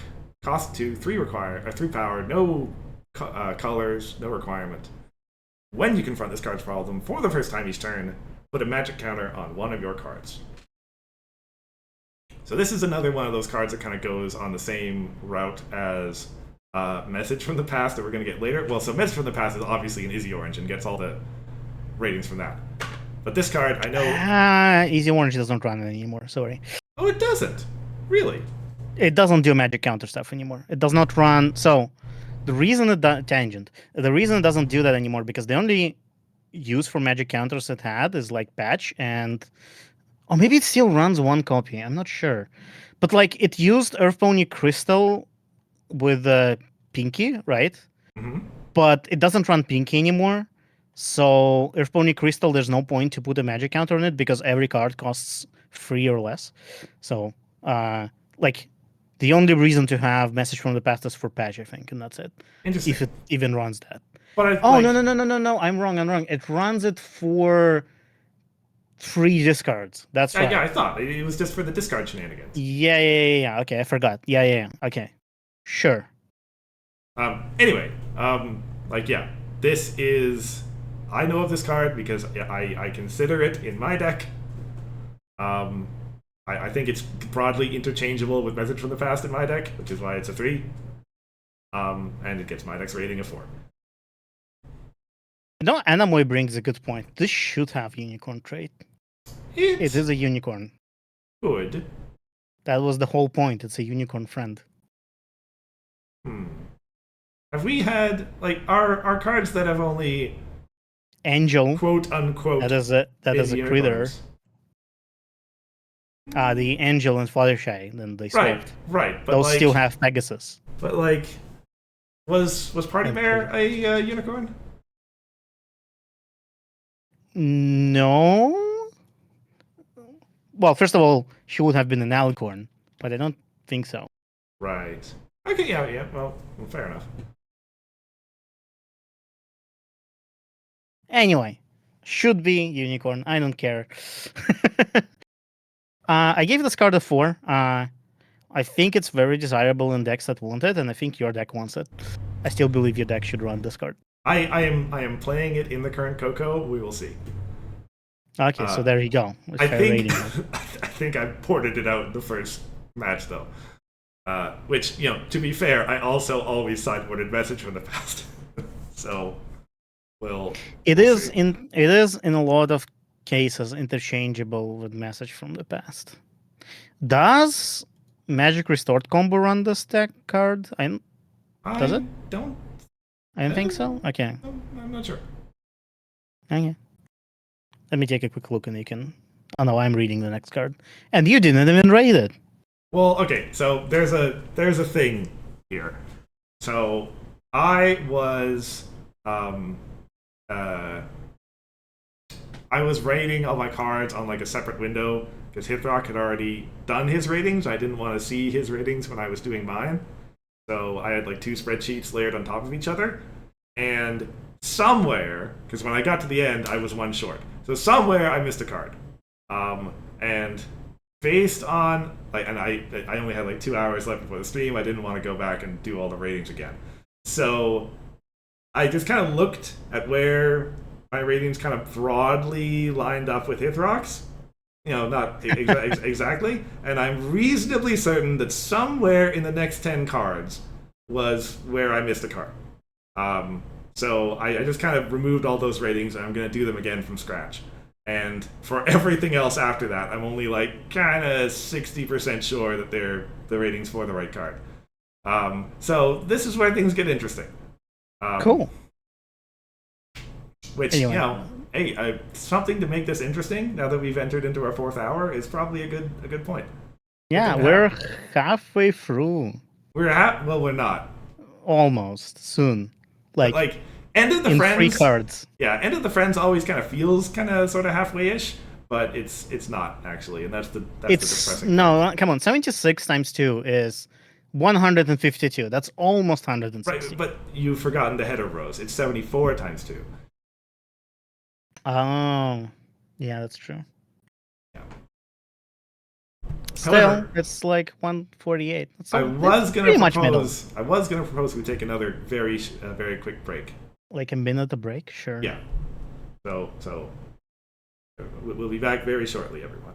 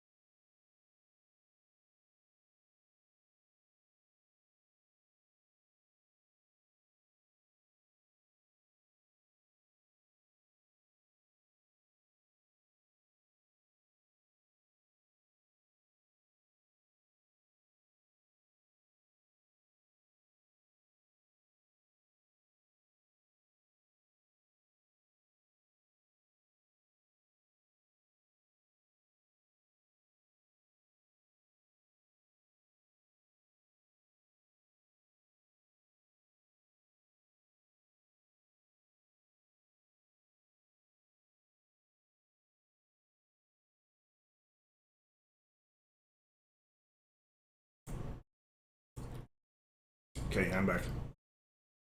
Welcome back. Something that occurred to me. Kind of a meta thing. I wish Sim ordered cards in the same way we did, because then I could add a column here comparing our rating to Sim rating for each card. Wait, what order did they use? I think they used different one. I'm not sure because I haven't really looked at their spreadsheet. But like, I think I don't know. I don't think it's the same one. Anyway, What we can check afterwards. what do you do other than just going by number? Ah, All right. Well, anyway, okay. I have had a couple calories. Not I got some shaking snacks anymore. because we'll be here at four another hours. Yep. All right. On to the events. At least we only have to talk about text now. This card combo baited me. Blender Incident, 1 cost, purple, yellow, 4 power, free rack. Main phase, as an additional cost to play this card, put a friend into its owner's hand. That card's controller may put a friend with cost less than that friend's cost that shares a trait with that friend from their hand into play. I had to like read this card 5 times before I understood what exactly it is doing. Mm-hmm. It is. There's a lot of that friend in there, which sometimes means 2 different friends actually. This is true. Meanwhile, So- I read the first paragraph and freaked out, and then read the second paragraph. Like, So- as additional cost, I get to put an opponent's friend into their head? What the heck is this? Oh, I see. Anyway. So when I read this card, my first thought was, I can bounce my own stuff, which is extremely rare. It's true there's not much that lets you do that. Yeah. it And can be that's how I pretty- got combo baited. Sure. Is there almost a combo here? So there was like a card collection I had that could result in a combo, but I couldn't find a way to make it possible. And I feel like it's close. Another problem with this card is that you put stuff, you bounce stuff as an additional cost, which means when you copy this event, you don't do that because you don't pay any costs, which is very sad. That is a bit of a shame, yeah. Otherwise, so the idea was to use the white easy to get this back, to bounce white easy or something else back into your hand to play like stuff again and so on, and copy triggers with mirror pool and use make your mark together to get AT and do it for, like there was stuff going on there. It was not good, and I think it was not positive in the end, but I had belief. Also, I think I need to swap the rating here. There we go. So, what's your rating on this, Cursed? Right. So you don't think this is even like par value good, eh? So, okay, let me put it this way. It gets free from deck performance because yellow purple. Wait, what did I rate yellow purple at before? What was the card? See, that's the thing that I was doing yesterday. Yellow purple was zip and hitch, so that was a 2. Okay, so maybe my rating was correct then originally. There we go. Does not change anything, but yeah. Sure. Yeah. So, first of all, yellow purple 2, like zip and hitch. I think goes into the same deck, has the same rating. Yeah, that's pretty obvious. The utility is I'm kind of split between 2 and 3 here. It is a bounce, but they get to put something into play. Granted, there's a lot of restrictions on what they can put into play.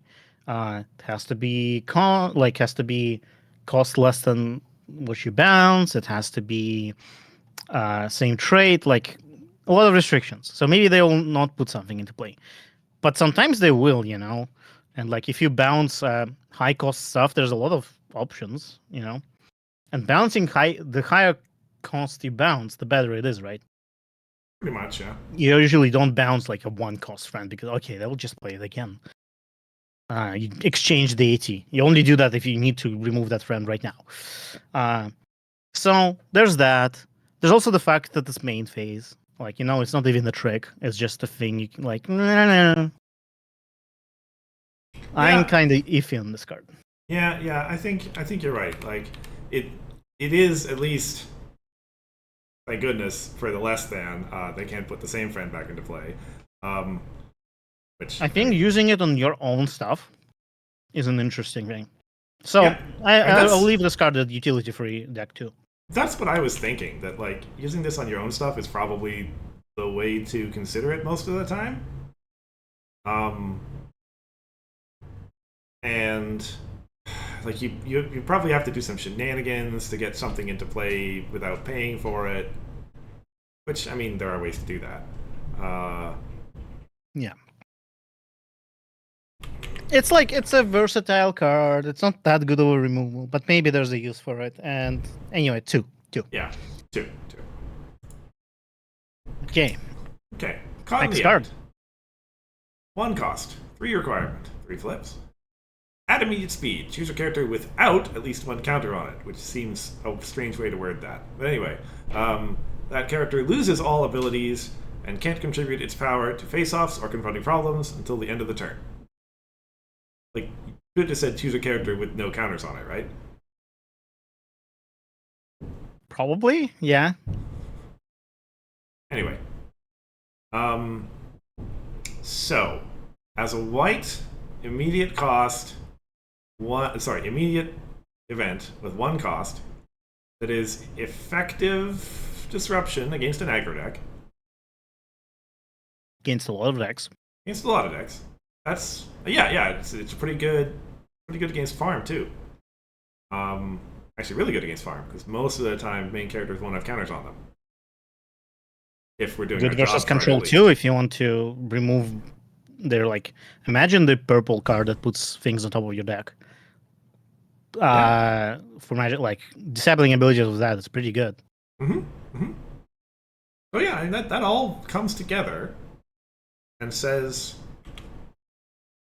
4. Is this in your deck? Nope. It's not. Why is it a 3?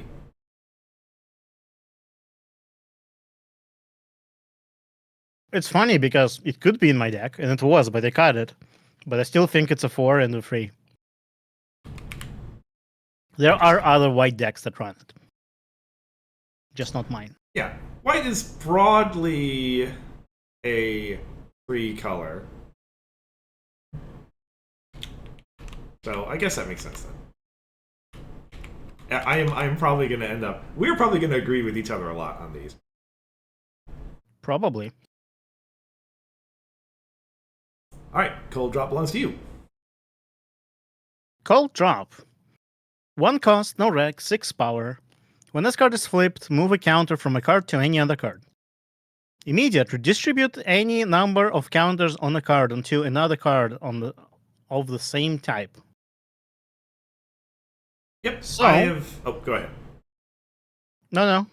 I've considered playing this in my deck. I think it would be pretty strong in my deck. Yes. But cutting things from my deck is really, really hard. Yeah.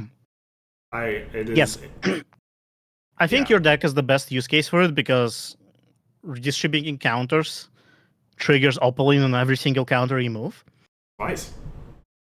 Twice, yes. And you could also use this on opponent stuff. Like, it's not restricted, it's just any card into any other card, you know? You could steal your opponent's counters.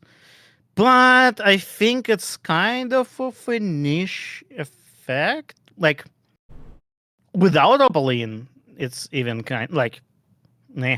With Opaline, there's just like it is outclassed. That's why I gave it a 2. Yeah, I think you have better uses of your time, and you don't really need that many opening triggers all at once, I think. And you don't keep that many magic counters around either, right?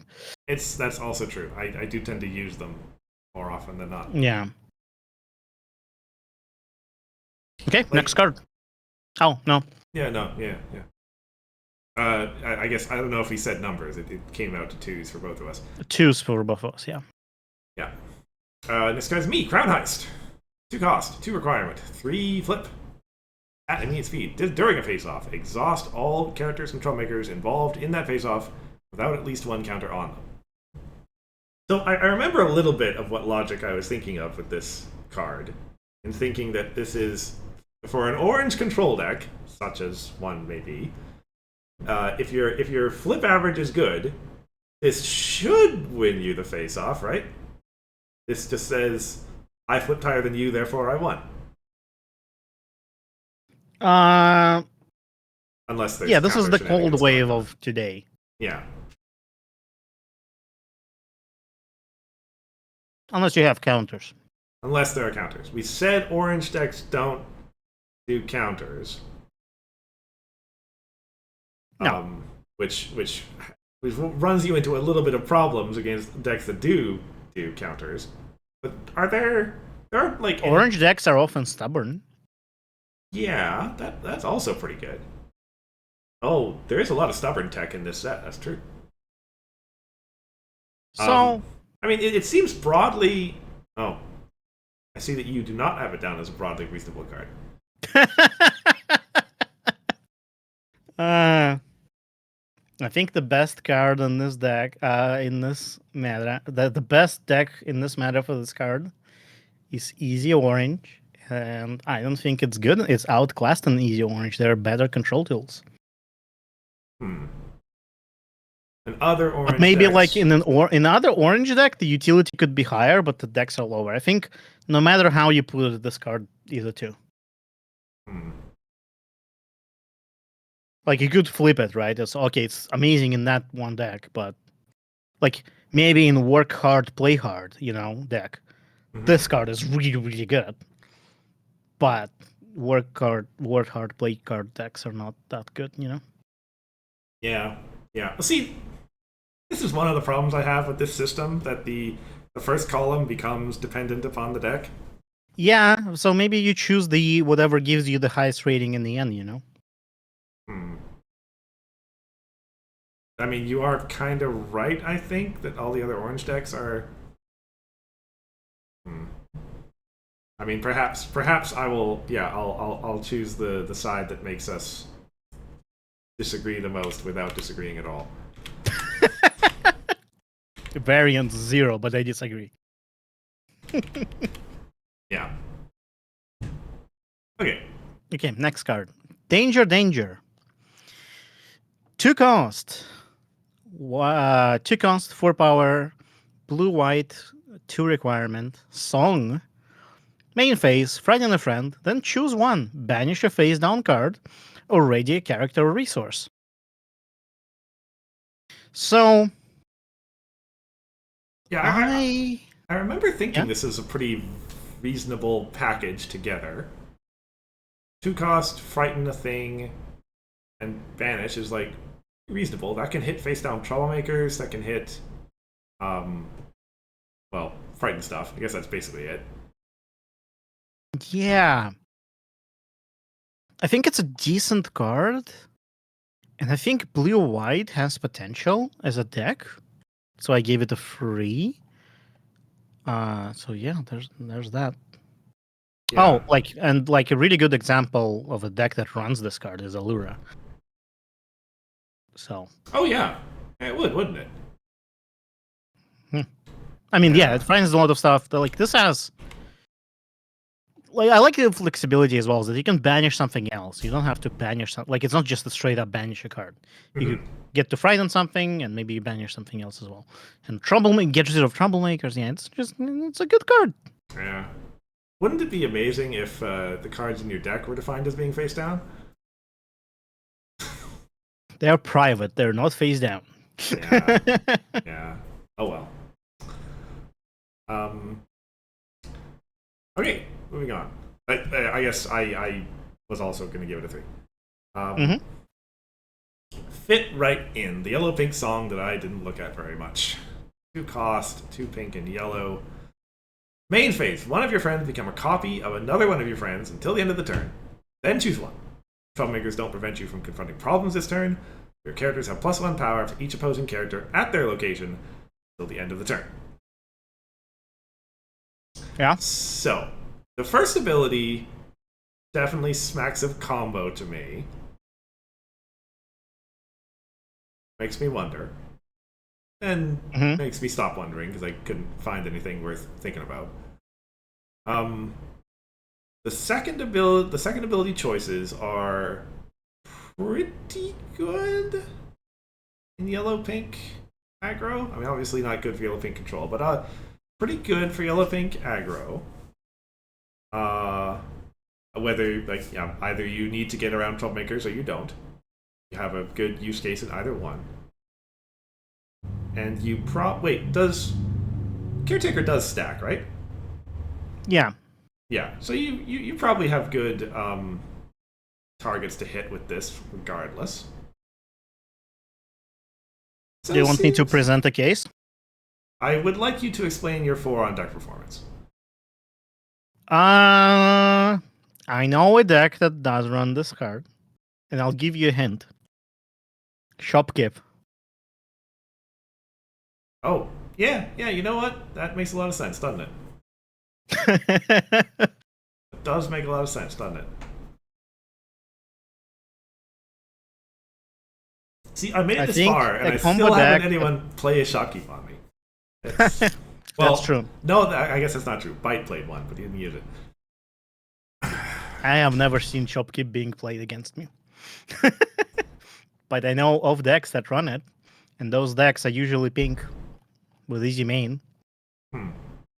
And if they're pink-yellow, definitely run this card, right? So yeah, I gave this card a 3 in utility. Maybe it should be a 4 in utility, I don't know. And the deck performance is 4. I don't know about 4 utility. That's like it's the Shopkeep that gets the plot. It's not this card. Okay, wait. Okay, I'm gonna go on this next card first because I already know what it is and what its rating should be. Oh yeah, it's that card. Am I the one to read it? Yep. Okay, Fry Brains. 1 cost, 3 rec, 4 power. This reminds me of something. As an additional cost to play this card, remove a magic counter from one of your characters. Dismiss an opposing friend. Deja vu. I'm a sword. This is kind of belly flop. So the unfortunate thing about this is that if you don't do magic counters, you can't run this card. Unlike belly flop, you're probably running in every deck, but not this card. Yeah. Like my Pip Pink can't run this card because there's just not enough magic counters to go around. Yep. But it's still a 4. It's a good card that gets run in your deck runs it, right? Yes. My deck runs it and loves it. Yeah. Yeah. Great to have something else to spend magic counters on. More Opaline triggers, more fun times. It's definitely one of the key cards in the deck. Not the defining card, and we already said Opaline's the defining card, but yeah. 4s across the board. Yep. Next. Okay. Full mobilization. 1 cost, 3 blue requirement. What's for 3? During a face-off, put any number of cards or hand into your flip zone. Now, didn't we... I have this memory of us arguing about this card and you telling me it sucked. But maybe I'm wrong. Did I? Maybe I could have. Maybe it was someone else in the chat. Who knows? Might have been me. I change my opinions a lot. Maybe tomorrow I'll think this card sucks, you know? But right now, I gave this card a 3, so it's very simple, really. I think Misty farm is free, right? So there you go, that's the deck. And I think the deck definitely runs this card. So there you go. Does Misty have like ways to refill her hand? Pay 1 to draw? Maybe. Yes. It's a face-off trick for winning face-offs, you know? Yeah. Yeah. It's like, So the problem with this card is that you do give out a lot of card advantage. Like, unlike the other card, what's the card that you pay 1, flip an additional card, no wreck? That card. Well, yeah. It's the same as this one, except you flipping additional card is a little bit better in a lot of cases than doing this. But I think this is still a good card, you know? Maybe it should be a free in utility, you know? I'll give you that. I mean, yeah. But I think it's still a free overall. In a farm deck, well, let me go back and look at what I gave Misty. Oh yeah, 3. Okay, yeah. So, yeah, I can definitely agree that in a farm deck, you're not like going to be dumping your whole hand here. You're probably No, you're probably putting 1 card. yeah. What if it's going to require more than 1 card, you're not going to play this card. No. So, I don't think you ever play this card to put more than 1 card into the flip zone. yeah, Just not worth it. yeah. Okay, yeah, that seems reasonable then. Next card. Next card. Full name drop. It's me, right? I'm not reading your card. It's you, yes. 2 cost, 2 yellow rag, 4 power, event. Immediate, put a friend, resource, or troublemaker with no magic counters on it into its owner's hand. I don't remember what I gave this one. Oh yeah. Isn't it in your deck? It is not, but everyone tells me it should be. Yeah, like it's removal. Immediate speed, 2 cost, pretty good, no? Yep, I think it is in the version I'm running in Coco.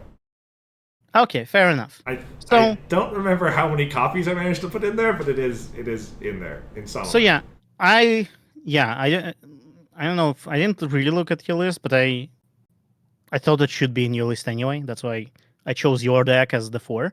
Mhm. And I think it's a decent card. It's not like, oh, I'm definitely putting this card in kind of situation. But you know, it's decent, so free. Yeah, I mean that kind of broadly tracks. I didn't get a chance to play it yet. In like I hope I didn't put just 1 card, 1 copy in there. You kind of need 2 or 3, hopefully. But yeah, it probably deserves to be in there. It is really, really like I am very proud of Sim, I guess, for all that's worth. For making an actually good yellow removal card that still feels like a yellow removal card. Right? We're still bouncing stuff, but we're actually doing it in a competitive way rather than what we had back in Odyssey's block. Yeah. Yeah. I mean, was that yellow bounce Pegasus thing not enough? Although it was not Sims, it was Interplays. Which card was that? Sorry. From Friends Forever, 1 cost, bounce a thing with 3 or more power, or bounce anything if you have a lot of Pegasi. Oh no, it was not that. It was Oh, not unset. anything. It was Unsat. That's right. I forget card names all the time. Okay, You know. that's fair. Yeah, that's fair. This is kind of our new Ansat, you know, except it's 2 cost and magic counter stuff.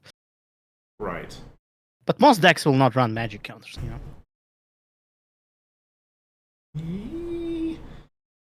Probably. Okay. So now we're through into the cards I have numbers for again. And this one is mine. Yes. Get prepared. Cost 1. 4. Flip. At immediate speed, reduce the play requirements of the next card you play this turn by 2. Draw a card. Play this card only during your turn. So, replaces itself with that draw. And 2 is a pretty big number in terms of requirement reduction. That's going to get you to a lot of important stuff. And it's all in all of the colors. In all of the colors. Perhaps that's an important clarification to make. But yeah, this reduces all of the requirements of that card by 2. Which is very important for your big multicolor cards. Yeah. Which famously have 2 requirement. Yeah. So, like, maybe even only just for that reason. But probably because it's nice, good, immediate speed. Uh, I don't know how immediate speed is relevant. Like, could be relevant, but well, it's like it's if you have hasty stuff you want to play in like Troublemaker phase or something. I guess It's not super relevant, but it's something. Sure. Um, yeah, it seems like a very very solid generic 4. Yes, I agree. Next card, Nice card. Glowing Up. I wish I ran this card. Oh no, I don't. It's the other card. I was thinking of the one I already did. Glowing Up. 2 cost, 4 power, 2 white pink wreck. Search your deck for an accessory, reveal it, and put it into play. Then choose one. Banish all token friends, or shuffle all the cards in your hand into your deck. Then draw that many cards +1.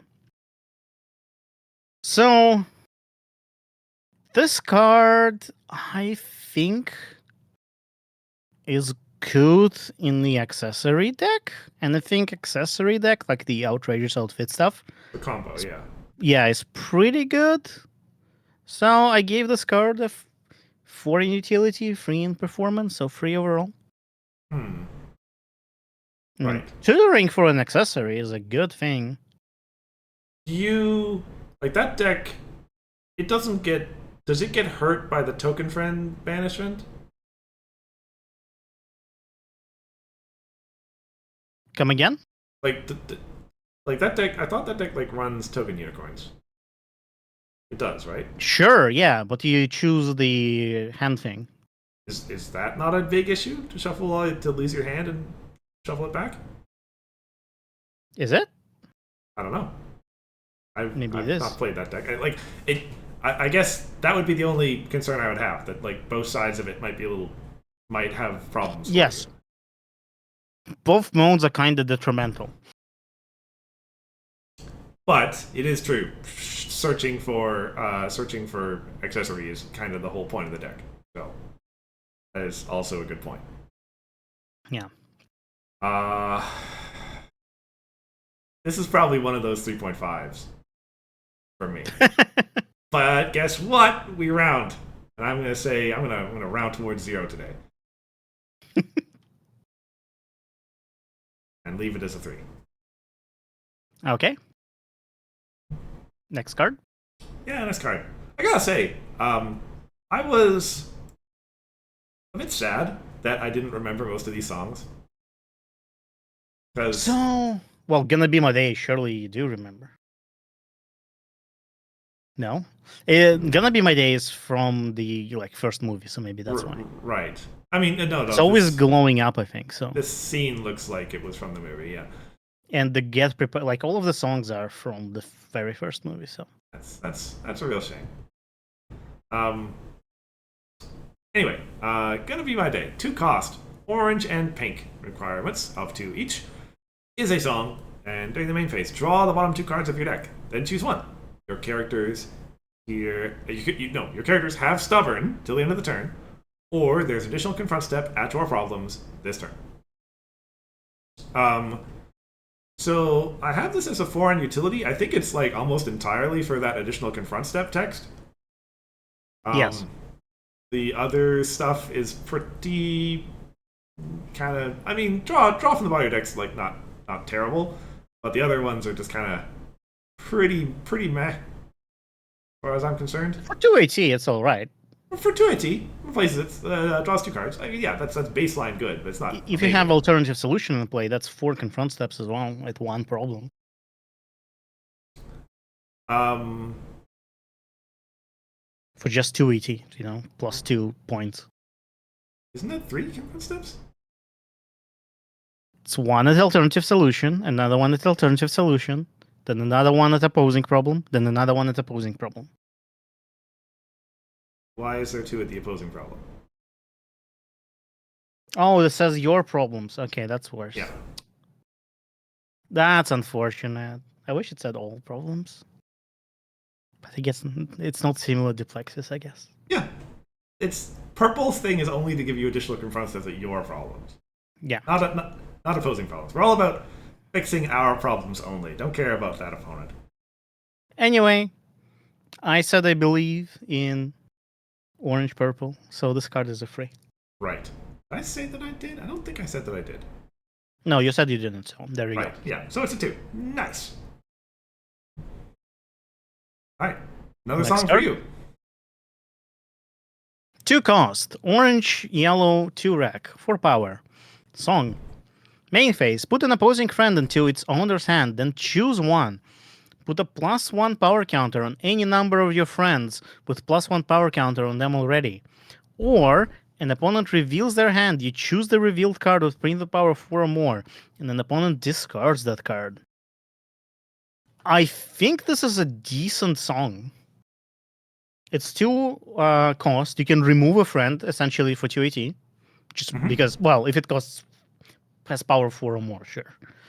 And like putting more power counters sounds pretty good, and you're probably gonna have a lot of power counters with orange, especially have Jubilee, you know? Well, orange yellow in general is going to Yeah. have lots of counters around. So seems alright, except I don't believe in orange yellow, so it's a 2. Yeah. There's nothing really wrong with it, I guess. So I guess it can't really be a 2 utility. I think this card is somewhere. It's either 2 or 3. I don't think it's a low 3 for me. Sure. Yeah. I mean, it's just essentially good. There's nothing that puts it above into great territory. Yeah. All the options are broadly functional, probably useful most of the time. Well, I guess not early game. Well, No. The discard might be useful early game. Well, maybe I am gonna justify myself back down to a 2. Oh yeah, Namoy points out that it's annoying that it says that opponent discards that card because you don't discard that card. Huh. That is actually Aren't- unfortunate. Isn't that what all of them say when you like pick a card? Like what does eyebrow raise say? I'm not sure. I think it sounds it might be that opponent discards that card. Yeah, you name a card and they just that's always them. It's relevant for Pip. Pip wants the opponent to discard cards. Oh, he means To discard because of Pinky Sense. Yeah. but that like it always will be if it's coming out of their hand, right? Yes. I think so. Well, I mean, I think Pinky Sense specifically replaces discards. Like if you banish a card from your hand, that's fine. Right. I suppose. But this is orange pink. We can't banish stuff. Sorry, orange yellow. Yes. Anyway, 2. 2. Yeah, I was also a 2. Okay, let's go back. 3 cost, 3 white. Main phase, put a non-unique friend from your discard pile into play with a magic counter on it. I was thinking about that. Funnily enough, thanks to the art, I was thinking about that balloon opponent combo I was thinking about earlier. And like, you just want to get something into play with a magic counter on it so you can retire it later. But I mean, yeah, this is effectively what was the name of the card? Redeeming qualities. Redeeming qualities, yeah. Except it can't go on unique stuff. Mm-hmm. And you get a free magic counter, which makes it slightly better than redeeming qualities. Mm-hmm. I think that's like I think redeeming qualities was a 3 back in the day too, probably. Like it's good source of reanimation, not the best, but like fair enough. You probably don't use this card in Reanimator because of the unique restriction. Yeah. Because all of your Tricorns are unique. Yeah. But I think for like other stuff, for control decks, maybe this is a decent card. I think, especially if you do magic counters. But even if you don't, it's fine. Like I seriously consider this card in my Pip deck. It doesn't run this card, but I think there are other white decks that are also free that exist and run this card. So this card is a free for me. Yeah. You can get never mind. I have it as a 2. I blanked out a moment while you were talking about the decks. Which was it in I your think pick there are white control decks that run this card Hmm. to get some of their good friends back. Right. Like my approach to white broadly was like that your pip deck was 3 and everything else was 2. I think Chrysalis decks are also freeze, honestly. Okay. I mean that's probably fair. I guess I am proposing like a very control heavy meta, so Chrysalis probably has a chance. Yeah. Okay. Okay, next card. A card that I probably have screwed up. But Just make it work. 1 cost, 2 orange rack, 3 power. Main phase. Each player draws the bottom 3 cards of their deck and discards 3 random cards. It's a decent card. It's, well, first of all, it's very annoying for combo players out there. Because 3 random cards is a lot of random cards. And you know what they're gonna draw because flips everything, you know? Well, generally. Sometimes you don't. Because sometimes you don't flip anything, you know? Mhm. You know what you're gonna draw as well. Sometimes. I think it's an alright card. What do you give? 3 and 4. Yeah. It's a decent card. 4 because Easy Orange actually runs this, I think. Okay, Izzy Orange runs it. There you go. Yeah. What you get for not looking at deck lists. I will remove that 1 and put a 4 there instead. I had agreed it was a great card. I had a 4 in its utility column. But just, yeah, hadn't looked at Izzy Orange's deck list, so. Yeah, there we go. Fair enough. Easy Orange runs 3 copies of it. Yeah, it's a good card. There you go. I mean, that kind of makes sense. It's all about having stuff in the discard pile, so. Yes, for Easy Orange it makes a lot of sense. That's why Easy Orange also has Rock Turret because it does a lot of drawing and discarding. Mhm. And like GP, like the main GP's point about Easy Orange is that discard pile is your hand. So, Yeah. all right, next card. All right. We agree, but we have some thoughts, I guess. Oh, yeah, this is my card. For whatever reason, like, it was only when I knew about the card, right? I had seen the name of the card. I was doing the ratings this morning. It's like, wait a second, this is the theme song. It is.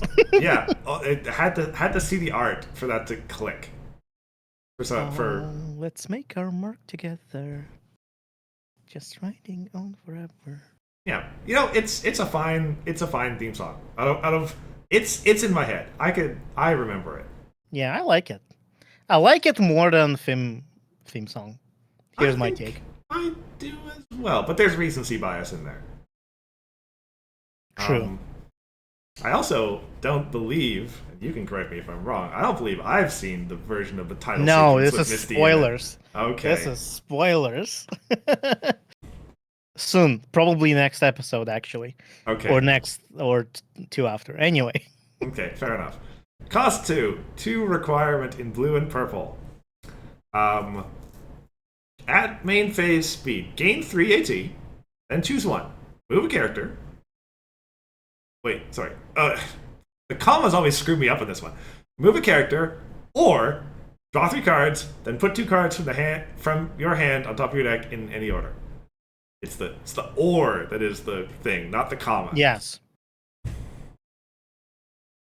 Yeah. So I think this card is really, really good. I agree. Yeah, it is AT positive always, even without the thing that you're doing. So if you choose to move a character, you're getting 5 AT worth of value out of it. If you do the draw thingamajig, it's going to depend a little bit. It's on kind what of you like draw, Tranquility at that point. Yeah, kind of. But like, yeah, blue purple events are always like this, always like facially AT positive, and that's really good. But I see we both have the already stated opinions about blue purple. Yeah, so unfortunately, blue purple is a 1. But if blue purple was anything higher, this card would definitely be in it, I think. It's a really good. It's kind of like Tranquility, except not better because of the Rex. But I think it's on the same level. If like it's only the Rex that restricted, honestly. Also was part of my not a combo list with easy. Like the idea was you play easy, you get you know the card Oh, I that mean, it makes sense, right? Yeah, blue purple events that gain AT do have a history of being in combos, yeah. and yeah, If you play easy and you get this card, you get 680. yeah, If you play easy and get the what's the name for it? The card that reduces the cost of the next friend you play and next event you play. So if you get that card, your next easy is free, and then you can play this card for free. Anyway, yeah. Oh, you're thinking of that card. Was that last minute yeah. changes? Last minute changes, that's right.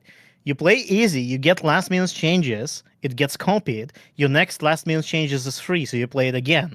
So your next easy is free because it's -4 at this point. And your Let's Make Our Mark Together is also free because and you get free 80. Anyway, I Yeah. thought there was a combo there somewhere because this seems really good. But I think not actually, which is very sad. I mean, sometimes really good things are just really good. Yeah. Anyway, we can move on to the next card, Yeah. I think. So unfortunately, this is a card that's a 4-1 on both sides of the aisle. It's a 1. Yeah, it's a 1. But it's a good card. Round out to you. Magic Brownout. Free cost, free rec, purple, 5 color. Choose a problem. Remove a magic counter from each character at that problem. Then move all characters at that problem without a magic counter on them to their controllers' homes. So this is similar to the orange event we've seen, right? Mhm. Except instead of exhausting stuff, it moves stuff home.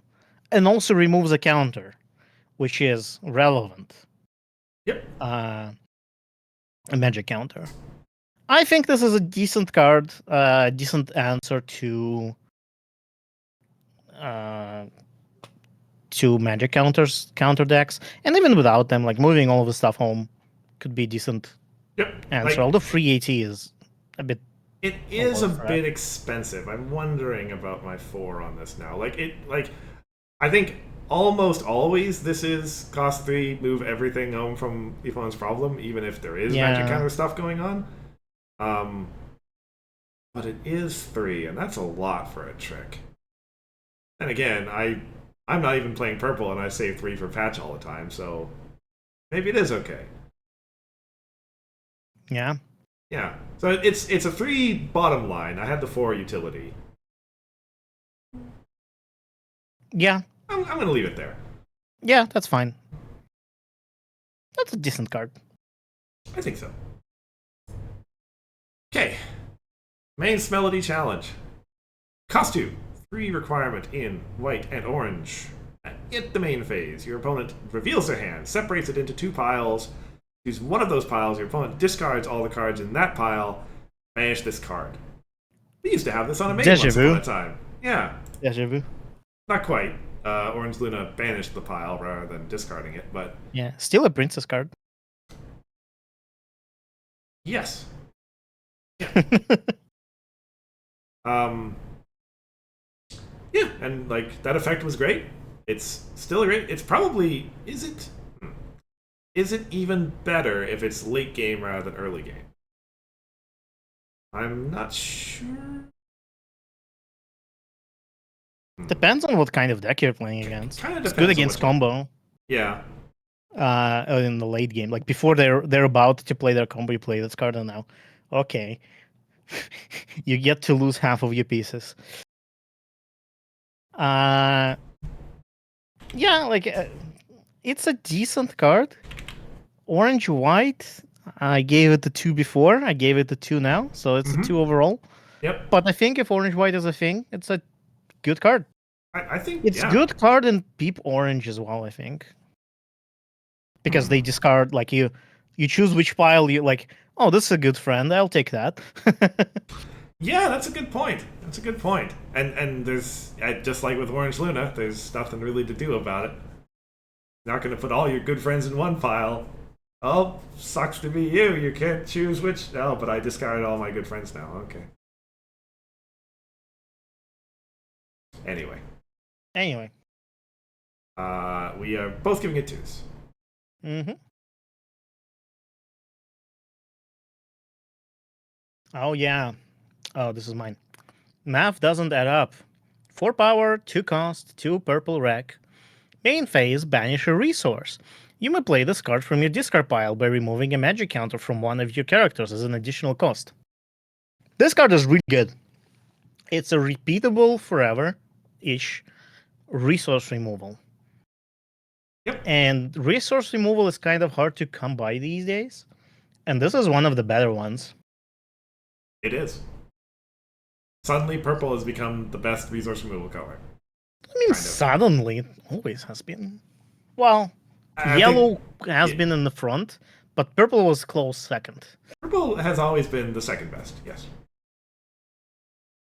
So, I gave this card a 4 all across the board.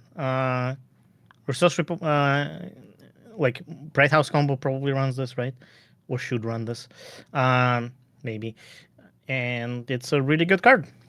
Okay. Thank you for playing purple. You're playing this card. Yeah, I admit I looked at your rating and I was like, oh, Bright House combo probably runs this. Yeah, that makes sense. But I haven't confirmed that it actually runs it either.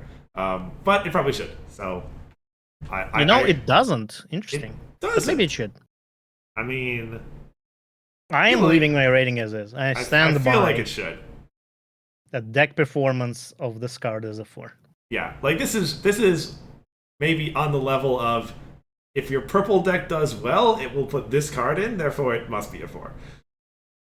GP says it should have 1. I agree. I mean, yeah, you don't need more than 1. Well, sometimes you want 2. Like 1 is not, you might not find it, Maybe. It's a weird card. You only need 1 copy, but you actually need more than 1. Yeah. But I think the Bright House combo is fine with just 1. Yeah. Yeah. So it's 4s across the board. Yep. Mayonnaise. Pause for a second for you to make the obvious joke. Bing bong. There we go. 1 Bing cost. bong. Bing bong. 3 requirement. Chaos. When the card is flipped, banish a friend until the end of the face-off. And in main phase, banish a friend until the end of the turn. Any player may pay 2. If they do, banish that friend instead. Yeah. So broadly, like this reduces down to purple. If it's this 3 cost, banish a friend, which was always kind of reasonable. Kind of okay. It was as good as white had. Well, white, but not purple. I think banishing a card in purple is pretty good. Yeah. And you have the flexibility of only paying 1 if that's all you need. And you have some chaos. Yeah. Yeah, it seems broadly reasonable. I think it's a really good card. So, okay. I'll admit, I came out of that whole conversation thinking broadly reasonable. Can you say a bit more to get us up to 4 on, actually really good? Why would you not run this card if you're playing purple? I mean, purple doesn't always need hard removal. It's gotten by with soft removal before. Yeah, but I think, okay, you can portal stuff. That's nice. There's portal decks around, probably. I still hope they print that Trixie. So there's purple decks around, and portal decks around, and it's even useful outside of portaling stuff, because I think paying free to straight up banish something unconditionally is decent enough. And so Bright House combo does not run this card, I think, but I think other purple decks definitely should, and a lot of them will. And this is why I give it a 3 in deck performance. But I think utility is 4. There's no other hard removal as easy as this. Right. In purple. It's gonna be for the same reason white used to run Sneeze. It's Oh, there we just- go. Bright House runs it now, apparently. Bright House runs it now, huh? There we go. Well, I guess that settles that then, doesn't it? But yeah, because it's just it's pay free to remove a thing. I think you do that more than you like in Bright House, it makes a lot of sense actually, because what other removal options do you have? Yeah. Like card removal. Spider Surprise is fine. Changed is kind of fine. That's it, right? I think that's it. Yeah. Flicker's Magic Restored Friends. Yeah. I guess. Yeah. That's And you get double trigger with the lantern, so I suppose. Okay. Midnight Snack. 1 cost, 2 require. Oh, is it you? Yes, it is. Thief. 1 cost, 2 requirement, pink orange, free power. Immediate, dismiss a friend. That friend's controller adds that friend's power to another one of their friends until the end of the turn. So I read this card as immediate dismiss a friend. The rest is kind of irrelevant, to be honest. But like maybe it's relevant sometimes. Most of the time, irrelevant, I think. I think this card is amazing. It's just unconditional immediate dismissal. Easy orange runs this, and it absolutely should run this. So this is a 4. Explain your smallness, Okay. Cursor. Well, I didn't realize Izzy Orange didn't.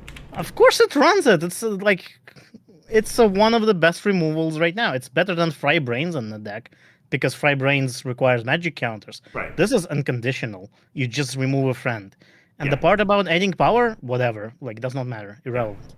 It's in that sense, I suppose, yes. Like I guess I was thinking that it's most of the time it's not a good score face trick because of the second part.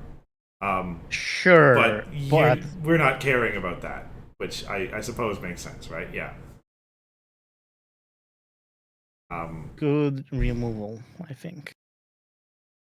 Like yeah, for just stuff that needs to go away and you don't care that they still get to confront or whatever.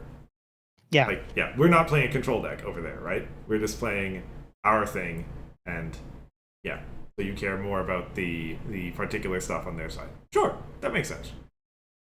And it's also that a lot of decks on the meta are very reliant on what they play. Like, it's not an aggro meta, is what I'm saying. That's a good point. That is a good point. Anyway, That is a next good point. card. Yeah. Okay, this one is mine. Mixed messages. Oh, this is the card I was looking for, like yesterday. Anyway, 1 cost, 2 wreck in white and yellow. At immediate speed, choose a character, then choose 1 power or 5 power. Till the end of the turn, that character has the chosen power and can't lose or gain power. Okay. I'm quite certain this is the card I missed when I was doing the ratings. I don't remember thinking about this card at all. Mm-hmm. Okay. So But you have a rating for it. How is that? How does that work? Because when I saw that I was 1 short, I just copy pasted everything up 1 row and put that gap in the events. Right. And so right? But so that means that every rating after this is probably what I actually wanted it to be. And every rating above this, up to that gap in the events, was maybe wrong. Okay. Explains why I've been so wrong. And also explains why I'm so wrong about this. Maybe you aren't. I don't know your reasoning. Well, I don't know what my reasoning is. I didn't think about it. Fair enough. Choose a character. Choose 1 power. Or yeah, this is going to be totally off the cuff then. Chosen power. Can't lose or gain power. I mean, that does seem broadly. Yeah, that's effectively disruption, right? Yeah. Pretty good at that. And And also, like, yeah, I remember we talked a little bit about entry and stuff, but that's not effective. That's not really what we care about at any point here. You have your 2 white and 2 yellow if you need anything else here, whatever. Although it does have, I mean, it does have some benefit of, like, helping you confront stuff, maybe, or as a face-off trick. Yeah. Yeah, seems good. I'm willing to go with you on 4. So And I gave what it did a 4-1. So there's 2 ways to play this card, right? You could play it as an aggro card, or you could play it as a control card. It's versatile like that. But the problem is that, okay, if you're playing this in the control deck, you're gonna play this as a control card. Play this as an aggro deck, you'll probably kind of do both, because you could use it as an aggro, but I think you're more likely to use it as a disruption anyway. I think that's the most likely scenario. Although bringing a card to 5 power could be valuable. Either way, I don't see white, yellow, like either aggro or control being there. So there you go. Deck performance is 1, but I think the versatility of this card makes it 4 in utility. Yeah, and I had rated McSnips a lot before as 2. So, white, yellow. Like snips a 2 lot. for me. Oh, I see. Fair enough. Yeah. Yep. Okay. So from here on out, things get real. Which we still have some significant disagreements on. Previous 5 hours were not real.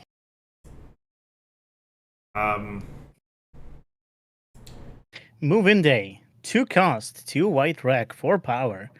For each opposing non-attachment resource, gain control of that resource unless its controller pays 1 or removes a counter from that resource. So it is a resource removal, but I think, like, okay, unless you're specifically looking to steal resources rather than remove them, I feel like you would rather run Winterzilla, which is why I gave this card a 2 in utility and 3 in deck performance, because 3 could be my Pip deck or any other white control deck, to be honest. Yeah, okay. I'm already back to wondering if these ratings are wrong. Because I like, there's no way this is a 4. Why would I give this a 4? It's a resource removal in white? Yeah, but it's like, Though you have Fashion Overload. yeah, no, like there just can't be. There just can't be a way this is a 4. I mean, some other stuff aligns, so just Yeah, I mean, I'm gonna take it down to 3. Like, white does need resource removal because every color does. I just think this card, like, you'd rather run Fashion Overload or Winterzilla than this card. It's the utility here is that you get control of it, but you need to play it at the right moment as well. Your opponent needs to have like 0 ET for you to guarantee that they will not keep anything, right? Mm-hmm. Also needs to not have counters, but I think most resources don't have counters. Even the Prisbeam combo deck probably does not put any counters on the Bright House, right? Not Prisbeam, the Bright House combo No, deck. I mean you don't put counters on Bright House and then Until not you use win. them. Yeah, so you could steal that too if they have 0 AT, which is unlikely. Like, it's very conditional because they need to have 0 AT. If they have 1, they'll keep the resource that you actually need to remove, you know? And I gave it a 2. I think other resource removal options are better, but it's nice that this thing is there. Yeah. Okay. My life's gonna be alive from here on out. We'll see. Okay, next card. Next card. Okay, one It was photo. 3 in the 2 for That's right. previous one. Yeah. 1 cost, 2 requirement. 5 flip. Costs, or add in the main phase. Choose one of your characters with at least 1 counter on it. Draw a number of cards equal to that card's printed power, character's printed power, then discard that many cards. So, characters with at least 1 counter on it. Was I thinking that blue, like we've established that blue magic counters aren't a thing, right? No, but it is any counter. Any So counter. I'm thinking Cadence. Like, Cadence could run this. Cadence has a way to put power counters on things. Yep. Cadence. Drawing and then discarding is kind of, but that's the blues thing. That's just what you get. Yeah. It's not amazing, but yeah, I can see Cadence running this probably. Yeah. That's why I gave it a 2 in utility and 3 in deck A performance. little bit of draw and discard. It's not a terrible thing. Yeah, I think it probably. It's kind of gotta be that stat line. So yeah, If blue orange was a thing, maybe that would also use it. But oh, it would for sure, because blue orange needs the card draw. Yeah. Yeah, the problem is, in Cadence, you kind of have card draw built in your main. Yeah. But, I mean, like, Cadence would prefer, most of the time, I think, to be using the counters. That's true. Okay, next card. Pick up that litter. 1 cost, 3 orange, 4 power. Event Chaotic. Chaos, then this card is flipped. Ready one of your resources and put a magic counter on that resource. During a face-off, choose one of your ready resources and add that resource's power to your power in the face-off. It's interesting to me that Chaos relies on magic counters, but... Well, does not rely, but, like, interacts. But the main ability is not. It's interesting. I thought this card is kind like it's a face-off trick in a deck, in an orange deck that runs resources. So that's either like a farmer or an aggro deck, right? Control doesn't care about this, maybe. I mean, maybe in Troublemaker Control. But do we have orange? Maybe Peep Orange? I don't know. It's a weird card. I think it's very specific in what it does. So I gave it the 2. Yeah, I mean, the main resources that you have at home in this set. I always come back to Bright House and Frisbee, right? The main ones. And, like, 7 power and face off. Very reasonable. Anamoy does point out the Apple Bloom that likes events. That's fair. Yeah, work hard, play hard could play this. But, like, that deck is also a 2, so... Mm-hmm. Is it like orange is... it's not such lacking for face-off tricks. It's got flips. But, sometimes you want a little variety.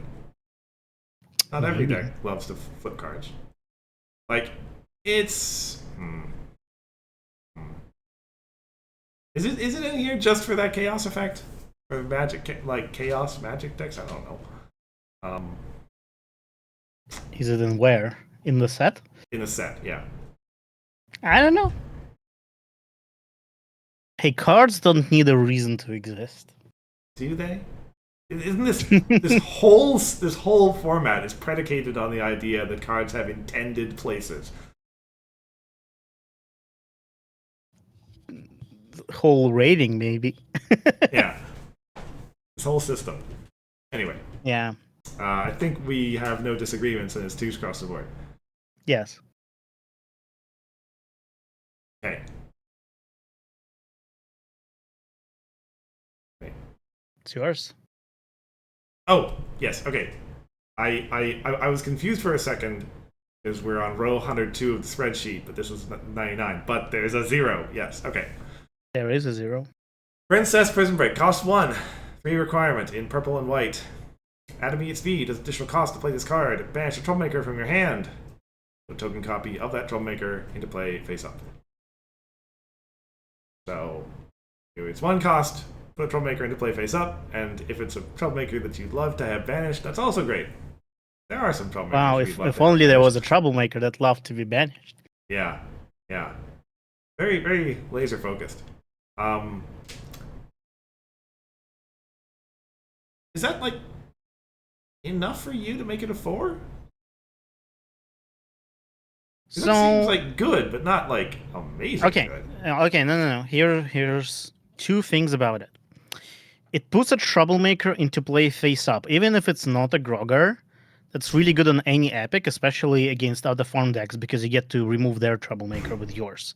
Mhm. That's very important if you want to keep your own Grogger in play instead of theirs, so you can banish it at any time, as well as like remove Opaline or whatnot. So it could be a troublemaker removal in that sense. I think that's really good. The interaction with Grogger is kind of amazing because you get the Grogger in your banish pile, you can get it back, and you can search for another troublemaker with your copy too. So it's I think this card is pretty good. It's also immediate, which means you can do a trick where you prevent them confront. That's a disruption tool essentially. You just okay, there you go. There's a troublemaker there now. You can't confront. Yeah, that's actually a really good point. Like, Yeah. I think if you're playing white purple control, you're running this card. I think there's no way around that. However, purple white control, I think not quite there yet, so it's a 2. Right. I mean, that's pretty reasonable. I think, have I been giving the white purple controls 3s? I think I've been keeping to the 3 on that. So Okay, that's fair. that's fine. But yeah. Immediate things that put trollmakers into play always have to be like considered. Yeah. Yeah. It's a versatile card, I think. The only problem with it is that it puts a troublemaker from your hand, which means it does not recycle it, and you need to have a troublemaker in your hand that you want to put into play, Yeah. which makes it a little hard. But I think, all things considered, I think it's a 4 on utility. Okay. Next card, Queen's Calling. 1 cost, 3 power, blue-yellow, 2 blue-yellow requirement. Immediate. Choose a problem and exhaust any number of your friends. Until the end of the turn, those friends contribute their power to confronting that problem. Yeah. This seems pretty good to me. This is a good card, yeah. So it's like most of the time this is going to be just like 1 cost, choose a problem and confront it. At the very least. I think the way it's going to be used is that you confront your problem, then you play this to confront the other one. Oh yeah, immediate speed, even better. Yeah, geez Louise. Yeah, it's the not Bluna, but similar shenanigans, You're probably going to be losing the face off if you do that, but However, blue yellow, am I right? Yeah. I mean, yeah, we've picked out what? We picked out blue purple, orange white, blue yellow, and purple yellow as all combos we don't believe in, right? No, I believe in purple orange. Oh, right. That was the one we did believe in. Yes. Okay. Well, I did believe in. You didn't. Either way, there's a lot of multicolor cards in this set that kind of are in that niche of high utility cost, low deck performance, high utility, low deck performance score. Yes. Including this next one. Which means these cards are like something to watch out for, I think. Yeah, they're good, but meta is what it is. I think like the utility score is a useful score to just in isolation, because you can, when you build a deck in certain colors, you can see like, oh, these cards are probably good, Yeah, I can agree with that. Okay, it's yours. Yes, sneaking in anyway. This is another one of the ones we did beforehand. Yes. 2 cost, 3 blue and orange requirement, floats for 5 at immediate speed, frighten or exhaust a friend, then choose one, unfrighten or ready a friend. And that, yeah, this is really good utility. Frighten is honestly both of those 2 at immediate speed for 2 cost of the first 2 abilities. They're pretty good. It'll depend on the situation. I think most of the time frighten stuff, but sometimes you can't frighten stuff, so you exhaust it instead. And then on the other side, it's less likely that you'll have something to do with that. But if you do have anything, raiding a friend is generally could be good. Yeah.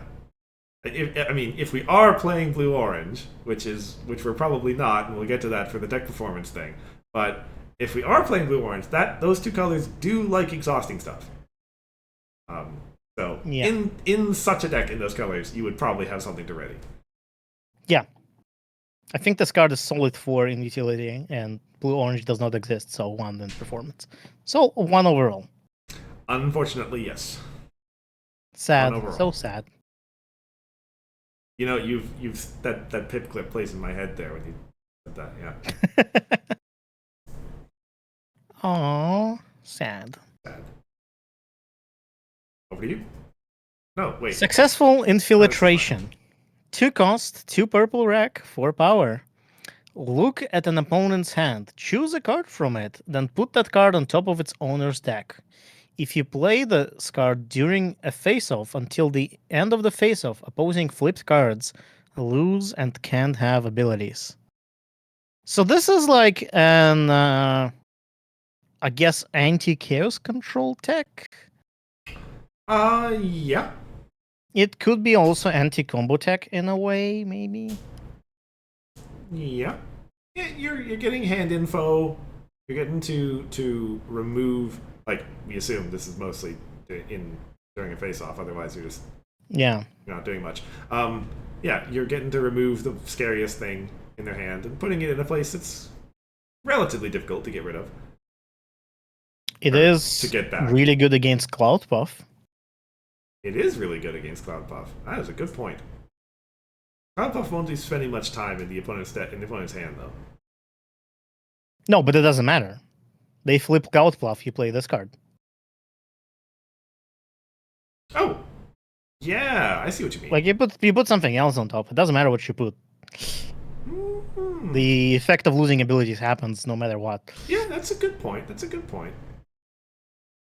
But you have this rated lower in utility than me. Oh, so yeah, so it's because of the deck. I think the most likely deck to play this is in the meta is the Bright House combo right now, and I think in that deck it's a 2. I think it's reasonable to have that card to deny, like, look at an opponent's hand and see exactly what you have is valuable, I think. But it's not valuable enough for the deck to run this card, so it gets a 2. Yeah, I definitely wasn't thinking of Bright House. I think 3/3 is also a valid score. Yeah.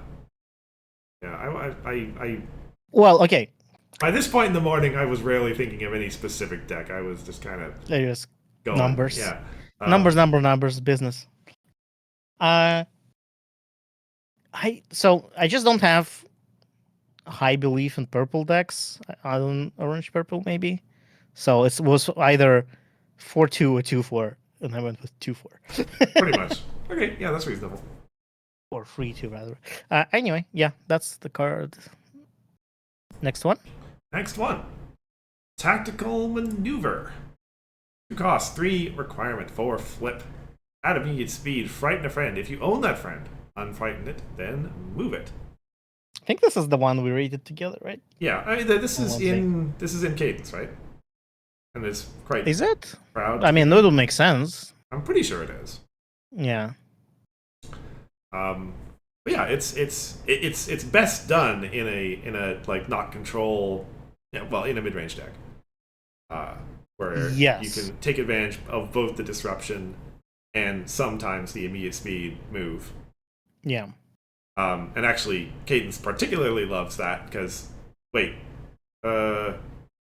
Gallus and Silverstream care it had to be an opposing? Yes. Yeah. Okay. That's unfortunate. It's also a spicy radio friend thing. Yeah. Like, that blue card, that immediate move and radio friend. This is kind of that too. Except that one radia's main character, but Yeah. Is it? No, it's not. Anyway. This one is a spicy radio as well. Could use it to radio friend. I think it's a really good card overall. Frightening for 2, kind of like Sepulchre attack, but it has more versatility. I think most blue decks will run this card, not necessarily just Cadence, right? I mean, yeah, for the same reason everyone used to run Sepulchre attack, probably. Yes. So yeah, 3 overall score, 4 and 3. Yeah. Yep. Okay, next card. Ta-da! 0 cost, free pink, free purple. Event chaotic, free power. When this card is flipped, you pay 2 less to play your next event until the end of the face-off. Immediate. Pay 1 less to play your next event this turn. Put this card on the bottom of its owner's deck. So this card, I guess I did believe in pink purple because I gave it a free. Maybe it should be 2. 1 sec. So is that Whoosh. like pink purple is which I've already forgotten which colors those are. Or like which deck? That's the I was Allura. believing it. That's the Allura deck, yeah. No, not the Allura deck. It's the Allura card with magic counters. Remember that one? Sure. I don't think there's any deck that, well, any public deck that we've seen that runs these 2 colors. Okay. Yeah. Card seems a little bit underwhelming to me. I agree. It's and- like fine, pay 1 less, but like at that point, a cost of a card in your hand is a little less than 180, but close to that. So it's kind of like you're exchanging a card Kind of, yeah. for 180. Yeah, it's like if it replaced itself, it would be so much better. Oh yeah, if this replaced itself, it'd be pretty good, yeah. We were really good. But it's Yeah. The chaos effect is fine, I think. Like maybe chaos control runs this.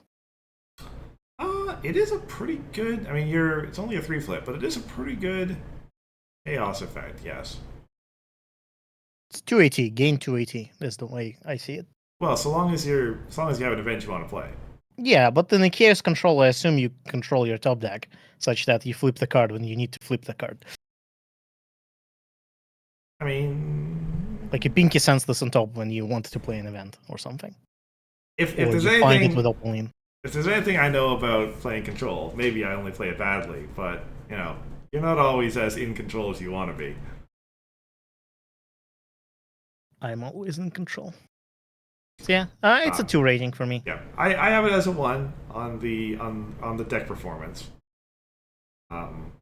Just because I guess I couldn't think of deck to put it in there. All right, next card. Next card, Valiant Speech. 1 cost, 2 requirement. List for 3. Chaos. When this card is flipped, put a 1 yellow critter friend token into play, and at immediate speed, put a 1 yellow critter friend token into play at your main character's area. If you play this card during a face-off, put 3 critter friend tokens into play at your main character's area instead. So I know this is in Unifarm. And yes. and that's a 4 deck, I think. I agree. I think this card is like a pretty good fit for that deck. Being a 3 flip, being a 1 cost event that's like a pretty good face-off trick. 3. Granted, your main's got to be involved, and Yuna isn't always involved. Well, she's mostly involved. Like not as involved as some other mains have been in the past, perhaps, but the fact that it's in your main character's area is what brought it from 4 to 3 for me. That is a fair point. But I think otherwise it's a good card. Is Cockroach's Migration immediate? Yes, it is. So I think Cockroach's Migration is a better card than this one. For 180 and 1 rack. That might be true. Well, Cockatrice is 1 rack, right? Yeah. Yeah, that's a fair point. Fair point. I'm gonna leave it on the high side of 3 and round it to 4. Like I think it's not a 2. I think it's not a 4. I think it's a 3. Solid 3. That's fair. Okay. Next card. Next card. Last event. Last event. Whole new you. 2 cost, 2 pink rack, 3 power. Search your deck for a friend with the same title as one of the characters in play. Reveal that friend. one of your characters in play. Reveal that friend and put it into your hand. Then shuffle your deck. You may pay 1 less to play your next friend with that title this turn. So effectively, it is a 1 AT tutor, right? It costs 2, but it reduces the price you pay for the friend. So essentially, it is 1. I don't know what deck would use this card. Like, Wait, you have it as a 4 on deck performance. so like I was thinking, okay, in theory, Easy Orange could run this, you know. So there you go. Oh, But it does okay, not. right. We're Like in that. it's a low end card, so I don't know. It's either Right. really good nowhere or it's really bad everywhere, you know. Right. We are in the area where the utility is 1. Therefore, you can literally pick any deck you want to be the deck performance number, and it won't Yeah, change or a you do it thing. the other way around. The utility is 4, but it doesn't go anywhere.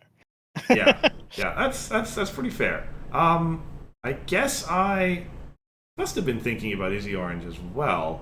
I think some like pink, maybe mid-range decks could consider this, but like the fact that it has to be the same title, it's like a fit for a very specific deck, you know. Yeah, it's something that you want multiple copies of a thing rather than Yeah. just a thing. Maybe no, that's silly. I thought like, oh, maybe Leaving to Love, but then like, no, you will not have a deck to search in if you're playing Leaving to Love. Yeah. Like, yeah, it is that sort of deck. I just don't know if that sort of deck exists. So it is. I think this card is a 1. I think it might see play in the future, you know? Possibly. Just not today. Possibly, yeah. Like it's yeah, the fact that it costs that 1 too, and like it costs the 1 if you play the thing. If you don't play the thing, it costs 2. So yeah. Well, hopefully you play the thing. Like you search and then you Well, play like it immediately. it means that you can't effectively use it to search for like a backup copy of a thing, right? You have to be searching it for a thing that you are going to play this turn. Sure. Limits the utility a little bit. Yeah. Maybe I'm being generous by giving it a 2 right now. I think 2 could be fine. Okay, resources. There's no light at the end of the tunnel yet, but we know it's coming. We're way past the halfway point, so We are way past the halfway point, yes. Angry Bob! This card is spicy. This card, I think we have both correctly determined. Well, let me finish reading it first. Cost 2, 4 requirement, 5 flip. Play to your home. Your friends with 1 exhausted marker on them can become exhausted again. When you ready your first friend each turn, remove all exhausted markers from it. So, I think we have both correctly deduced that this card is a lot worse than the initial read makes it seem. Right? Like, you read it and you think, oh, I get to exhaust stuff twice. But that's not really what it means. You get to exhaust 1 thing twice per turn. Yes. And so it is a lot. Yeah, it's not actually as good as it like might initially appear when you read it the first time. Yeah. It is a unique, fun effect. It's similar to the white card that copies abilities, right? Mhm. Where it's a unique, fun effect, but it's not. Yeah, my take on this card is that as it is right now, it does not actually do anything. Because just exhausting cards again, it's like depth, right? You still gain 1 ready per turn, so that's still how many times you're gonna use those cards. If you go into debt and your income does not increase, you're still gonna be in debt, you know. The only thing that makes this card remotely viable is the second ability that lets you just straight up ready a friend even if it was exhausted twice. So yes, you can exhaust everything twice once, and 1 card you can exhaust twice every turn.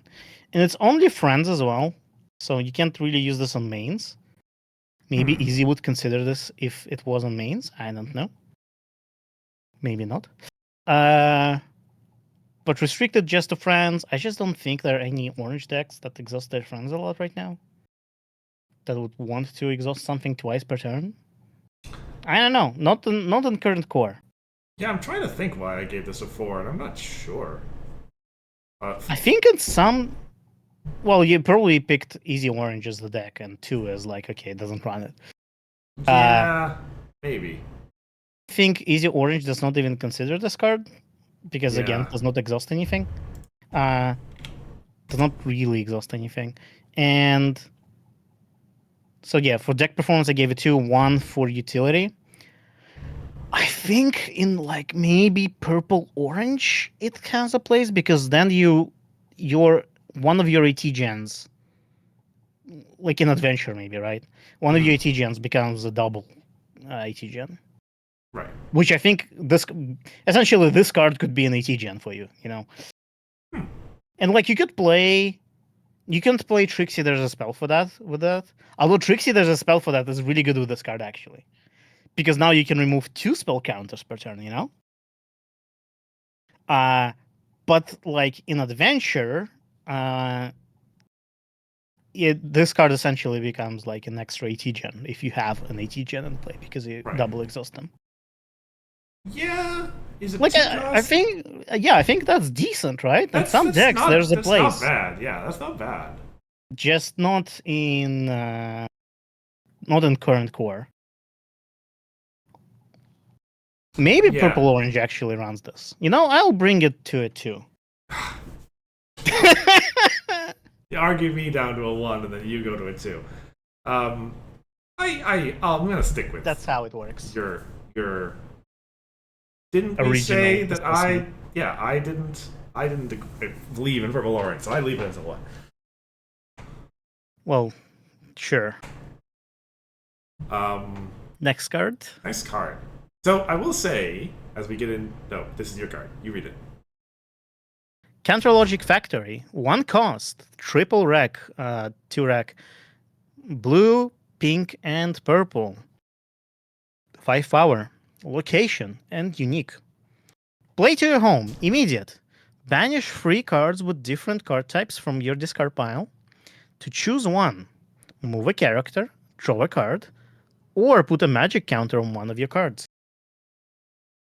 What you were gonna say? I was gonna say that I appreciated how our 3-color cards that weren't tricorns are resources in this set rather than songs. This is the first time that's happened, right? It's Yeah, a I think so. Trick and opens up design space a little bit. Makes us think about what 3-color resources should be. Anyway, this is a relatively low cost, 1 cost, and also like the banish is probably certainly in the late game fairly easy to do.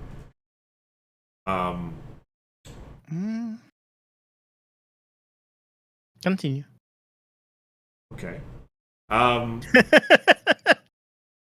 I guess I said fairly easy to do. I think certainly in a deck that knows it wants to do this.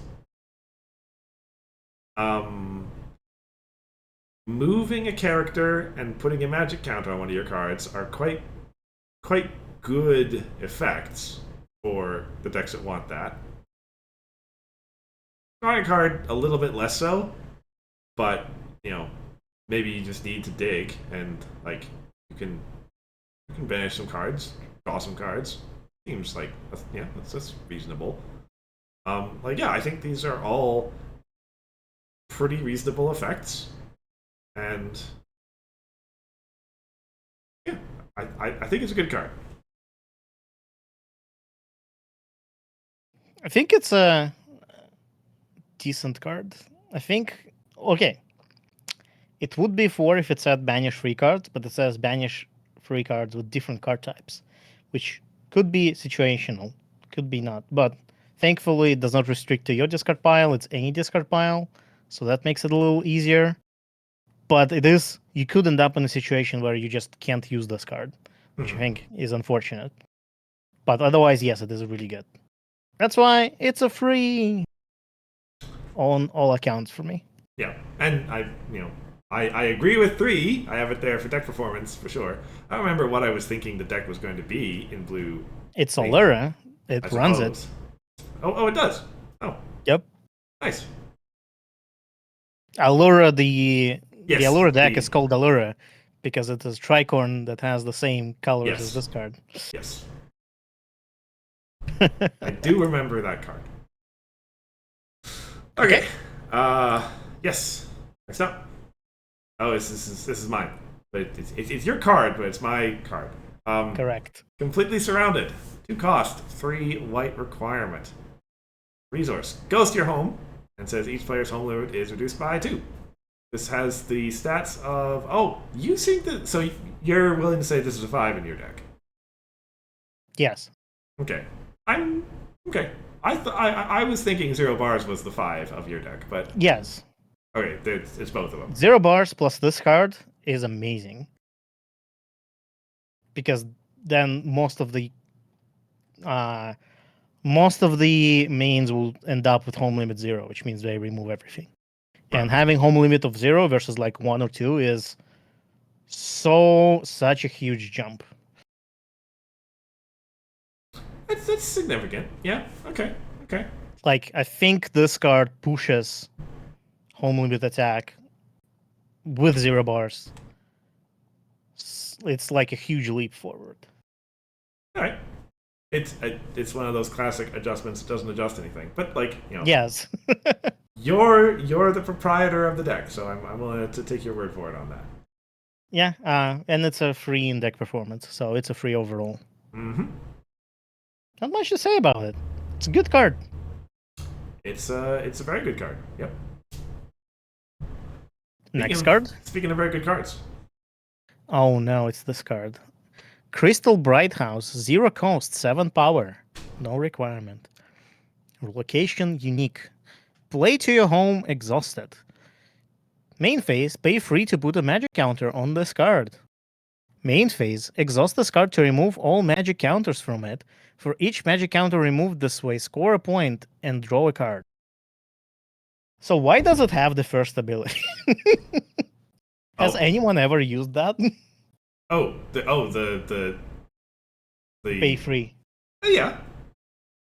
You have used it? No. Has anyone? Fight used it on me in the first game. Oh, No. I like doesn't sound good. it's not good. You would much prefer to be using your AT on other things. You would much prefer to be getting to be getting magic counters onto it in other ways. But it's there. Okay. I can imagine in some kind of hardcore control versus control, lockdown situation,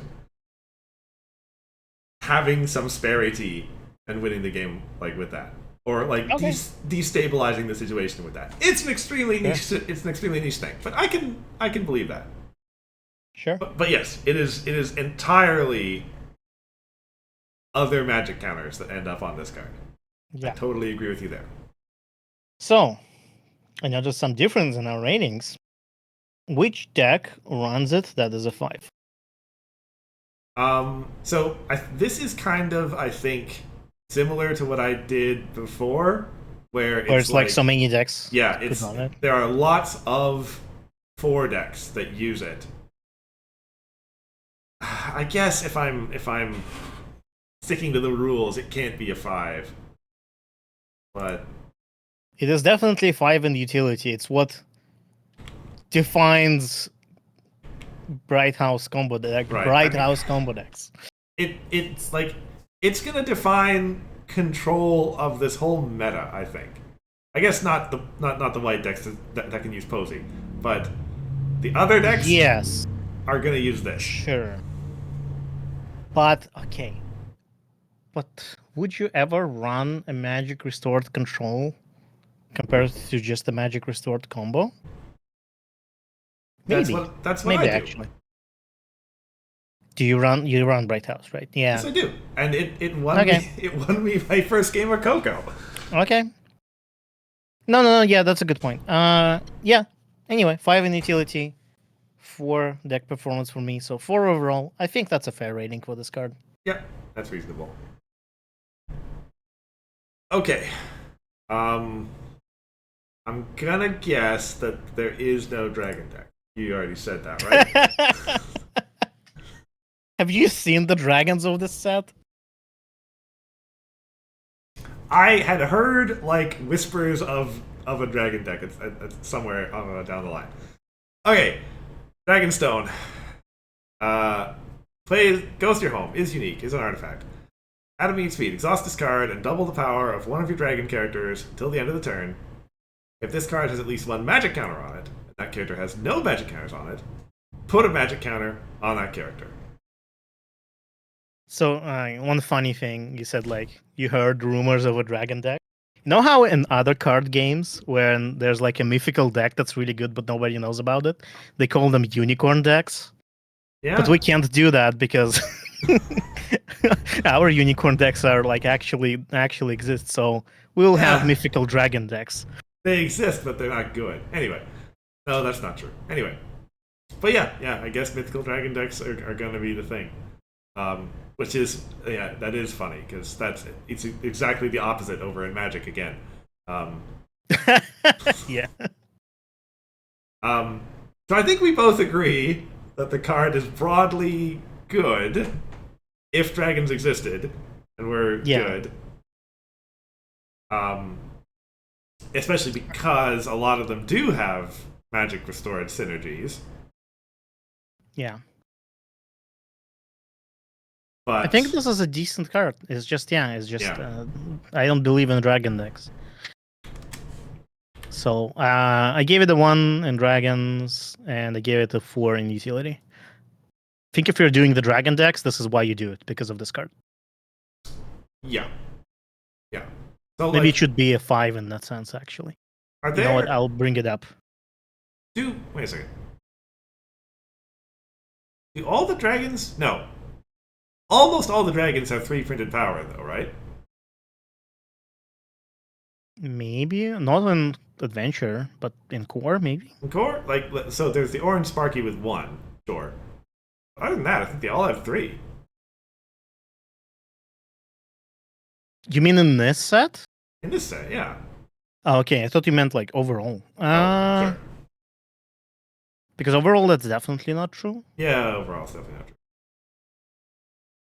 But I mean, it is a cycle. They all have 1 rec, free cost, free power. Yeah, and Spike is free power too. Anyway, yeah. So double is going to go to 6, which is like fine. Pretty good actually. And the dragon tokens are 3 power too. I should mention that. Anyway, and then it needs to be like that. The specificity of like this card needs to have a magic counter and that card doesn't have a magic counter means that like we need to be using those magic counters for things. It is a bit of work, but it is immediate speed. Get a magic counter every turn at no cost, which is pretty good if you can get that set up. Yes. It's good for Spike. That is good. Yeah. Spike removes magic counters. I think that's the only thing it's good for, honestly. Wow. That's harsh. But I mean, Spike like the is magic fine. counter thing. Doubling power is fine for everything. But most of those dragons, you don't really want more than 1 magic counter on them anyway, you know? Yeah. Because they're all like booleans. They're on or off, depending whether they have magic counters. So Yeah. Like if you can, turn Spike into a planeswalker and just use his ability every turn, that's good. That's great. Yeah. See, you started with the magic reference and I ended with the magic reference. Great. Heresy. Heresy card. Okay. Earth Pony, no, it's you. I'm not an Earth Pony. Earth Pony Crystal. 1 cost, 3 power, artifact, unique. Play to your home. Main phase. Exhaust this card to put an Earth Pony friend from your discard pile into your hand. If this card has at least 1 magic counter on it, you may pay free to put that friend into play instead. This card is really good in Easy Orange. It's so good. It's half of the reason like why Easy Orange is so good, I think. It kind of, in a way, it defines the deck. That's what, well, the main makes that deck, your discard pile is basically your hand. And this card makes your discard pile is basically your hand. So I gave it a 5 in utility. It defines the deck pretty much. And 4 in performance because that deck is performance. So 4 overall. Yeah, that could be true. I don't have much experience with Izzy Orange, but yeah, It is exhaust this card to get a friend from discard pile, essentially. yeah. That's and that. Yeah, I know everyone has said effectively what Izzy Orange is all about. So yeah, yeah. The magic counter thing is kind of irrelevant in the deck now, but that deck used to use that to put Pinky in play, the big Pinky. Right. Everything is icing. But not anymore. Now all of the friends cost less than or equal to 3, so there's no reason Right. to It's use that. just go into your hand. Yeah, just play it as soon as you can. Yeah, and the card that enables a. Everyone has a lot of confidence in Izzy Orange right now. We'll see, but I mean, it's not a deck without pedigree, so Yeah. should do well. Ooh, dilemmas. Lunch rush, yes. So I can say that broadly speaking, I gave all the dilemmas very high ratings because they're dilemmas. Because TM meta Yeah, basically. makes sense. And yeah, we're really short on dilemmas, and like we're in a world where like it is extremely difficult to beat troublemakers the usual way. So dilemmas are going to be super high priorities. Okay. Anyway, so lunch rush, 2 cost, 2 requirement, 7 on both sides, and bonus 2. And when this card enters play, you may move one of your characters at home to this problem. So realistically, it is most of the time it's like 7 for the opponent and like 4 for you, probably. Yeah. Because you're gonna move your main there or whatever. So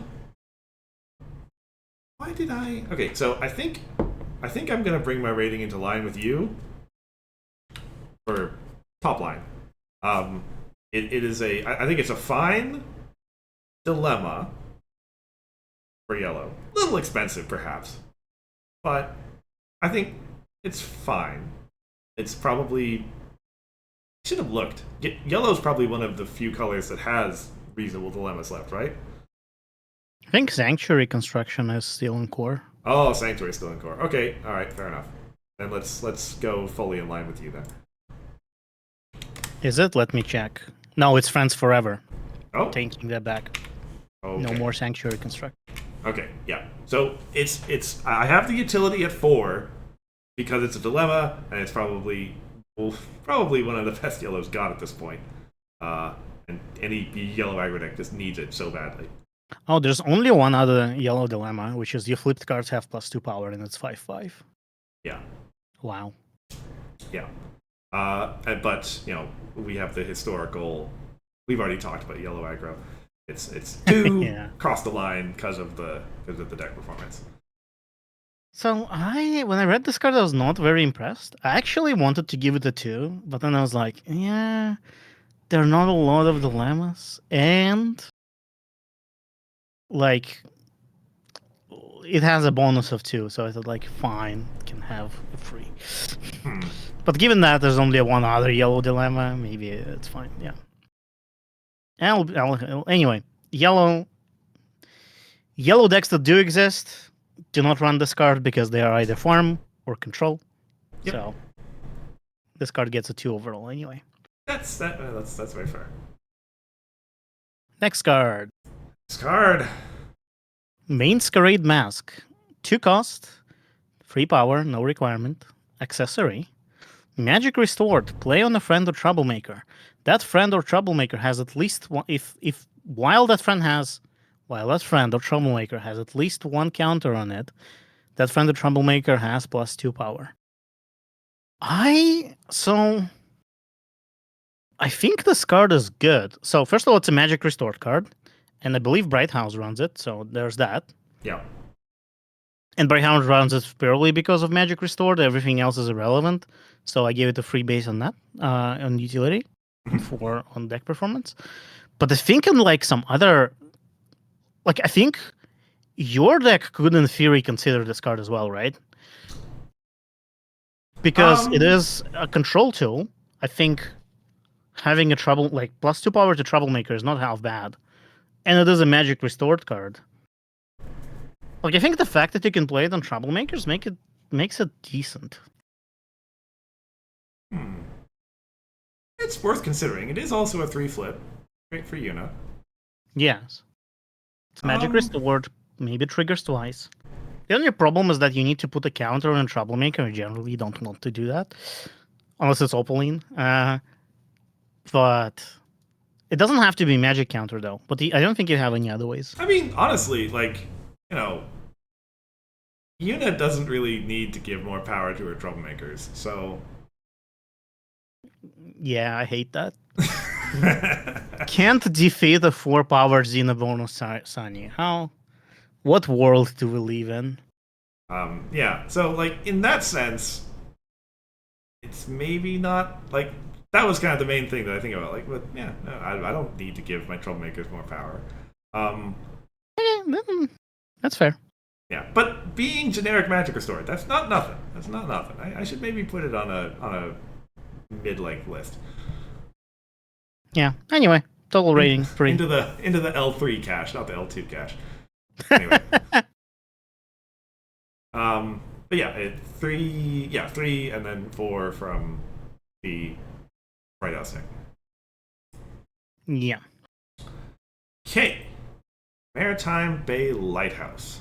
1 cost, 2 of orange, white, and yellow. Goes to your home. Token friends enter play with +1 power with now it's my turn to screw up. With a +1 power counter on them.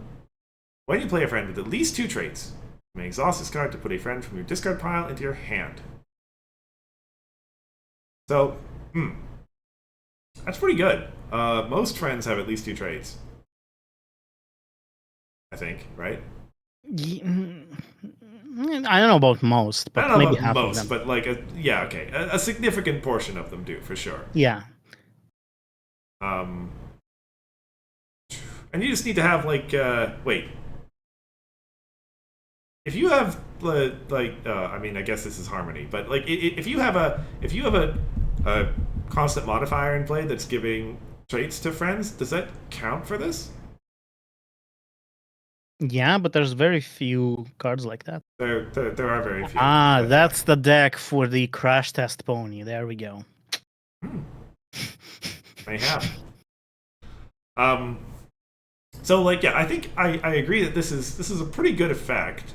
Token friends, these are not all colors that do lots of token friend stuff, but yellow and white do for sure. Yep. Yeah, But- Summoning Bell and critters. Yeah. Yeah, and the whenever you can get that second ability off is fine. So I had it at 1. I couldn't really think of the triple color deck, but you don't. hold on. Let me check something real quick. Does this deck run it?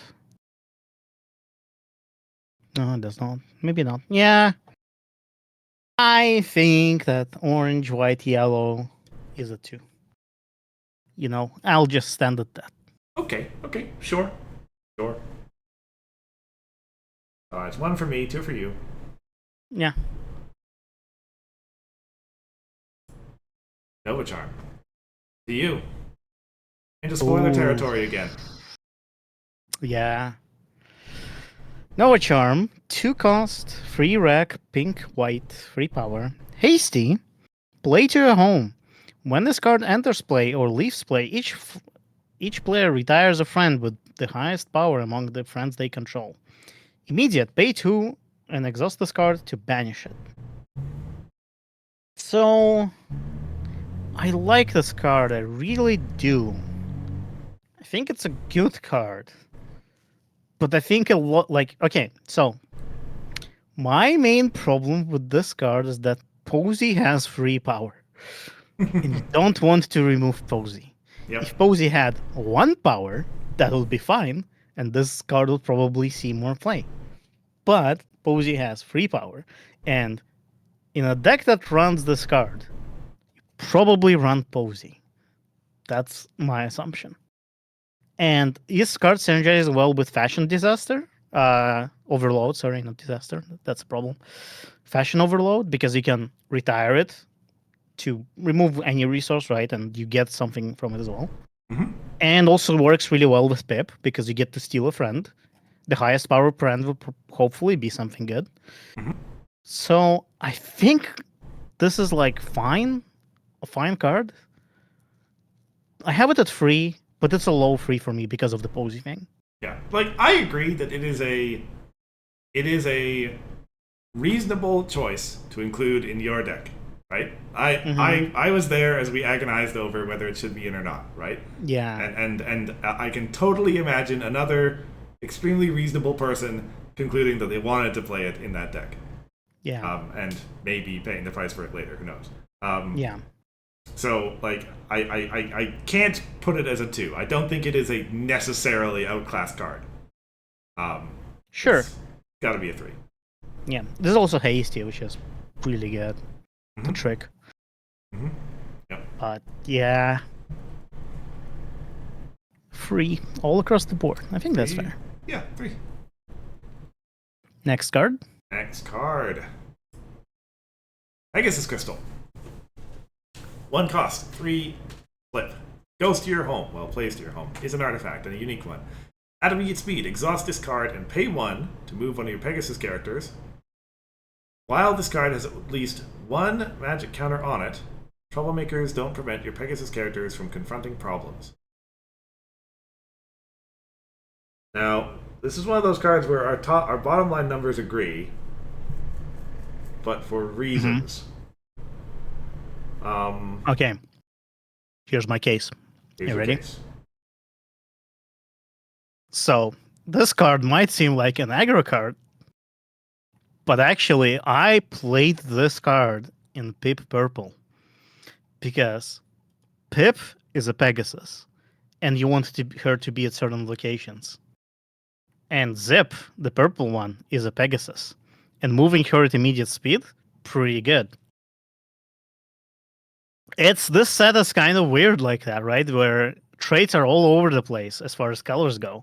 It's not like, oh, all Pegasi, yellow or blue, all unicorns are purple or white, you know? Not like that at all. And this is why I rated this card the way it is. I think this is a decent option in Pip Purple, but Pip Purple is a 2, so the card is a 2. Yeah, I can get behind that. I don't know. I don't remember what deck I was thinking of. We could gave the deck performance a 4. But you make a solid point. And overall, this card, I think, like moving, if you have Pegasi in your deck, doesn't matter what the deck is, moving stuff at immediate speed for 180 is pretty good. Yes, that's always true. Like the fact that it is, that second bit only impacts your Pegasus characters is a little wonky. But like as mentioned, yeah, you'll get pretty good value out of it just using it as an immediate pirate chip that's only Pegasi. Yeah. Probably. So it's 2s. That's the rating. Yeah. Okay, next card. Okay, this card. Easy one for Freeze you. Beam Lantern. I get all of the good cards. 2 cost, 6 power, artifact, unique. Magic Restored. Play to your home. If one of your other cards' Magic Restored abilities would trigger, it triggers twice instead. Exhaust this card and remove a magic counter from it to pay 1 less for your next. To pay 1 less to play your next card this turn. I think if it didn't have that second ability, the last one, I mean, would still be good. Yeah, I don't see people do that one very much. I have seen people do it, but not very much. Yes. Because yeah, usually there's another thing in play that you want your magic counters on, generally speaking. Yeah. So I rated this card as 5 for utility because it honestly this card is what makes Magic Restored decks good. Be that the Priest Beam combo or whatever you're doing cursed with your deck. Without this resource, they're not even nearly as good as they would be otherwise. Yep. Right? So this card, in a way, defines every Magic Restore deck there is. Without it, they're not as functional. So, 5 on utility, absolutely amazing cards. But all of those decks are worse. So there we go. Yeah, like this is the same thing again, right? Yeah, a lot of cards run it, so you might give it a 5 because of that. Yeah, like it's. I mean, the combo deck runs it, and that card was kind like maybe. It does. Oh.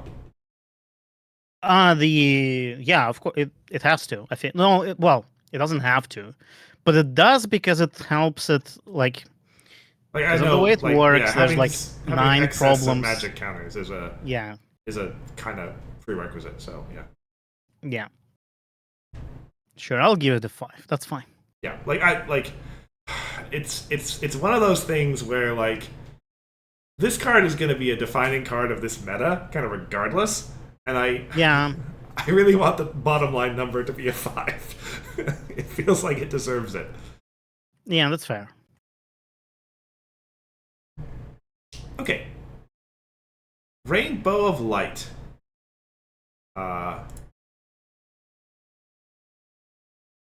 2 cost, 3 blue requirement. Chaotic accessory.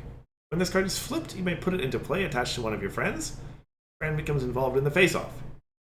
Play on a friend. That card is competitive too. Sorry, that friend is competitive too. And when you win a face-off involving that friend, score a point. Like an accessory that creates a mini Daybreaker.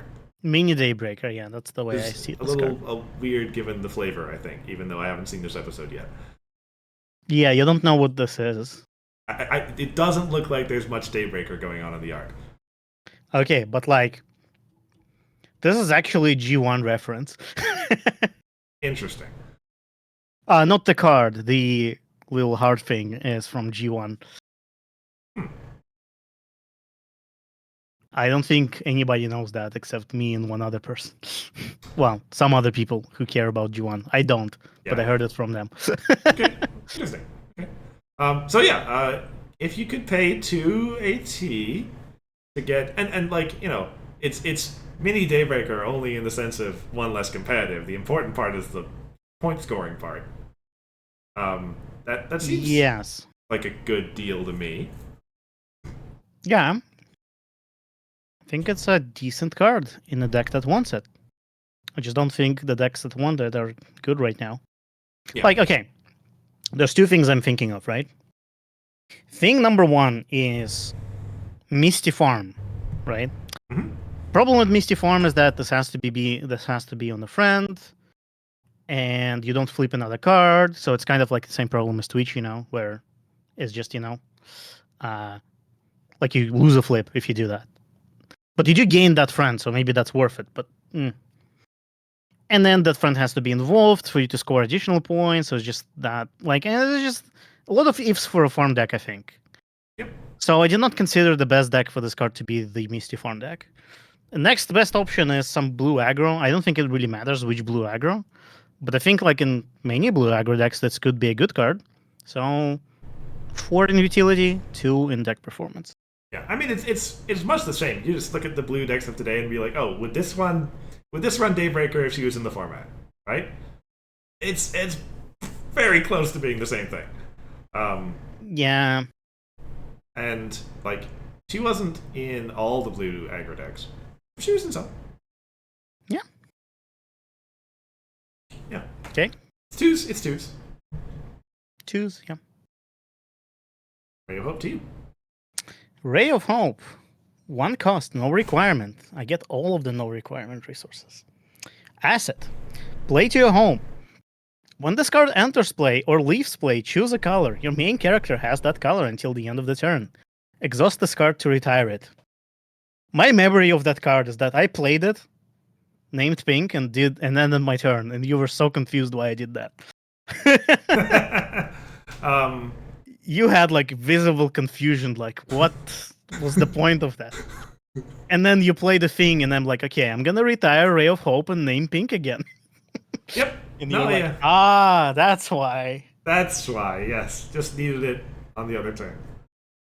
Yeah. Which makes So sense. I think this is a decent. So okay, it's not as good as motivational speech. I think it's not as good as singing barrel or any other or fire of friendship. But the times of those cards are gone. And this option, in the light of high upon light, in the light of everything else, is actually decent. It's not too bad, I think. Yeah, I think, yeah. Like, we've had a lot of really, really good generic color entry in our time. It's good to have something that's decent. Just decent. Yeah. Just good enough. And yeah. I think Yeah. not every deck runs this because sometimes there are better options. Sometimes, like if there are entry friends or there's rushed makeover and so on. But often the problem with those is that, well, with friends not so much, but with rushed makeover, for example, can't do it on opponent's turn, which could be very relevant, just as the case with Little Anecdote that I just told. It's also kind of a little tangent, but like it is impressive that every set we get some sort of unique colorless color resource. Like I'm impressed that SimSteel gets ideas of what to do with these cards. I can tell you, like, as someone who does some card design on the side, it is hard to come up with ideas for new generic color requirement stuff. Yeah, it is. Like 180 entry resource at 4 power is like a tradition at this point, and it's really amazing to see that there's still like unique ideas there, because I think this card is unique and interesting and actually useful. Mm-hmm. Might not be as good as all of the other stuff we had, but I think this was like the perfect time to introduce this card, right? When the set rotates and other options are gone, this card, even though it's not as good as what we've had before, still gets some time to shine. Ha, panic. Oh man, you did again. Saving the best for last at the end of 6 hours on this stream. So yeah, it's for me and 3 and 4, so 3 overall. Right. Yeah, I have it at 4 overall. I think 4 is fine too. Yeah. Maybe a bit more optimistic about how useful it is in the decks that. Yeah. Okay. Next card. Second agenda. Another dilemma. Yay. 1 cost 2 requirement. 0 bonus. 6 and 4. When you confront this problem, draw 2 cards and discard 2 cards unless you discard a non-friend card. So it's a 1 cost 4 requirement. Sorry, 4 confront requirement. Dilemma for you. No bonus, but whatever. Pretty decent. As I said, dilemmas get marked up for me. Although I think I agree with you. Yes, it's blue aggro. It's got to be a 2, right? Yeah. Mm-hmm. So, yeah.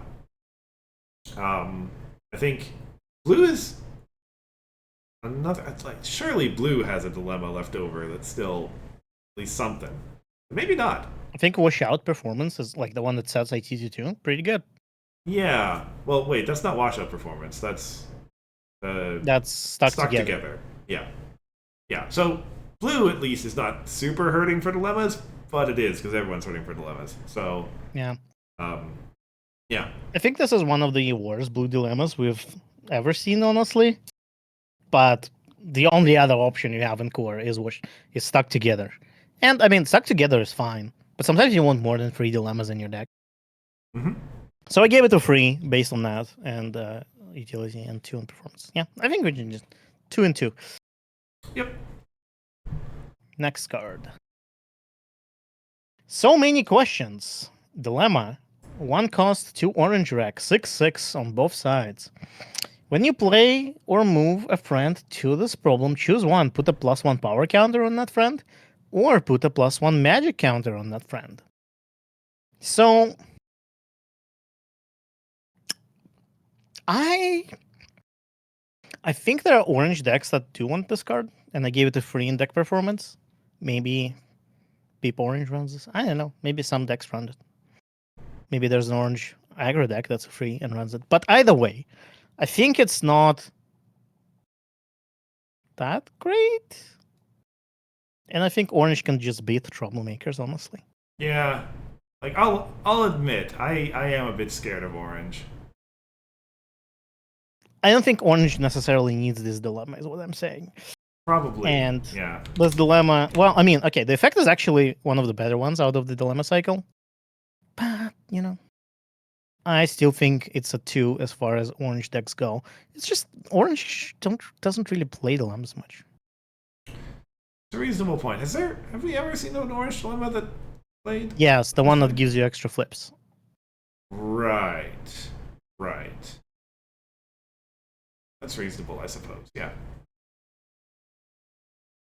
But I think this is a good dilemma. Maybe there is a deck that really loves this. But orange magic counter decks don't exist, so never mind. yeah, that's a good point, as we said. Yeah, so it's a 2 from you and a 3 from me. Yeah. Okay. Oh, it's this card. Splatterpulted.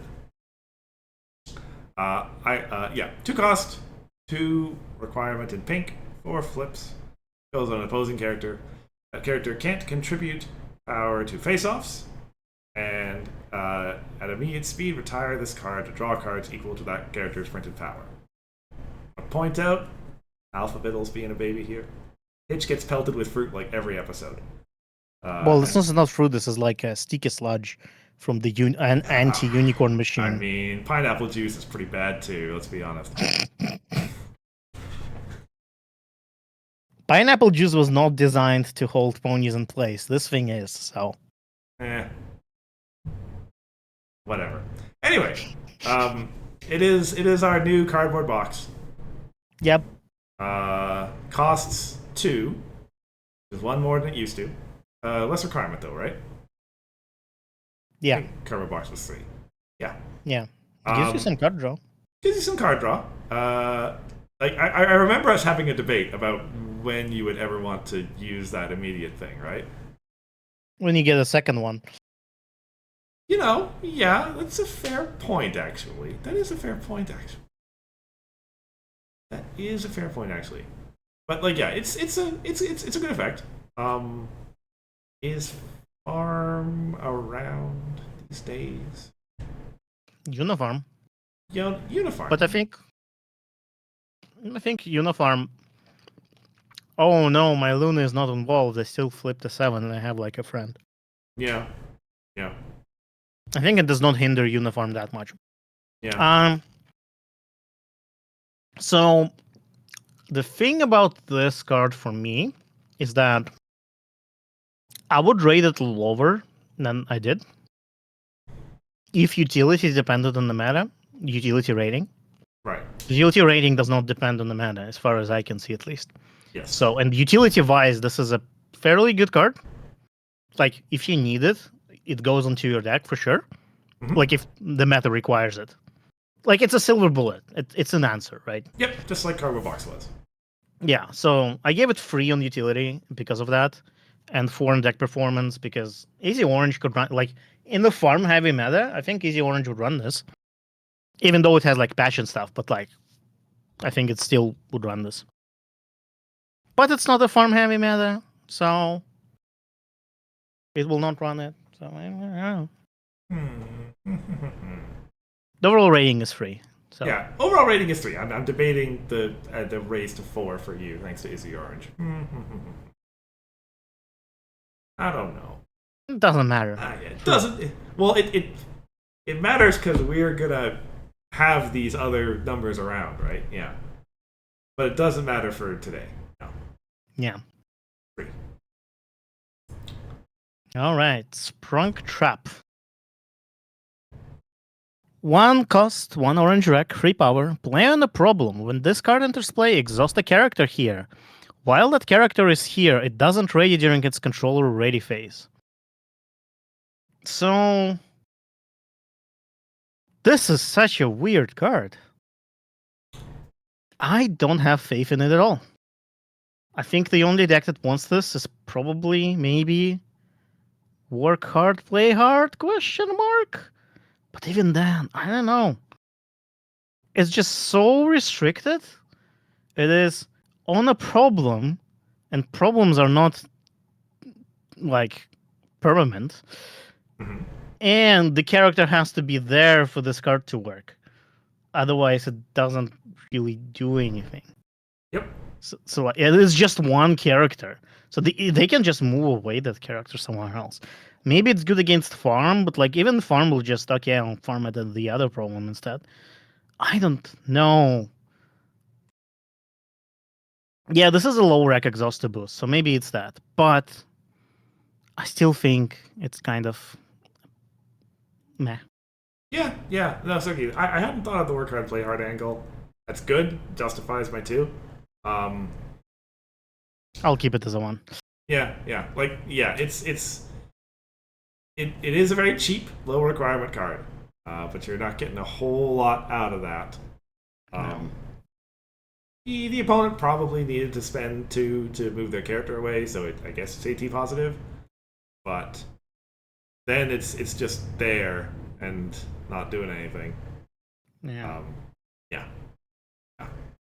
You do get to say that you activated my trap card, though. That's true. But we have troublemakers. Right, but are they actually traps? Anyway. Villains are. Station the Anyway. hotline. Cost 1, 2 requirement, 2 flip. Play on a character as an accessory. At the start of a face-off, you may exhaust this card to have that character become involved in the face-off. If this card would leave play, you may pay 1 to put into its owner's hand instead. Right. So, it's made its mark in, actually, Unifarm, right? Yes. And I think I should be putting that as a 4. I don't know why I didn't Yeah. have it there. Yeah. So This is it was- Vapor Trail. Effectively, it is, isn't it? Yeah. Have that character become involved. Yeah. Fair enough. That can't even be removed. So annoying. Well, gotta pay 1, but Yeah, Yeah. it's a small price to pay. I think this card is really good. At start of any face-off, any character can be involved, be that your main or maybe you have something else. This card is very sticky, can't remove it, so I think this card is amazing in a lot of aspects, so it's a 4/4. yeah, I think it was mentioned when we talked about it. I don't remember. No, when we were talking about the Unifarm deck, it was mentioned about the ability to pull Una in for the consolation prize proc on Yeah. all the time, which is pretty impressive. Yeah. Yeah, I will point out it's not related to the card. It's related to the flavor text. Shouldn't that be Maritime Bay Sheriff's Office, not Maritime Bay Police Department? Yeah, so this Sheriff's Office. Yeah. Let's blame Haru for this. I mean, you are well aware of the discussions we've had about the structure of Maritime Bay's public service. So there's all kinds of uncertainty there. But it is Sheriff's Office. There's no denial of that. Yeah. That's what he says often. Like, I think in the scene where he picks up the phone, he says Sheriff's Office. Like, the scene where that... Anyway, Anyway, we love you, Ara. yes, much respect. Okay, Okay, I the see Mare Stream. You want to talk about this one? I don't know about talk. I just don't know what to do with it. 2 cost, 3 rack, 4 power, 3 pink rack. Play to your home asset. You may perform your troublemaker phase, main phase, score phase in any order. So this is the kinds of cards that we love here, right? This was our spoiler, I believe, for that reason, maybe? Yes. I know we talked about it before. It is a very spicy card. It's like unique, does some weird shenanigan. Like, I don't know if any deck would actually run it, or if it would be good in any deck, but I'm glad that it's there. Yeah. It is. I don't without know a what to doubt, rate this card as. so weird that no one knows what to do with it yet. And who knows if anyone ever will. Who knows? I am trying to give this the most generic rating I could. Which I think, based on what I've said so far, the completely generic rating is 3-2. So I guess that's what I need to give it. I think the correct rating for this is 1 because it will not see play. But Over the whole meta? I don't know about over the whole meta. Someone's gonna try it. I think it's too niche, Like, But who knows? Maybe that- there's a secret dragon pink farm deck. There may be a dragon farm out there somewhere. Yes.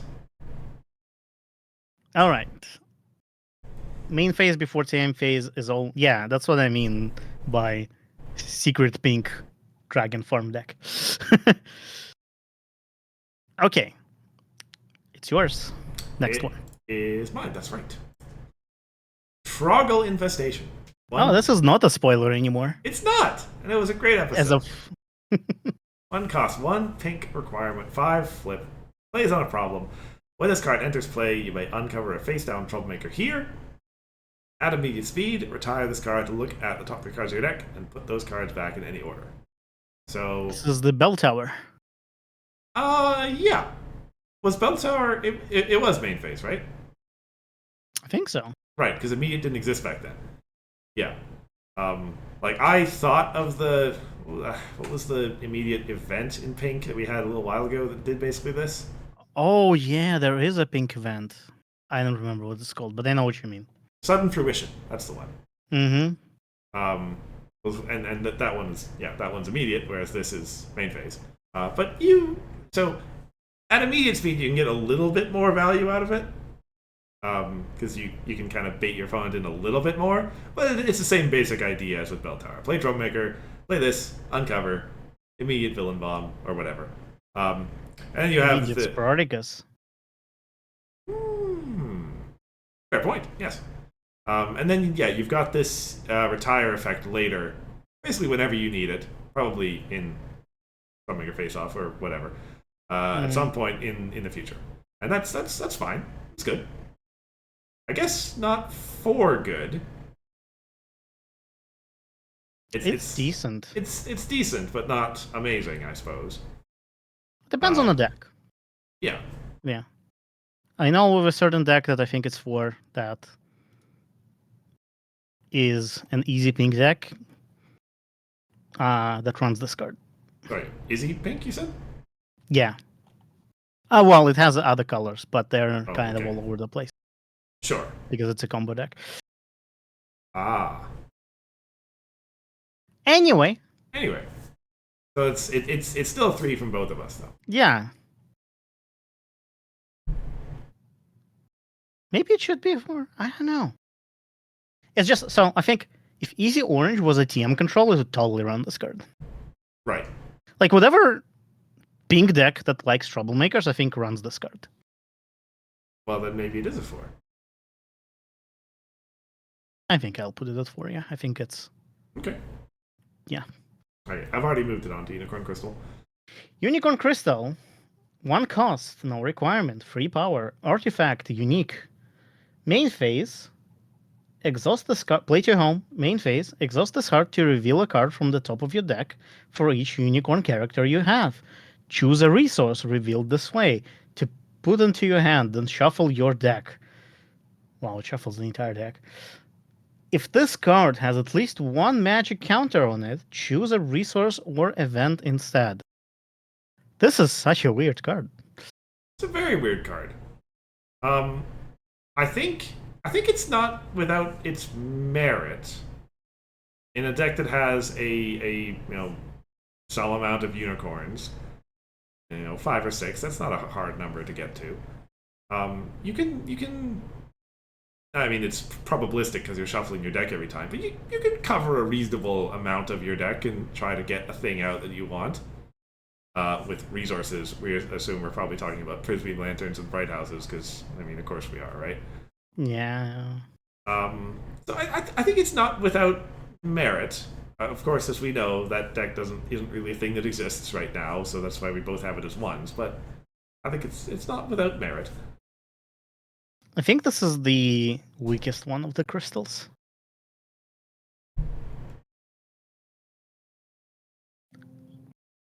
That's my opinion. That's why I have it at 2 for utility.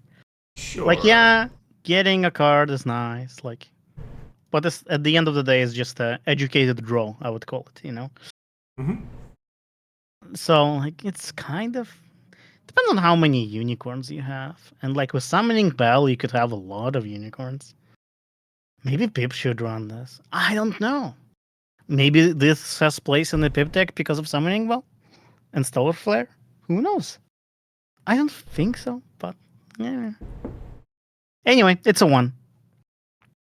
Flavor text is pretty good in a way. Yeah. Crystals. Last resource. It's this flavor text is like less is more, Oh yes.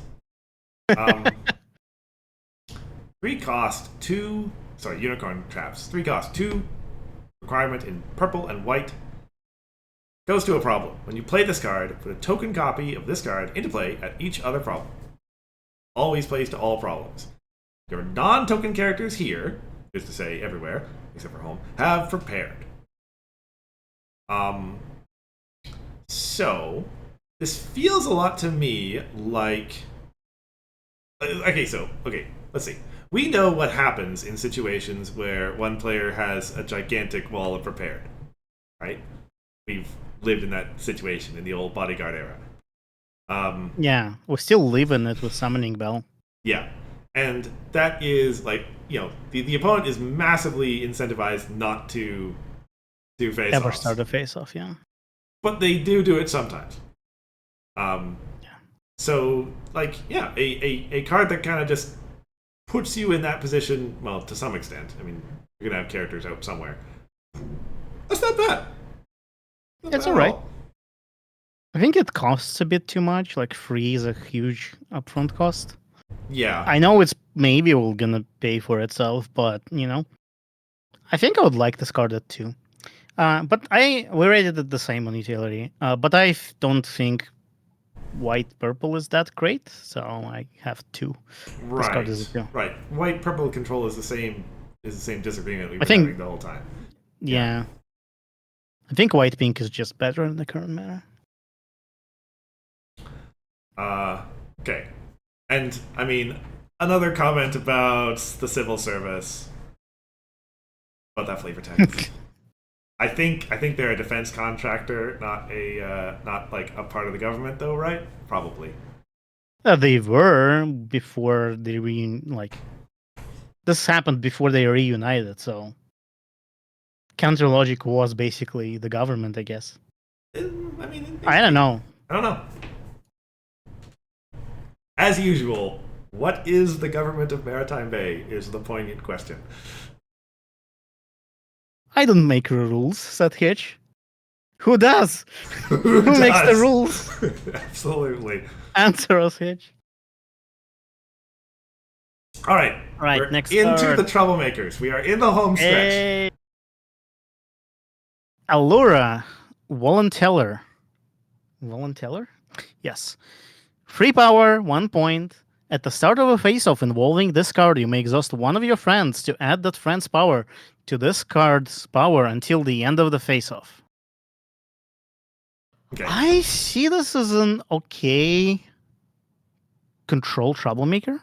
I'm pretty sure that I'm wrong. I'll start you off that so you're not worrying about me too much. I think like it's an okay control. Like okay, this is kind of reverse Ember, right? Where the Ember part is in the Troublemaker instead of the friend, Yeah. you know? Yep. And you can subtract. Like Ember helps you against.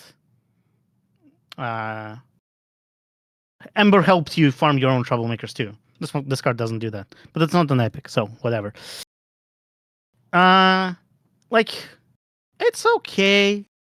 I don't know if there's a deck for it. And like there are other control cards, control Troublemakers that are good.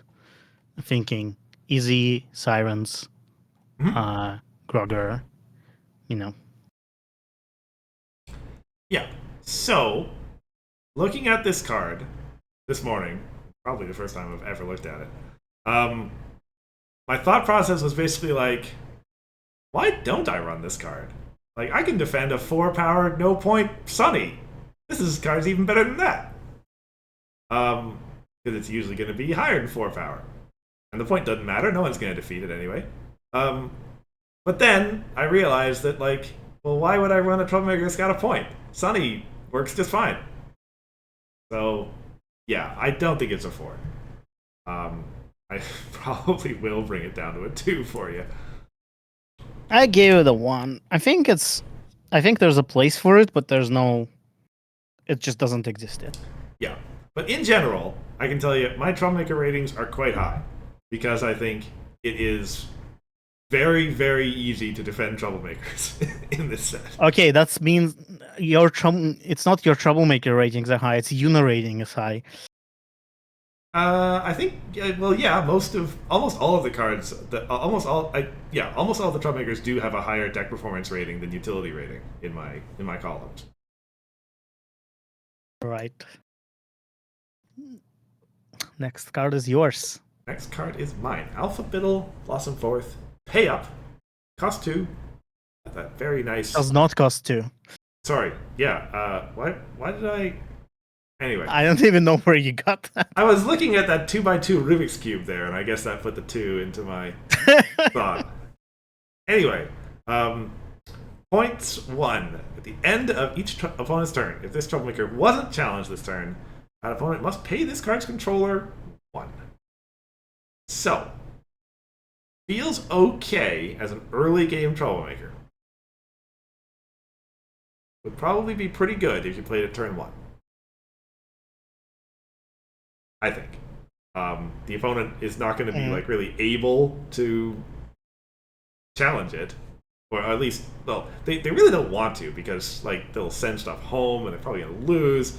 Like paying you 1 is not the worst thing in the world at that part of the game, but it is pretty bad because AT game's really limited. It could be interesting. Yeah. Yeah. It's got 4 because I think I can imagine. Sorry, 4 deck performance. I can imagine putting this in my deck, but doesn't it mean it's outclassed by other Troublemakers because you don't run it? So I'll admit, like I didn't look too closely at the other Troublemakers in this set when I built the Opaline deck. I wasn't, Troublemakers tend to suck. I wasn't thinking there was going to be any good ones in this set. But yeah, it's worth a point. So it is kind of outclassed by Sunny. Yeah. Sunny's like the best Troublemaker in this set, man. For me, the best use for this Troublemaker is you have a prepared wall, and you have this Troublemaker, and it's kind of great. Yeah. But at the same time, there's Tyrek. So I think I'd just rather run Tyrek. Yeah, there's a reasonable comparison to be made with Flash Bee Queen too. Has the similar kind of your opponent needs to challenge it or else bad things happen. And the opponent just challenges it. Yeah, so it's a 2 for me. Yeah. Next card. Hitch Trail. It's been 6 hours, 7. Oh yeah, very nearly 7. But we're so close to the end. Hitch Trailblazer. I can't do it. I can't. Hitch Trailblazer. There we go. Stakeout. 7 power, 2 points. At the start of each player's turn, you may move this card to a different problem. Players can't confront this card's problem. This card is so weird to me. I don't understand it. Like, usually the second part would affect only you. So why would you want that? Like, sometimes there are cards that, like, oh, your troublemakers don't prevent blah, blah, blah. But that's so specific. It's like, you would rather not, like, the downside of you being prevented from confronting the card is much, much worse. And this is a 2-point troublemaker. You can move it. That's pretty cool. But, like, otherwise, I don't know. Yeah, it's weird. Like it acts like an epic, but isn't an epic, so you can't challenge it. I don't really understand how you're supposed to take advantage of that. Yeah.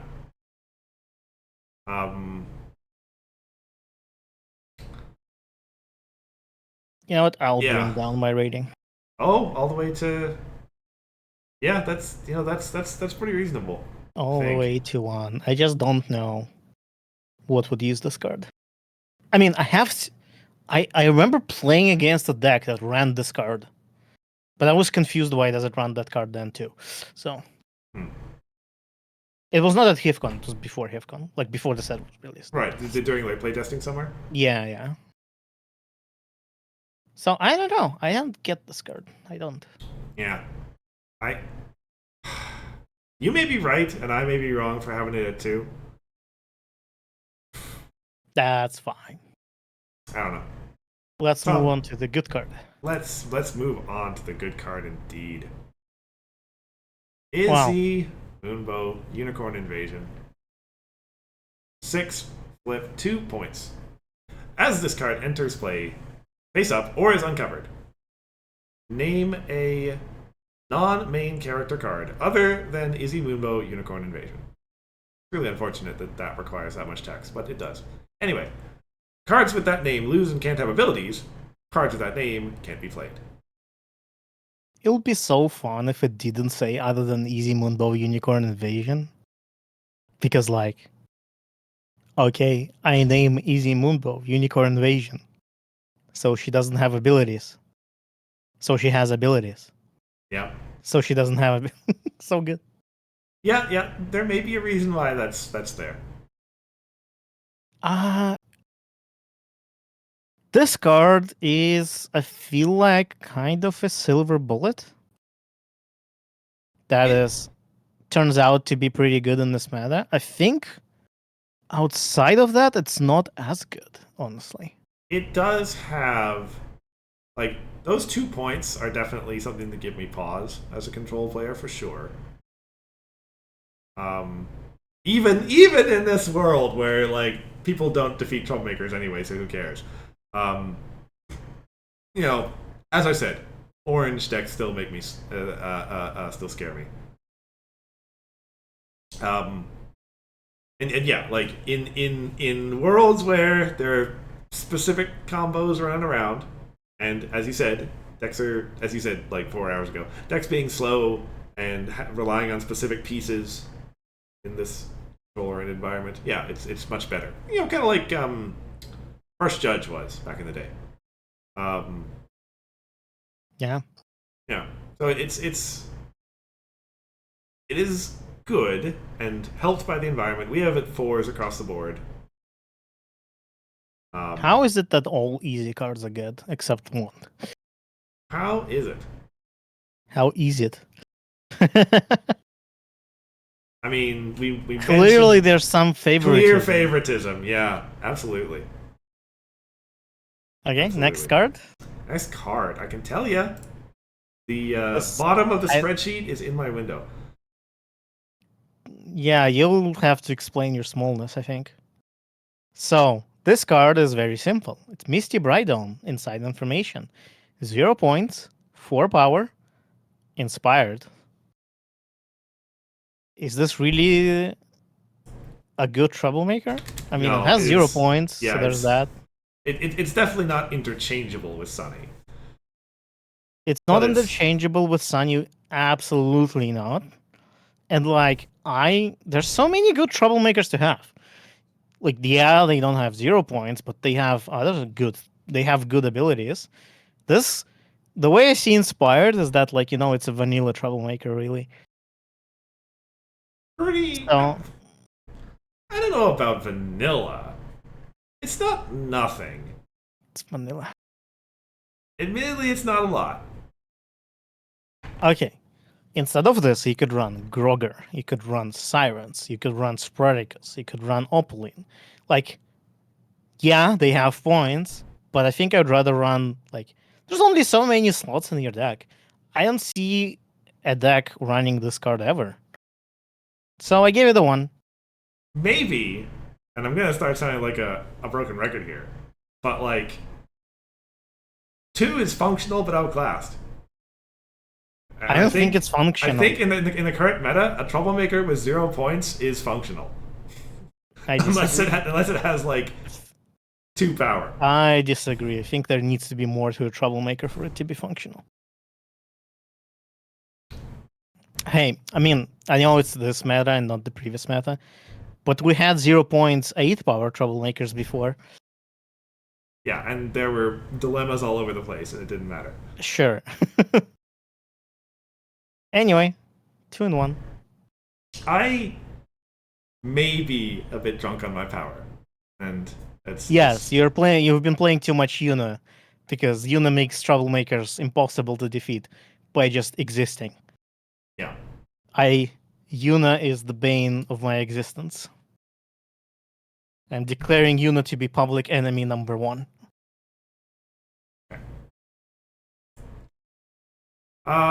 So yeah, I think I'm gonna take down. Queen Haven left practice. 5 flip, 1 point. Once per face-off involving this card. When a player flips a card for the face-off, you may have the player ignore that flip card, then flip an additional card. Okay. I know why I gave my rating. Why did you give yours? So Same like, reason? I mean, the 4s are all. You know why the 4s are there. Sure. Because I could see myself putting this card in my deck. I Maybe can't, not. but sure. So let me see. The 5 power 1 point is moderate. It's okay. Let's see. Once per face off mode, this card. Yeah. So like that's okay in terms of its abilities. Like I was getting prepared to put this down to a 2, for the reason that like all as we've said, I was overexcited about these troublemakers. This is a good card for chaos control. So that's why it's a 3 for utility and 2 for deck performance. Because you choose yourself. Right.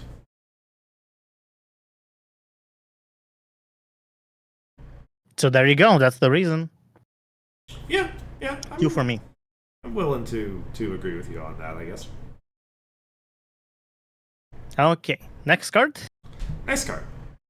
Spartacus Maximus. I'm Spartacus. I am Spartacus. Mechanical Mayhem. 2 points. Troublemaker. Epic. When this card is uncovered, each player chooses 3 total friends, resources, and troublemakers they control, and then retires the rest. When I first read that card, I read it wrong, and I thought like, yeah, it's okay, I guess. And then I read it right, and I was like, oh, this is actually really good. Mm-hmm. Sorry. Yeah? You should finish your thought.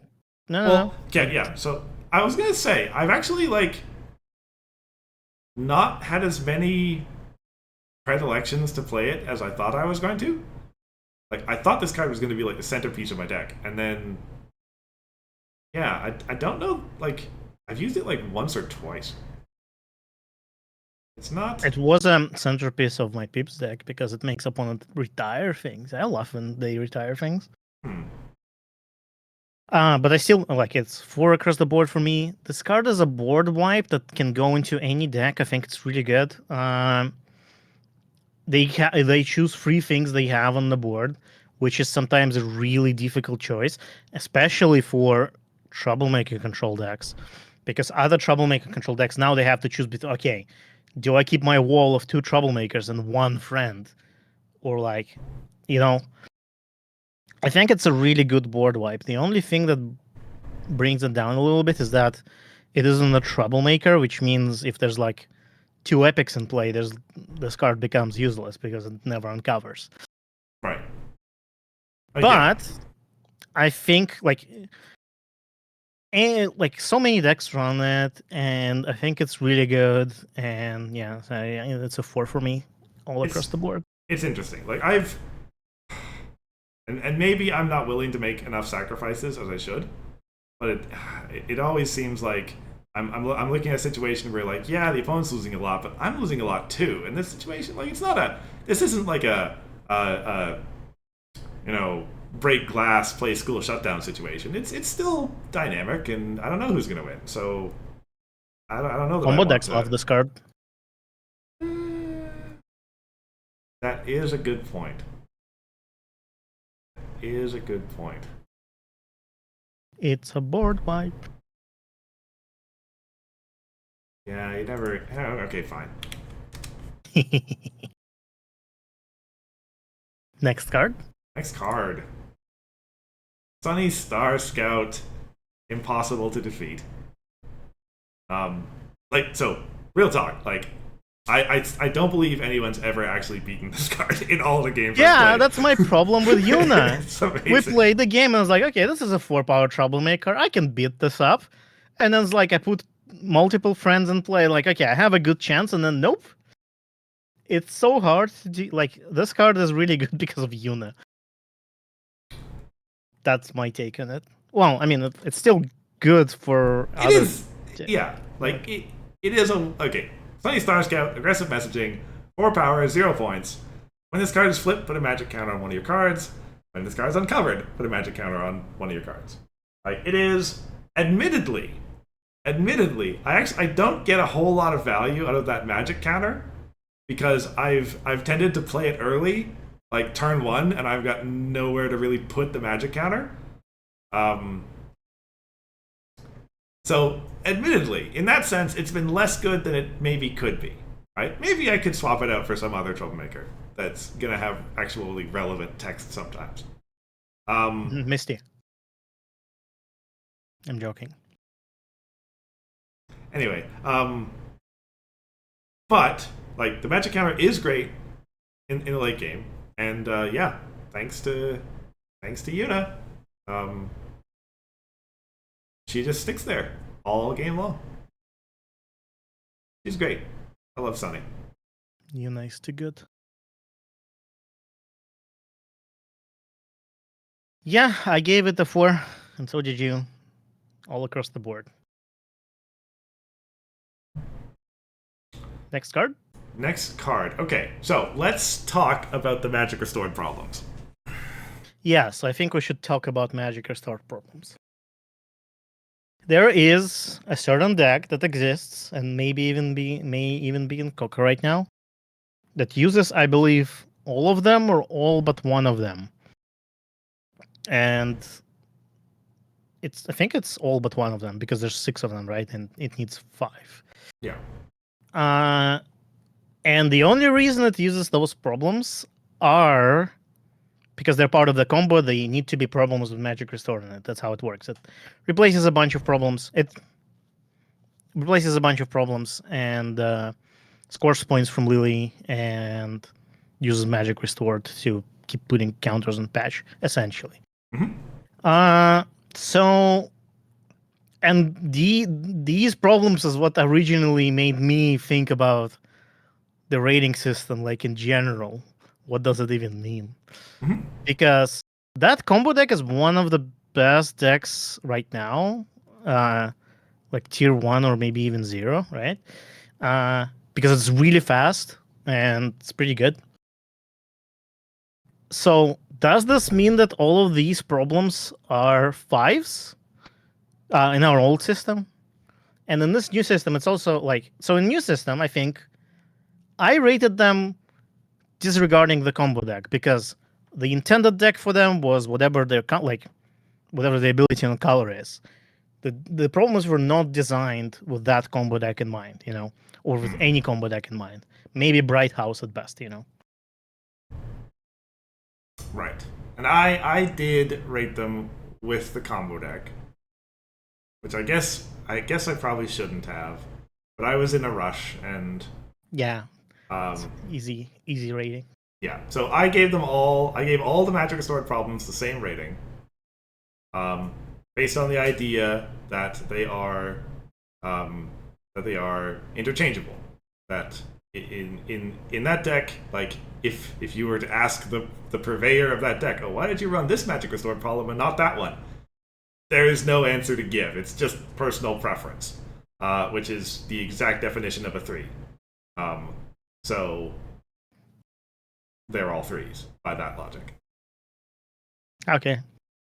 See, that's a boring rating. Does not tell you anything about the card.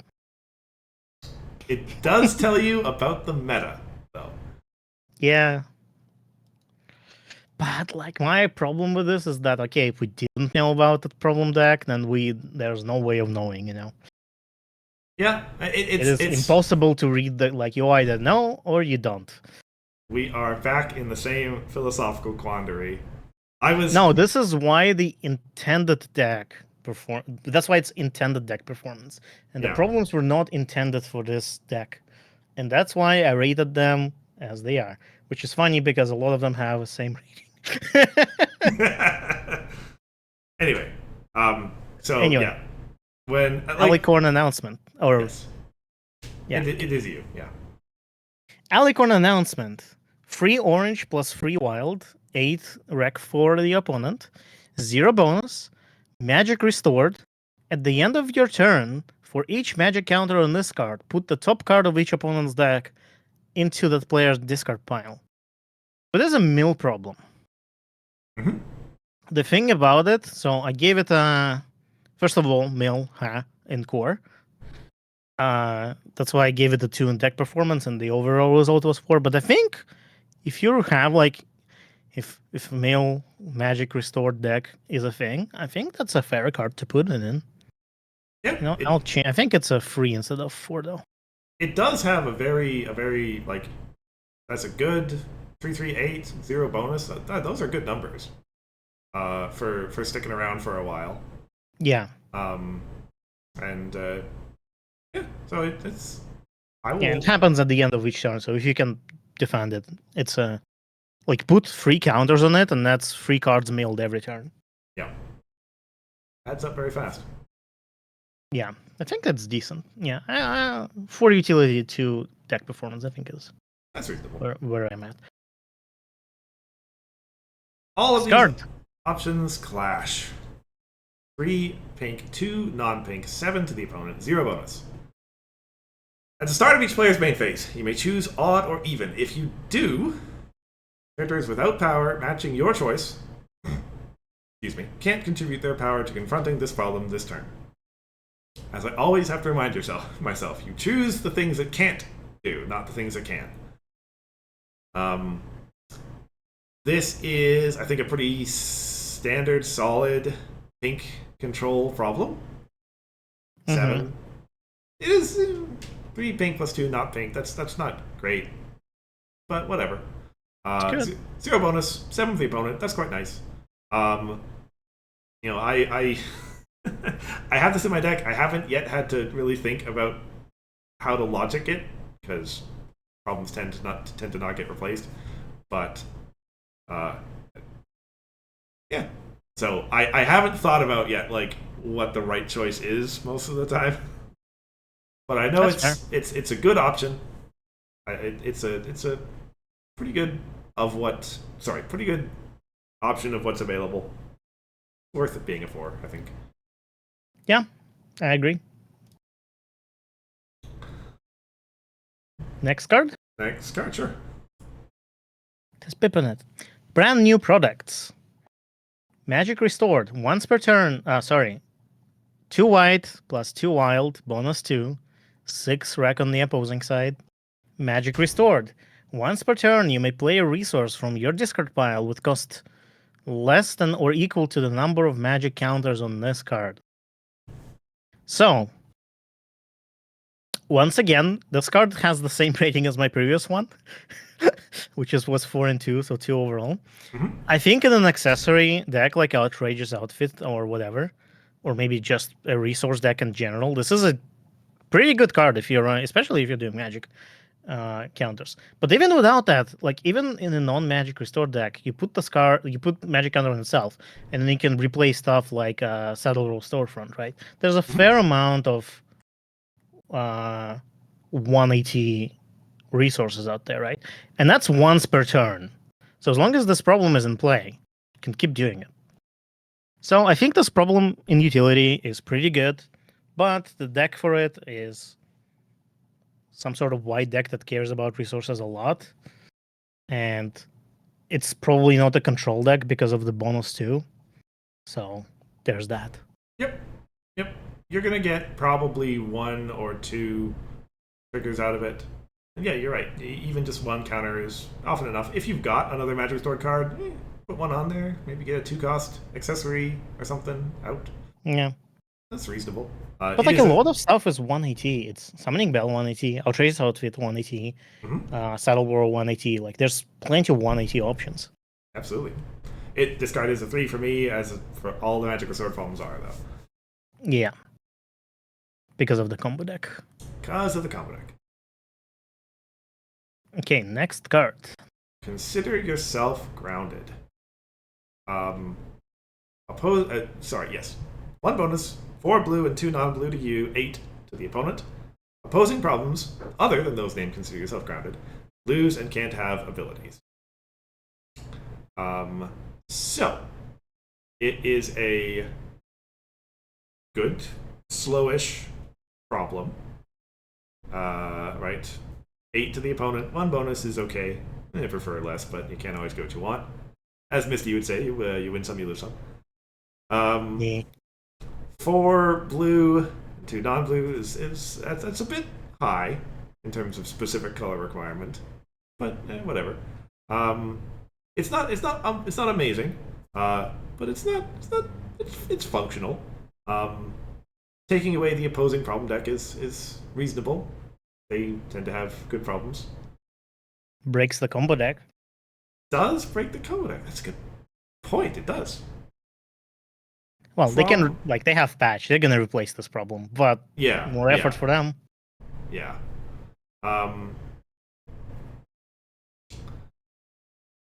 So I think this is a. I was gonna say. I think I was building up to that 3 on utility, and I guess the 2 on deck performance is commentary on blue decks in general. I'm gonna change your 2 to a 3 real quick because Allura runs this card. Oh, well, fair enough. And I think it's a decent option because Allura is a blue deck that is slowish. So I think this card is pretty good for that deck. Okay. I think it's a reasonable choice. Okay. I wonder if, does Allura deck want side point? Does Allura deck want to run the Discord that searches for problems? Just so it can find this problem against that 1 combo deck. It does have pink in form of Allura. It needs to get 4 pink really fast though to do that. Allura gives you 3 pink. That's close, and then you have Get Prepared. I don't know. Yeah, I mean, you've got to do whatever you can, of course, obviously. Yeah. So maybe Well, you play it in advance, right? Like that's. You play it in advance, and then you play 2 Discords. One to find it and replace it and have it in play, and another one to put the second one on top of your deck. And now they have to replace 2 problems before they can combo off. Interesting. Like as I think you had said to me, like you don't have much time against that combo deck, right? No, you don't. So setup is hard. Yeah. Anyway, I gave this problem a 3. I think it's a fair rating. Yeah, I think 3 is correct given Allura.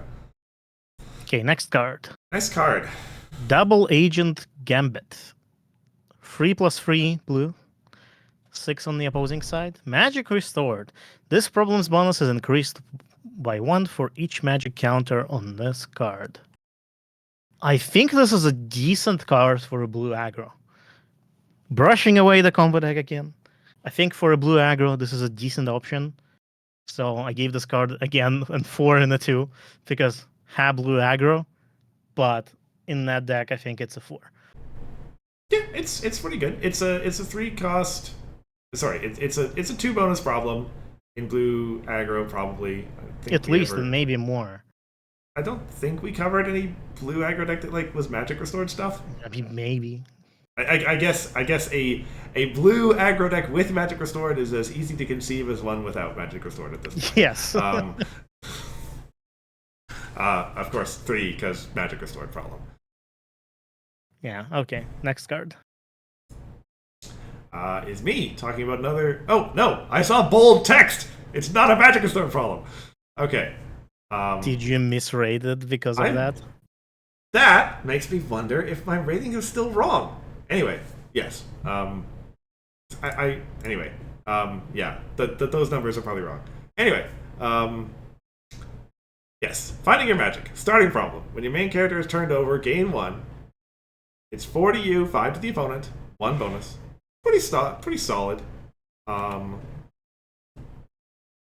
Starting problem. So, like, there's the 2 starting problems in this set, right? There's this one and the mulligan one, right? Yeah. And this one is better for aggro decks. Okay. But consider Allura. Because Tyrek keeps flipping over. Yeah. Well, okay. Essentially, Tyrek's ability costs 2 with this card. Sure. Okay, I mean, that's also, a fair point, yeah. You have Grogger, who might consider this card. And getting 1 AT to flip a main, I think that's decent. That's like, it's like second chance in that sense. Mm-hmm. Like, it's definitely my assertion that the mulligan one is not quite as good as it looks. That this one's probably, I don't know about more useful per se, but Combo probably decks love mulligan one. Though. I mean, yes, the combo decks and the control decks love the mulligan one, but I think in general people are a little too drawn to the mulligan one over this one. I ran mulligan one because, well, in my Pip deck, when I played Pip deck, I ran the mulligan one. You know why? It's like, oh, it's a new problem. Let's try it out.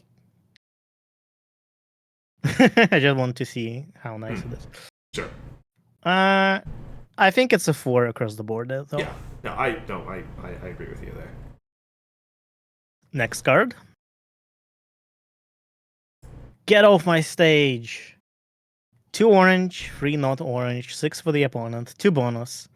And the end of your turn, put a +1 counter on this card.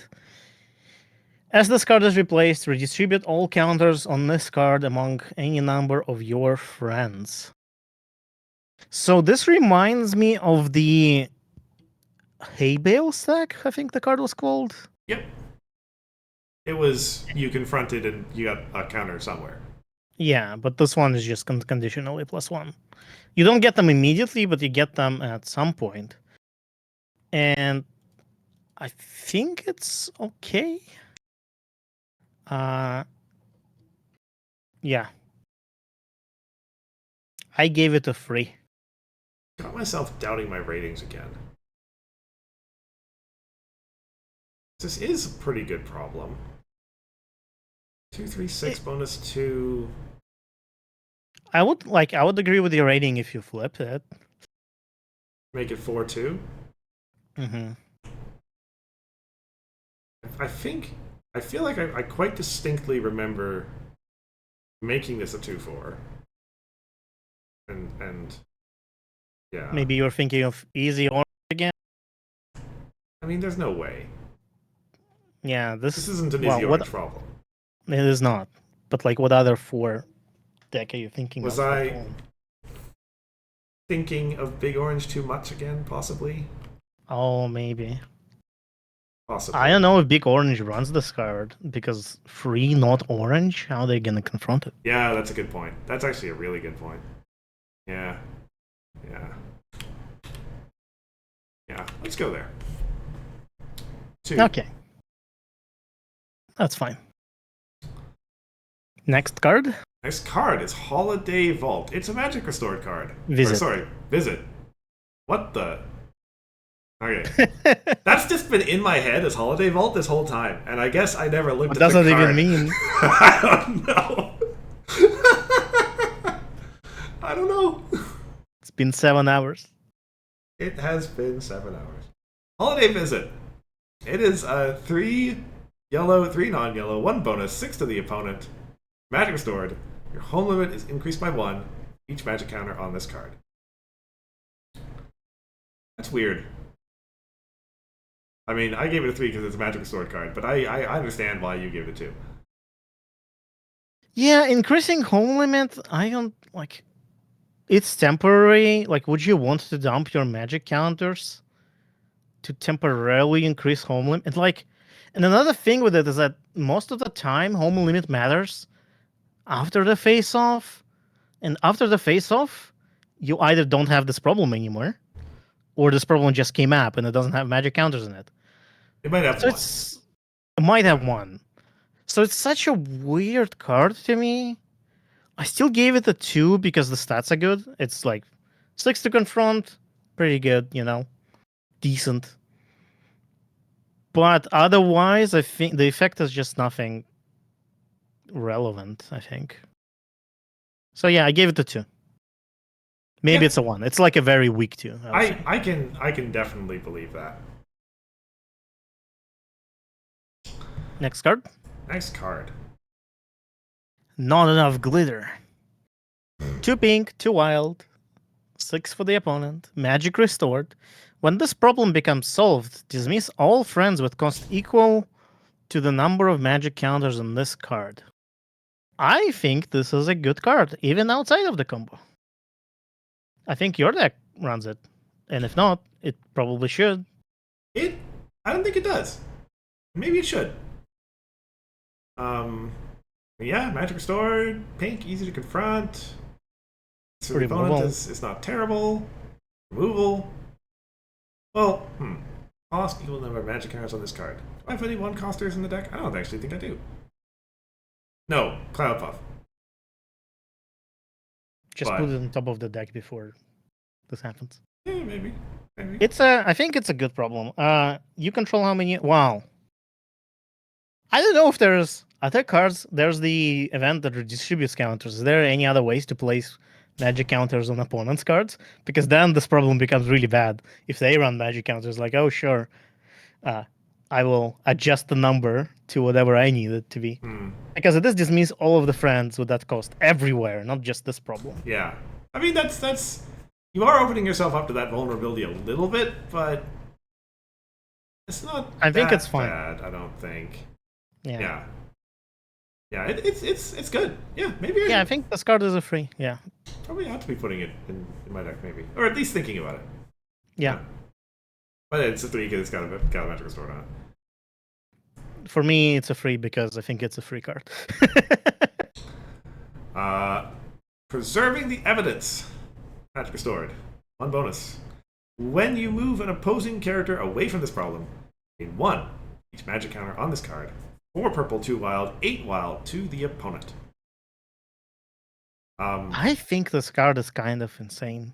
It does kind of sound insane, doesn't it?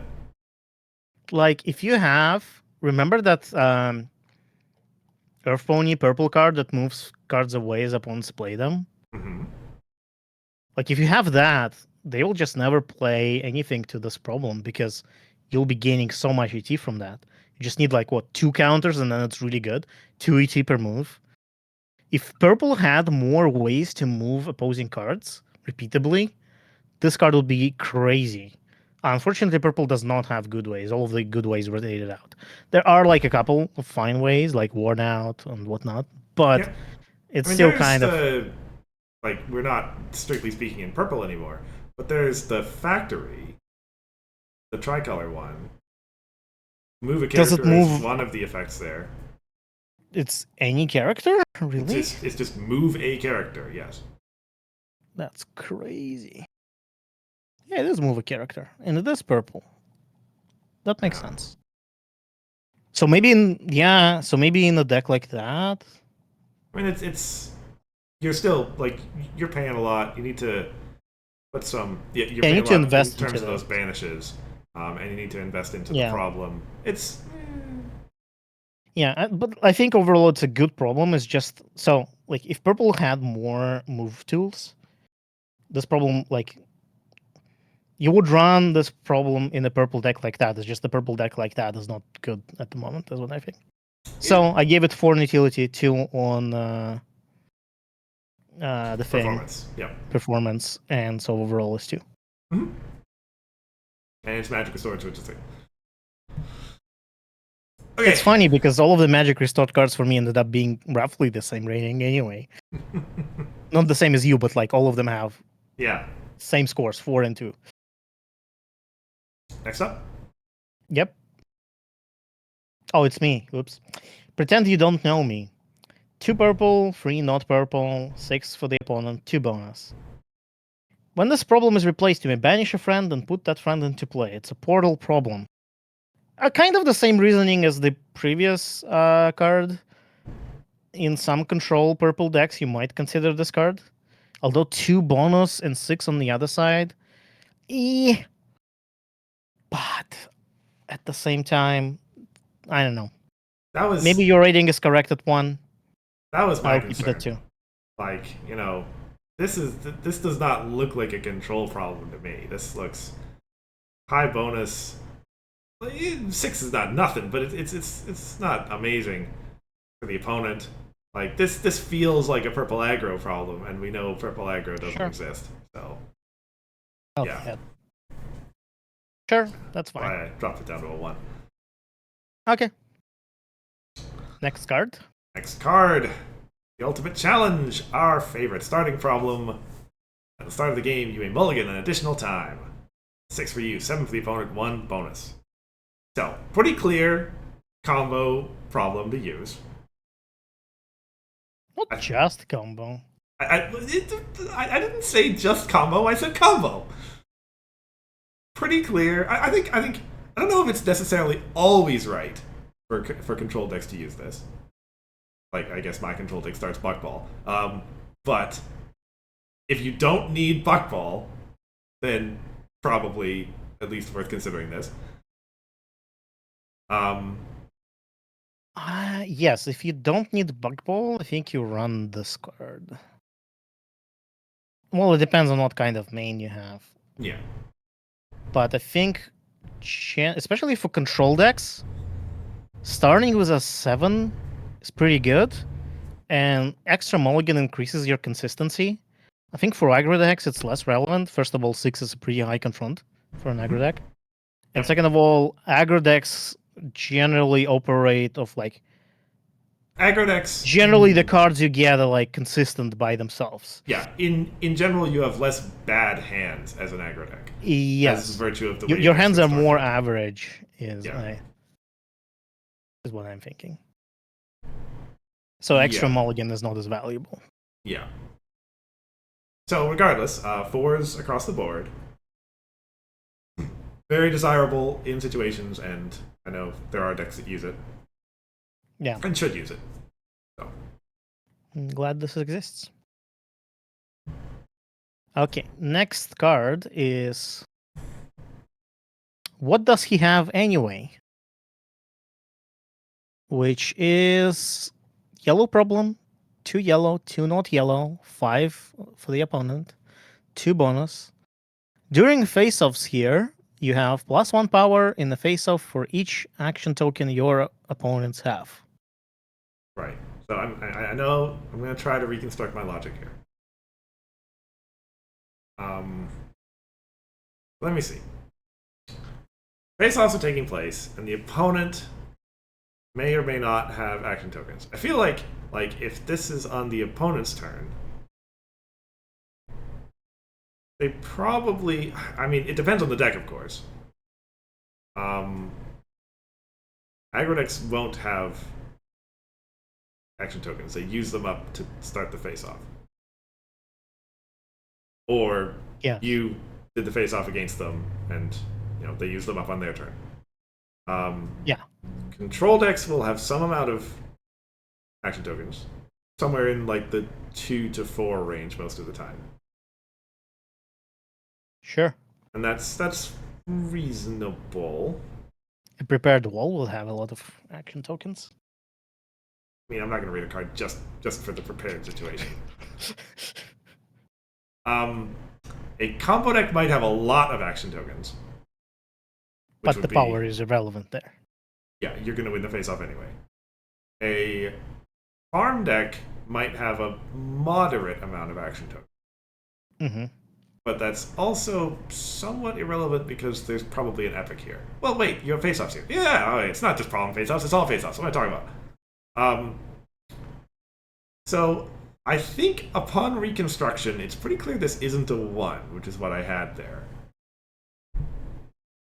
I'm willing to come up and hear join my you on reasoning? 2 at least, yes. Okay, so you're focusing on the text. I'm focusing on the 4 to confront 2 bonus problem. GP says keep going strong. We're almost done. Like we have what, 15 cards? We have 2 more problems and then all the ultras. You missed all of the spicy stuff. But yeah, so you're focusing on the text. I see a 4 to confront 2 bonus problem in yellow. Yeah. I think that's pretty good. I think a yellow aggro deck might consider this especially if it plays if it plays multiple colors. But yellow aggro deck, I don't know. So 2. Right. Yeah, I need to come down to 2. I remember this was legitimately. So I was on 1-4 before, and I remember this was legitimately like I put down the 1, and then I was like, oh, there's 2 hours left before the stream. I don't want to think of a problem deck, to think of a deck, and it literally doesn't matter because my other rating's a 1, so I'll just put whatever number there.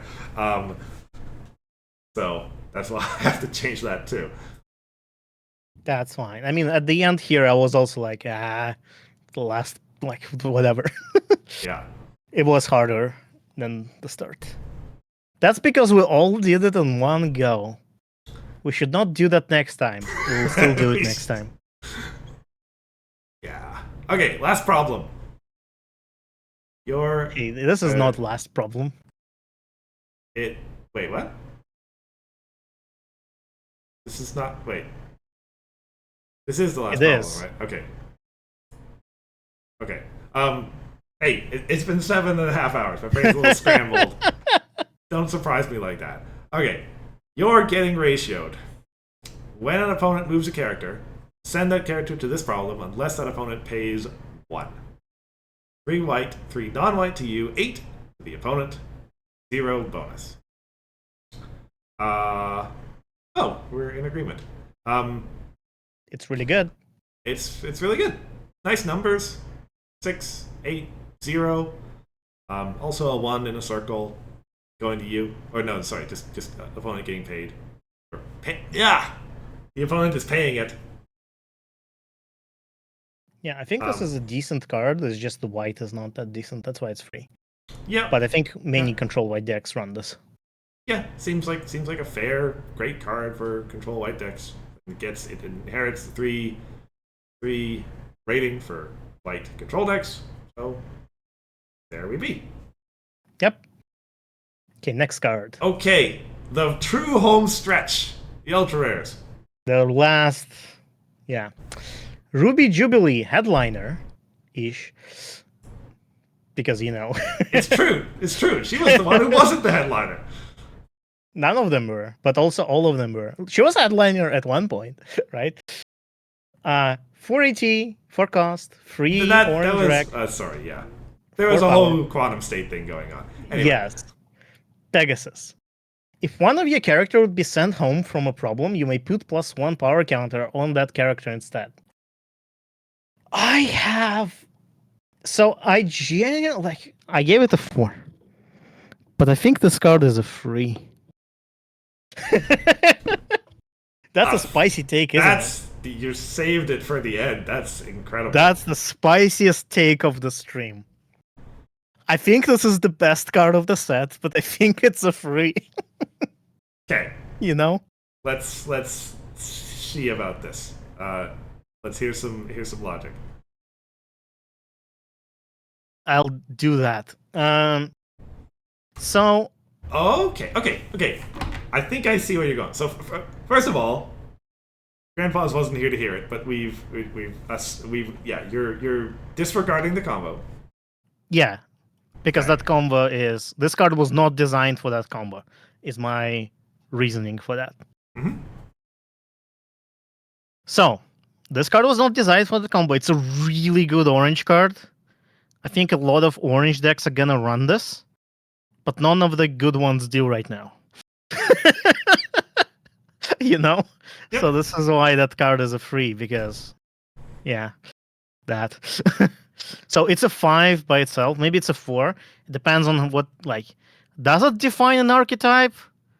I don't know about that, right? Like it's a really good card. I think a lot of orange deck want to run it, but by itself it does not make decks. You don't build a deck around this card. You put this card in a deck. That's why I'm thinking about it. So Man. I guess I will, yeah. yeah, I will give it a 4 on utility because of that. Although maybe it's a very high 4. Maybe it's a 5 depending on your definition of the ratings. And 3 on deck performance because none of the orange decks I've seen run it that are like actually high placed. So I think decks that run it would hold their own, except the combo deck. But again, this card Yeah. was not designed with the combo deck in mind. Yeah, I mean it's definitely a 5 by my definition of the ratings number because yeah, if you saw an orange deck that didn't have this in there, your first question would be why is this not in there? Okay, Right? this card is not an easy orange. Is that your question? Hmm. Do you immediately think to yourself, why does easy orange not run this card? And I think the answer is fairly clear. That's Like you fair. don't really ask yourself that question. Okay, but it doesn't have to be all orange decks, right? Shh. Like I can say that Big Orange was the intended deck and then Yes. pose that question there. And that Okay. still works. In that case, In that case, the it's not a intended- if the- 5 in utility. I agree with you there. However, I'm gonna invoke another cheat and say it's gonna be like one of the defining cards of the set, and I would consider it I consider it malpractice to not name it a 5. Bottom line. you know, And so you know what? I'm gonna put an asterisk on it okay. to say that the rules say it shouldn't be a 5, but I'm gonna make it a 5 anyway. Do you say you said it's gonna be one of the defining cards of the set? Yes. I actually think that's overrated. I think this card is really good, but it's not that good. You know? Yeah. Okay. Maybe. And the fact that orange decks don't dominate right now, well, they kind of do, but not these kinds Not of orange because of decks, this is one, kind yes. of proves the point there. I think my Yep. point. It's entirely So- possible that I am falling into the songbird trap right now. or the spike trap, I guess. Of like in the first couple first month of the meta, cards all over the place, and then nowhere for the rest of the year. I don't know about nowhere. I sure as heck don't think it's gonna be nowhere. But anyway. Yeah. Yeah, I think this card is really good, but I think it's overrated. I kind of, when I first saw it, is like, oh my god, this card is insane. But now I'm thinking about it, and I'm like, but is it actually insane? Like, it's really good, but I don't know. We'll see. We'll This see. is This is my spicy tech of the set. You know, I can allow myself to be spicy. Yeah. Okay. Violet It's Frost. your card. It's my card. It's got a spoiler on it in that I don't understand what this trait means. Yeah, don't worry about it. Violet Frost. Pushing back. Cost 3. 4 requirement, 4 power. Both in pink. When you play this card, gain control of an opposing problem. Meet the confront requirements for a problem. You should meet either player's confront requirements for that problem. Now, I see you've got it over there as a 1. Yes. And I went into this rating unsure what this card is for, but I know that there have been times where in the past where I wasn't sure what to do with an ultra rare, and it turned out to actually be good. So I was hedging my bets a little bit. That's fair. in making it a 3. So, here's my take on this. First of all, it's free in deck performance because the most likely deck to run it right now is Cadence Blue, I think. And Cadence Blue does not run it. And so, why would you put this card in a deck? You might want this card in your deck if there's a really annoying problem to confront, like Prospecting Interruption. Really annoying to confront because you don't get any points. Or the one that has a really annoying effect, like the one that moves friends, like basically annoying control problems. I think that's generally what you want to take control of, to like basically not disable the effect because it takes it, like you take the effect for yourself, but I think that's the point, right? I don't like, and that's kind of a specific situation. You know, problems, they don't always be, they're not always in play. Problems are extremely inconsistent. Sometimes a problem never gets replaced. So, like, And sometimes problems are easier to confront than for your opponent, but like, pay free AT to reduce confront requirements by like 1 or 2. I just don't know which deck would run this. Like, is it an aggro deck? Probably.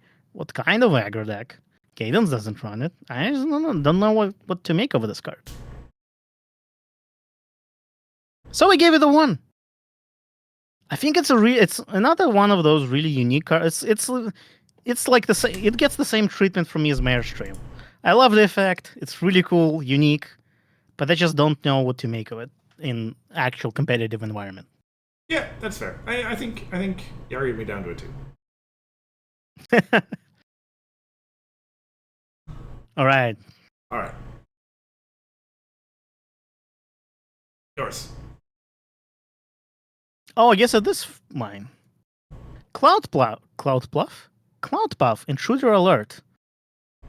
2 yellow rec, 1 cost, 3 yellow power. Chaos. While this card is flipped, players ignore all flipped cards except those titled Cloud Puff. This card can't contribute power to face-offs. Immediate. Exhaust this card to put it on top of its owner's deck. I think that last ability is what really makes it, honestly. Yeah. I mean, some people can just flip it whenever they want to, but that's true. Yeah. It is that last part that's really, really, really amazing. In conjunction with the first part. Without the first part, the last part would not make much sense. I mean, it would, but like... It's a complete package. Yeah. Yeah. Okay, so this card is amazing in any farm deck. I think any farm deck, even if it's not a yellow deck, probably runs this card and finds a way to play it, to be honest. Because it's just a good... Well... Maybe there are some farm decks that don't run it, but Yuna runs it, and that's what matters here. That's the thing. It is a match made in heaven for Yuna.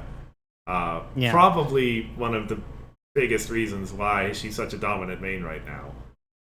I don't know about that. I don't think Cloud Puff is the reason. Cloud Puff is the reason Yuna dominant. I think Yuna is just fine without Cloud Puff too. Maybe, but this is like, I cannot overstate how good of a card this is in a Yuna deck. It is very good, yes. It is a wonderful entry card. Probably the best entry card in like for the deck. Because it's three power for 1 cost. And because like if you've got it in play, you can flip your Yuna whenever you want to. Which, admittedly, you can do that basically whenever anyway, at least whenever the opponent starts a face-off. And yeah, you've got it there in your back pocket to be a 6 power flip versus a 0 power flip. Yeah. 6 power swing in the face-off, essentially. Yeah. It is kind of insane, but I think Yuna, without this card, is still dominant. That's my opinion. Anyway, this card is a 4. It is a 4. Next card. Okay. Spike. Dragon Lord. Costing 5. 3 power with no color. It is a dragon. It is royalty. It is unique. Were the Embers royalty? They were, right? Mm-hmm. Okay. This card enters play with 3 magic counters on it. At immediate speed, you can remove a magic counter from this card to choose one, either getting a 3-power colorless dragon ally friend token in play, sending a character to a different area, or shuffling an opposing resource or troublemaker into its owner's deck. The mythical dragon deck.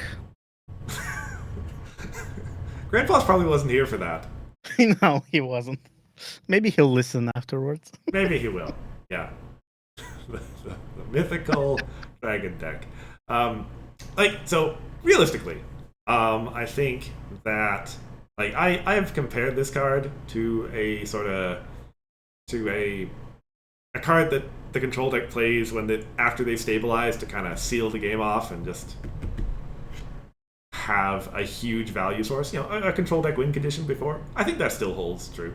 I think that's broadly the major reason you want to play this card. I guess it's got to be a control deck that can generate magic counters, but yeah. So your deck. Well, I mean, I don't, of course. Play the card. Why not? I did think about it. And I think removal, and power, which is whatever. Yeah. Is it the 5 cost? It is the 5 cost. That's what I thought. Yeah, 5 cost is a steep cost for this card, but I think if there's a deck that makes you that's fine with it, I think this card is really good. Even without other magic counter synergy, the 3 counters that it gets by default is still a pretty good. You remove 3 resources with this card. You can move 3 things out of send 3 things out of which is really bad with Ruby Jubilee, I think, but that's kind of worth it, even without other magic interactions. But just I don't think for a lot of decks 4 is a little steep of a cost, so I have this card at the 3. Yeah, I think if this card cost 4, it would probably be a little too good. So I agree. I think it needs to cost 5. I would agree with that. Next card? Sure. Spoilers. Allure and Twitch, highly persuasive.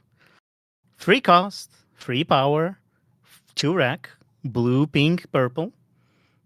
Ally, Critter. Magic restored, main phase. Exhaust this card and remove a magic counter from this card to gain control of an opposing friend. At the end of the turn, frighten that friend. When you frighten a friend, draw a card. It's kind of like frighten the friend with extra steps. Right, but they're good extra steps. They're good extra steps, yeah.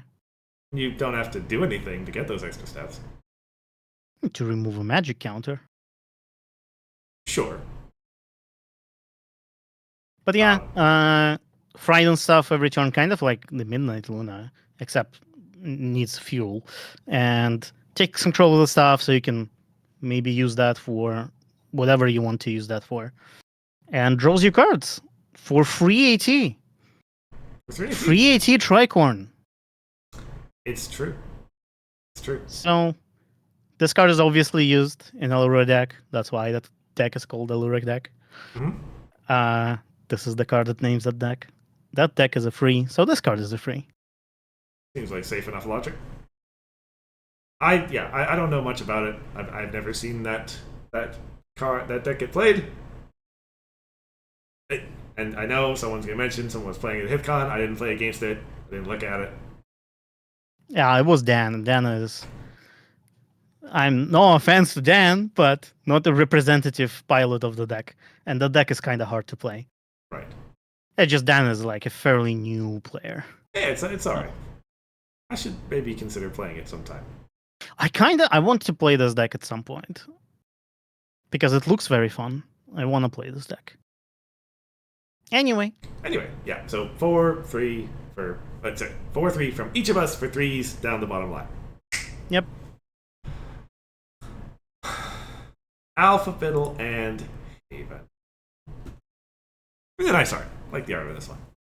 3 for 2. 3 cost, 2 requirements in orange, white, and yellow. 3 power in orange, white, and yellow. Handy. When you play this card, put a token copy of this card into play. So, double handy trigger. The friends here with printed power 2 or less have +1 power. So it is essentially a 3 for 6, double handy trigger, the double anthem effect on it. Right? Yeah. Yeah. Which is like, that's reasonable. Handy is not the most useful keyword out there, especially not without like other stuff that's exhausting and readying resources, etc., etc. But not nothing.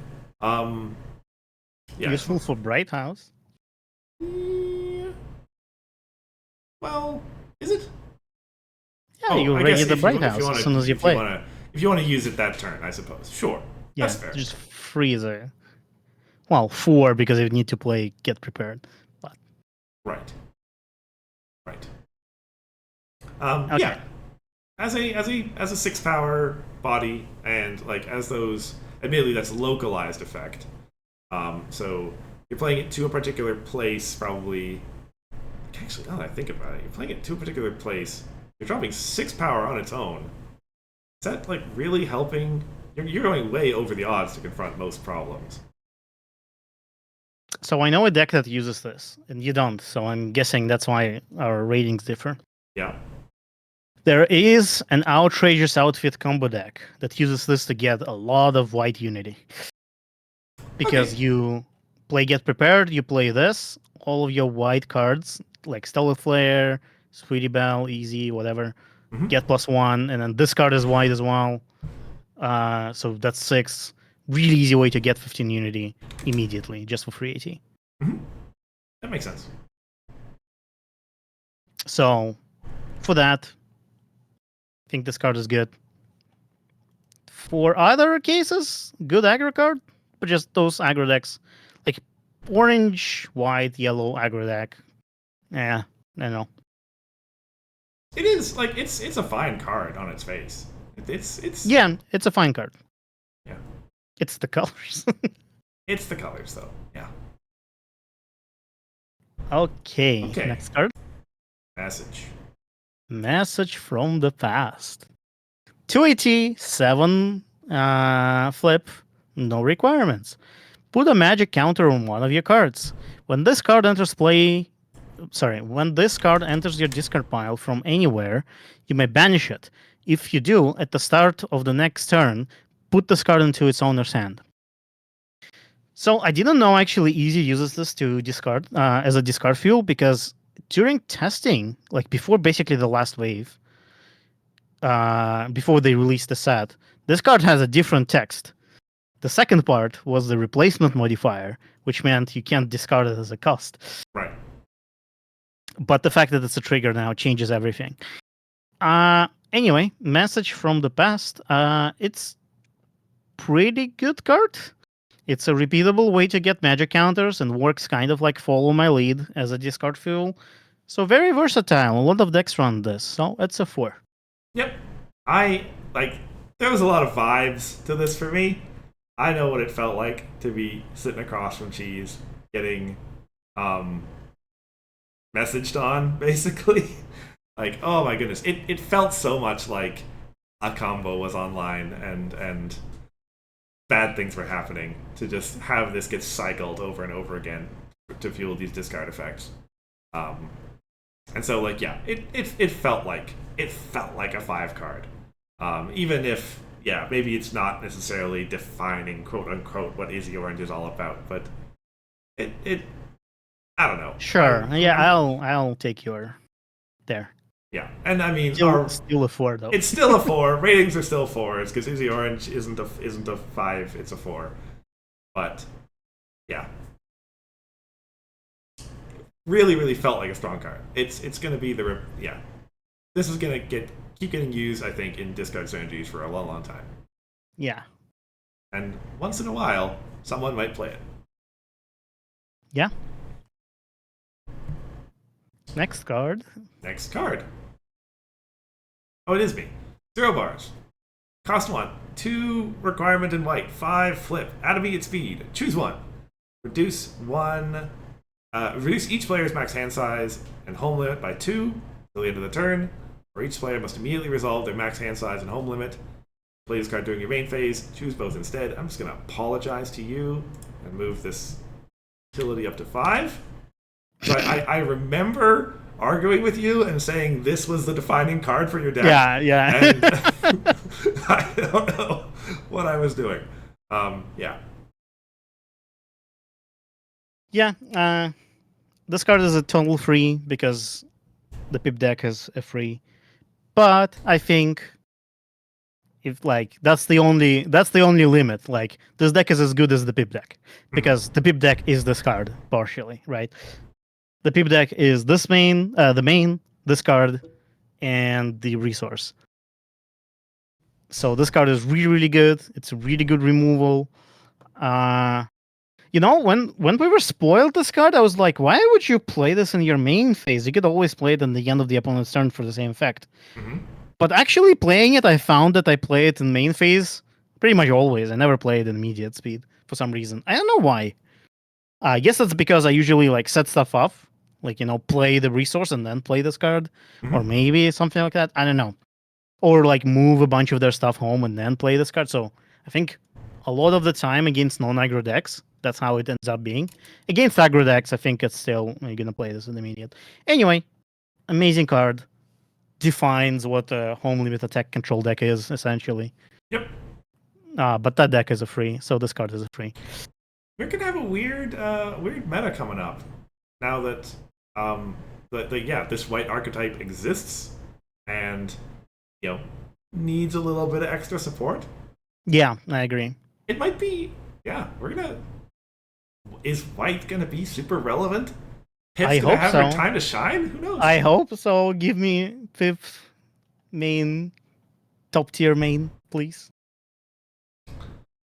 Next card. Nice card. Oh, it's me. Bottled Dragonfire, 1 AC, 4 blue requirement, 5 power. Artifact, unique. Play to your home. When you pay at least 1 AT to play a friend, if you have no action tokens remaining, gain 1 AT. When you exhaust one of your characters, you may exhaust this card to draw a card. This card is really good. It gives you infinite AT as long as you keep playing stuff. Well, playing friends. As long as everything costs 1 AT, yeah. Yeah. I mean, remember that Dilemma Fluttershy?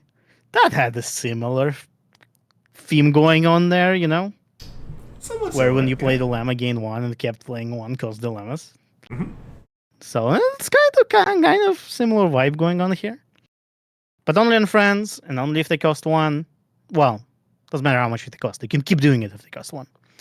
And also draws you cards in blue. Yeah. What? Pretty good. It's really good. Unfortunately, the best blue deck out there is probably Allura, so it's capped at 3. But Allura runs this deck, this card, and it's a really good card. Yeah, pretty much. I don't see a reason to not play it in a blue deck ever. It's just good. It's an AT gen. Why would you not run it? Yeah, I the only reason you might not run it is if you're doing something very, very different. I guess control or combo or something. And yeah, if you're not playing a lot of deck friends space for it, I guess. But yeah. Yeah, if you don't have a lot of friends. I guess Blue Farm might not run good. it for that reason. Yeah. Yeah, I agree. But I think if you have a lot of friends, you definitely play this card. So yeah. Yeah. Next card. This card. Connection Corkboard. Cost 3. 3 purple requirement. 4 flip. Unique asset. Play to your home. If an event you play would be put into your discard pile from the Q zone, banish it to beneath this card instead. As you play an event, copy the effects of any event banished beneath this card, then remove any events banished beneath this card. Those cards remain banished. I mean, it's not the important rating. I don't know what I was thinking with a 4 over there. It's like the card's not terrible, but it is Okay. very niche. It is very niche. So first of all, even if you manage to have multiple events banished under this, you still only copy one. But I'm pretty sure it is impossible to have more than one under it. So there's that. But Oh, that's so true. Yeah, it is kind of weird how that's ordered. well, maybe in the future you might be able to. Who knows? It's future proof. I find it so weird, Tangent, that like if you play an event, copy the effects of any event banished beneath this card, then remove any events banished beneath this card. Yeah. And like in both cases, it's any event and any events, but in one instance it means one event, and the other instance it means all of them. How amazing how the same two words with just one letter difference mean completely different things. Yeah, I can understand the requirement to future proof. Like you might think, and you might know that there's no way to do it right now, but like events are weird, and purple does shenanigans, and like it is entirely reasonable to expect that at some point something weird might happen that would allow you to have more than one event under here. And so, sure, I am willing to say that that may have been intentional. Maybe. So, like, if we ever get a card that, like, plays a bunch of events at the same time, that's one way to have it. Mhm. Which is, yeah. Anyway, so the thing about this card is that I gave it a 2 across the board on both utility and tech performance. It's a cool, unique card, another one. But you get a double cast of each event, essentially. That's what it does, right? Whenever you play an event, the previous one is played as well, alongside whatever you're playing. Which means your events have to be like consistently good cards that you want at any given moment, right? Right. It can't be a specific tool to answer something. Yep. Which makes this card kind of hard to use, I think. Because events are generally not that, right? It's true. Events Purple are not events tend to something- be reactive things. Yeah. Especially purple events, but I think like that's true for all events. There are rarely events that you play Except because for they're just good by themselves. except for all those blue purple events that gain you AT. Those are kind of That was a good, yeah. Okay, sure. Maybe it has a space in a blue purple deck. Maybe. I don't know. But yeah, it's a hard to use card. It's but it is interesting. So I gave it a 2. There we go. Yep. I also give it a 2. Okay, you got the last one. The last one.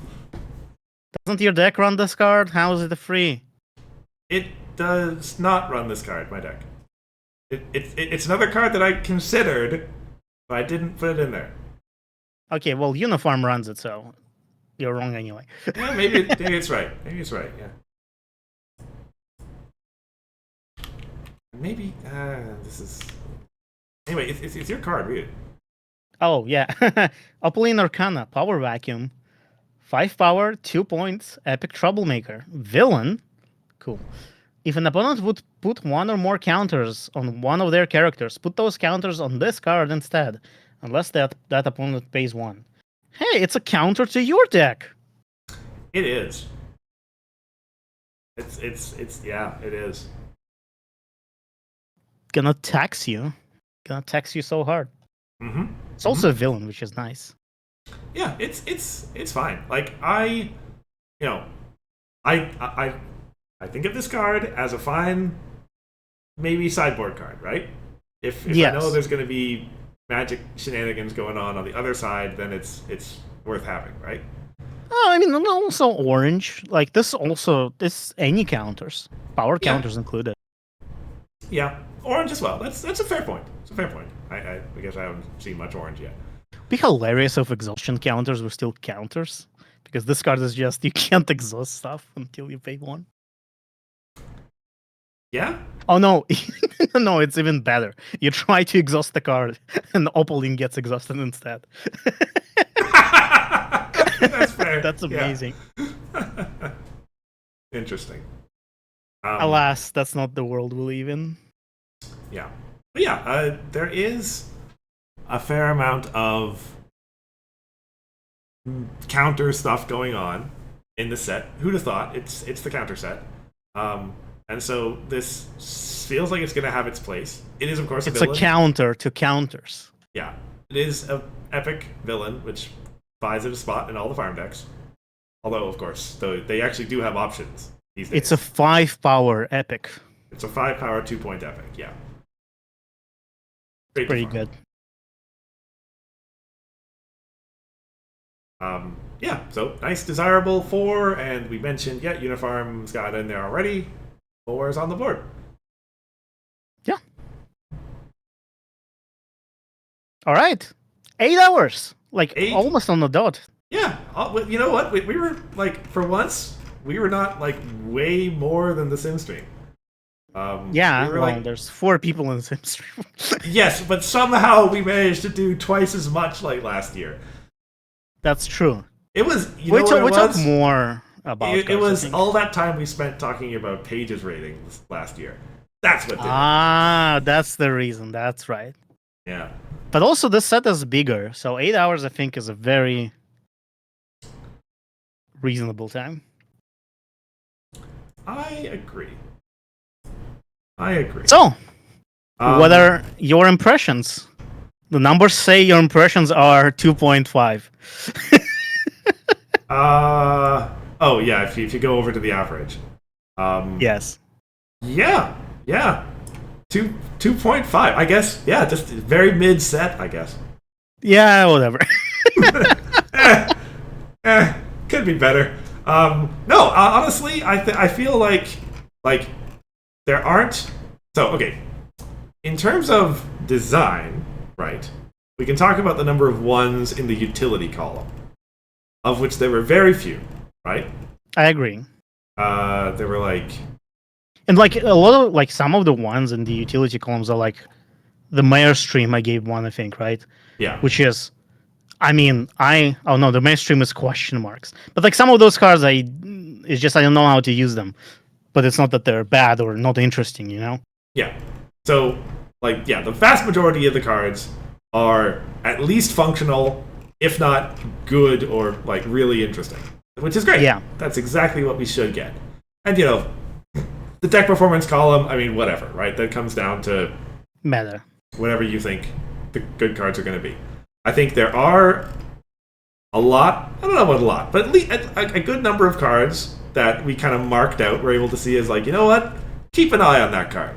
That might not be good right now, but maybe it's not gonna be good at some point later, but it sure might, right? That's Yeah. either gonna be a combo card or a farm card or an aggro card or whatever, right?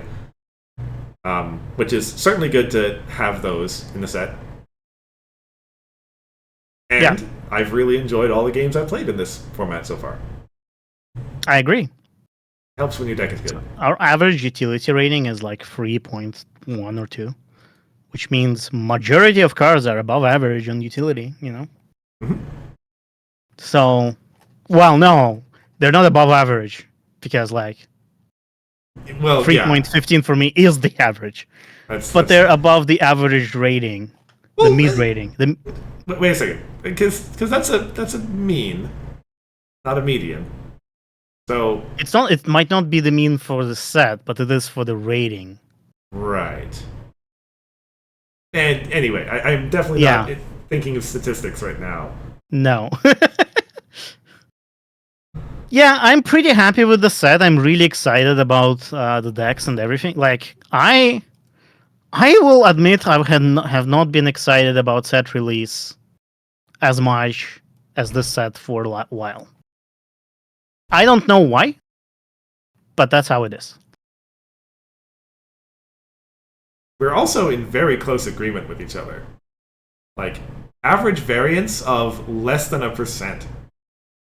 I think that's because of the lowest rating. Because when you take the lowest of the two, Oh, which results could in be. kind of Could be, yeah. But like even so, like average between us, 2.58 versus 2.53. That's pretty good. Yeah, I think highest variance is my spicy take on Ruby Jubilee Could be, yeah. and the pip cards. And the pip cards, of course, yeah. And also the fact that I was very not confident in so many of my ratings, so I couldn't remember which ones were actually right and not. Yeah, it's okay. I'm not confident in them either. Are we ever? Well, we better be. Last chance to change them. Nope. Nope. Lock it in. All right. Okay, that is like pretty much the recording's hitting like 8 hours.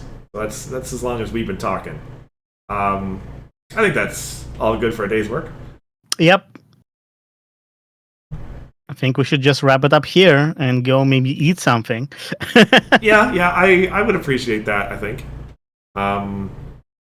Everybody. Sorry. What? Yeah, I just want to thank everyone who tuned in to the stream. We had some activity in the chat that was really nice. So thanks everyone who had an opportunity to join. Absolutely. Thank you for Bugle, who will be listening to this later. He's at Gen Con right now, so. For sure. Yeah. I'm sure he'll have comments. Right now we're in that phase of let's not ever do this again, but yeah, give it a year's time. I'm sure we'll come back. Thank you, everybody. 2 weeks from now, we'll have another stream. I don't know what we'll talk about. I will find something. We'll talk about something. Well, I'm sure we'll be fully recovered by that point. Yeah. Okay. Otherwise, yes. Thank you, everyone, again for tuning in. Until next time, I have been Cursor Chords. And I've been Hifrock. Goodbye. Bye.